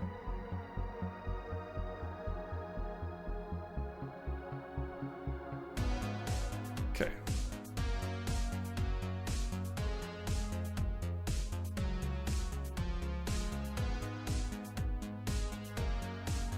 That's good. It's important because, you know, the game is going to be slightly different, but mostly the same. All right, so let's get into it. First off, the visuals are excellent. The game is really, really good looking. There are definitely a few cutscenes where the mouth like doesn't move at all, and like it's weird because the animations are actually choreographed on a per scene basis. There's not a lot of generic animations. Everything's hand animated and everything. And or I guess hand animated isn't exactly the right terminology for this. More like it's all individually choreographed and animated on a per scene basis, meaning it's not just like standing models going. like a fish, you know, in water. Chat score 7 to 8. Okay, thank you. Chat says 7 to 8. Anyway, everything's really good in that regard, and there are a couple scenes where, you know, their mouths aren't moving, or it's really awkward or something, which is pretty common for a 2010 game. I wouldn't really chastise it too harshly. There's a lot of detail in the environment. There's a lot of good texturing. The environment's really nice and wavy and rocky and up and down. You know, it really feels like you're outside. Lighting effects are awesome in the game, especially considering that, you know, this is an era where lighting kind of had to be sort of handcrafted. You couldn't, you can't just do a lot of like ray tracing and it's just done. You need to shine the light where you want it to shine in order to fulfill what you want it to fulfill. And so to that end, they do an excellent job of making the world and making the town, and it's honestly just one of the best looking games of that era, in my opinion. The shadow effect is really cool. The choreography of the scenes is excellently done. There's a lot of visual storytelling done right in the game as things like crash down in front of you and stuff. It's just excellent. It's really, really good looking. And then I don't think there was ever a point in the game, except for when I pointed out the grass going away, where I just kind of was like, okay, this is clearly a video game and I'm being kind of pulled out of it. So I would say 9.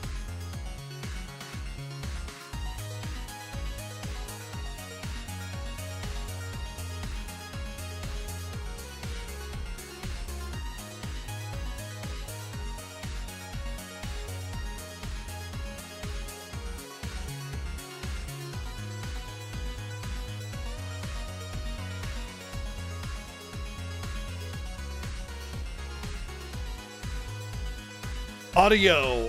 The game does a pretty decent job of setting things up. I would say there's a little bit of audio issues that kind of pulled me out of it. Like if you walk out of a certain like zone or area, the little intense music will just stop, and then you walk in and it starts again. You know, there's nothing fluid about the environment that you're in and how the sound design works. It's almost like there's little like threshold zone that if you're in it, then the intense music plays. And then it doesn't just like fade out or follow you as the enemies follow you. It just kind of tells you it kind of tells you that there's this threshold that you cross, and once you're in it, then, you know, play spooky music kind of thing, and it just feels a little structured. And when you learn that, you know that you can just sit outside of it and take advantage of game mechanics that way, because the enemies won't come at you or something along those lines, and it just kind of and it stops suddenly too. It just cut off, you know, and I hear this cut off, and it makes me feel like, you know, the audio stopped abruptly kind of thing. So more or less the intensity is good. There's also really good audio storytelling, in so much that when the creepy music kind of starts to come up, that, you know, there's something coming around, and it's the same music every time, so you know that you should be expecting combat, and through that, the intuitive design of combat with the sound design works really well. I would say overall 8.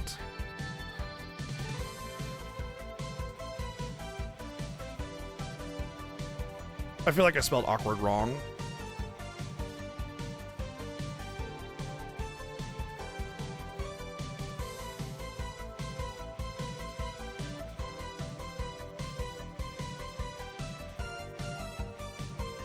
Really? I always thought it was 1W. That's awkward.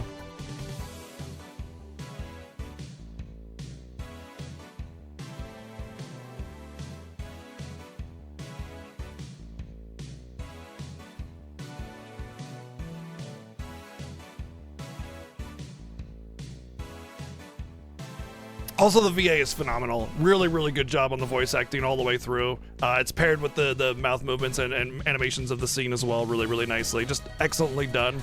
From like a movie presentation perspective, like the cinematic approach of the game, it's all really good. Like, you could just watch this as a movie and it would be great, honestly. Like, if they made this an animated TV show or movie, it would be awesome. Really, really good. The awkward moment where you spell awkward wrong, exactly. Yeah.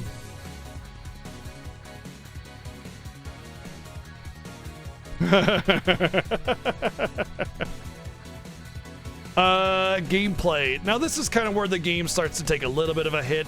Overall, I think the gameplay is really good. I think it plays better than something like Resident Evil. I think it plays better than something like Silent Hill. I don't think it plays better than the remakes of Resident Evil, though. And I think overall, from a horror game perspective, the gameplay is strong, but there's this one fatal flaw that really pulls it back. And that is that sometimes there are too many enemies, and also, like, you need to have the light mechanic before you can start damaging them, which makes it really awkward when you're getting swarmed by too many enemies and you're just like, well, I don't have any light effect. It's going so slow and I'm being swarmed. I can't do anything about it other than run away and then shine and then run away and then shine. And then the dodging was very unreliable.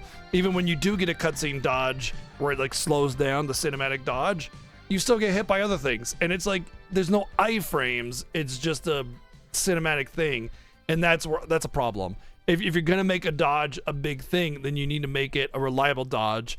You can make it hard, but yeah. Apparently the Silent Hill remake is really done. That's what I've heard. I've heard that. I'm waiting to play them, the original games again. I think there's 4 Silent Hill games. I'd like to replay 1 and 2 and then go through 3 and 4.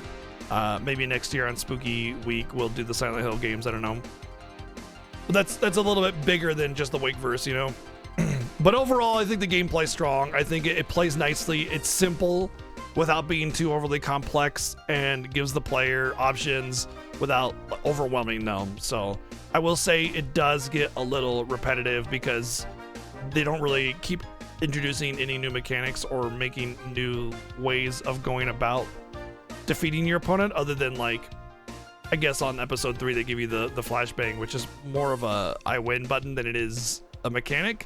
And then there's like the big spotlight as well, but that's just like intermittent. So I would say 7.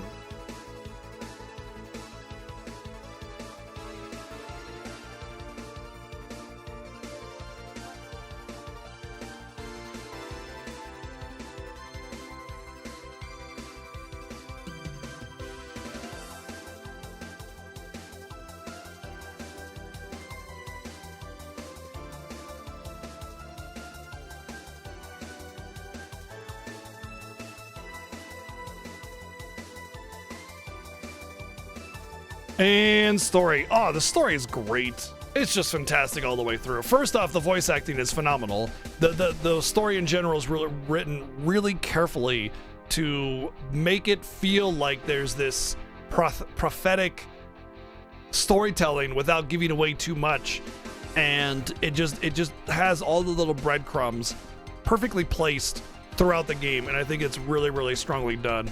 The only kind of issue that I have is a little bit of the ending feels a little muddy. It kind of feels more like you don't really know what actually happened and what's real. And to that extent, I feel like that's necessary to have a little bit of ambiguity, but I'm not quite sure what the ending was, because it felt like she got out of the lake, but where's Alan? And then the whole duplicate Alan, I don't understand what they're doing with that.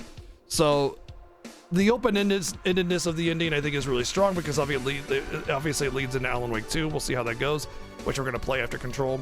But I guess, a lot of how I view the story is going to be dependent on how I like Control and Alan Wake 2, because, if you just played this by itself, you'd feel a little let down by the ending, just because you're not quite sure if there's any loose end tied up at all. I guess, the darkness is sort of gone, but then they're like, oh, JK, it's not a lake, it's an ocean.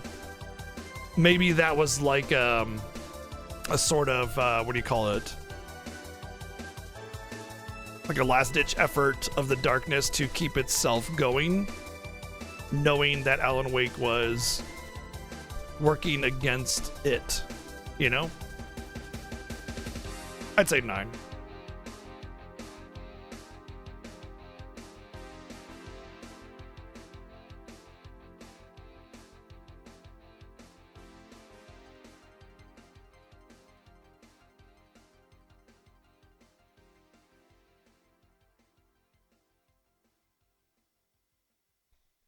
Game design. Honestly, I really like the episodic nature. It makes it feel like it's a show or a movie or something, and you're kind of getting one episode at a time. And it even gives you like a last time on Alan Wake kind of thing, even though it was released all at once.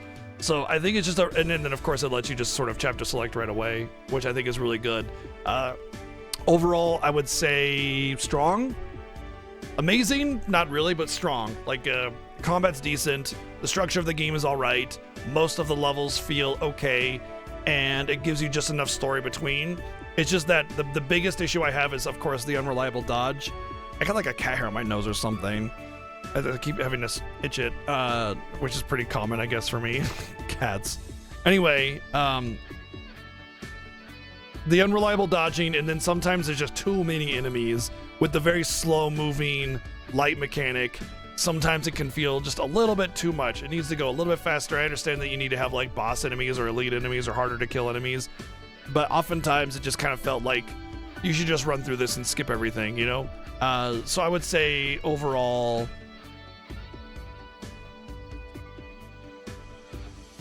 I'm gonna go with a 7.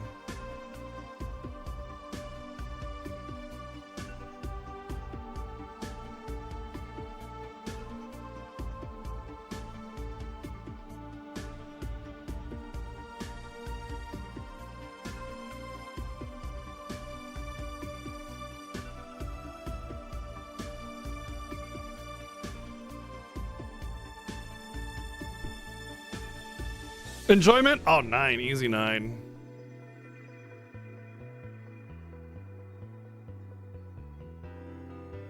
And what do we got on total? 1, 2, 3, 4, 5, 6, 7, 8, 9, 10, 11. So 59. Sorry, 49.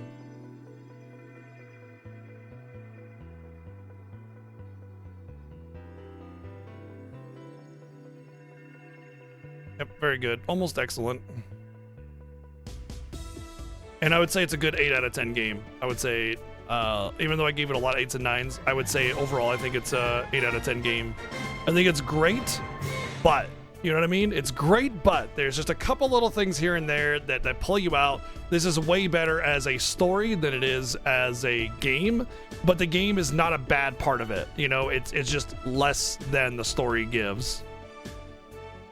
Rod Bear, thank you for the 67 months of subbing. Thank you. It's great, but yes, great, but it's good. It's a very good game. I really enjoyed it. I would just change a couple things, or maybe, you know, create a little bit more tension here and there with the gameplay. Otherwise, good. And I'm looking forward to the rest of the Wakeverse. So right now, I'm going to take a break. I'm going to grab some grub. And we'll be back with Control right after this, so stay tuned. Control should take, I don't know, a couple days, we'll see. And then we'll be able to play Alan Wake 2. So yeah, the whole Wakeverse being played. Feel free to get up, get some stretching on, get some water. I'll be a few minutes, and then we'll be back with Control. Hang tight.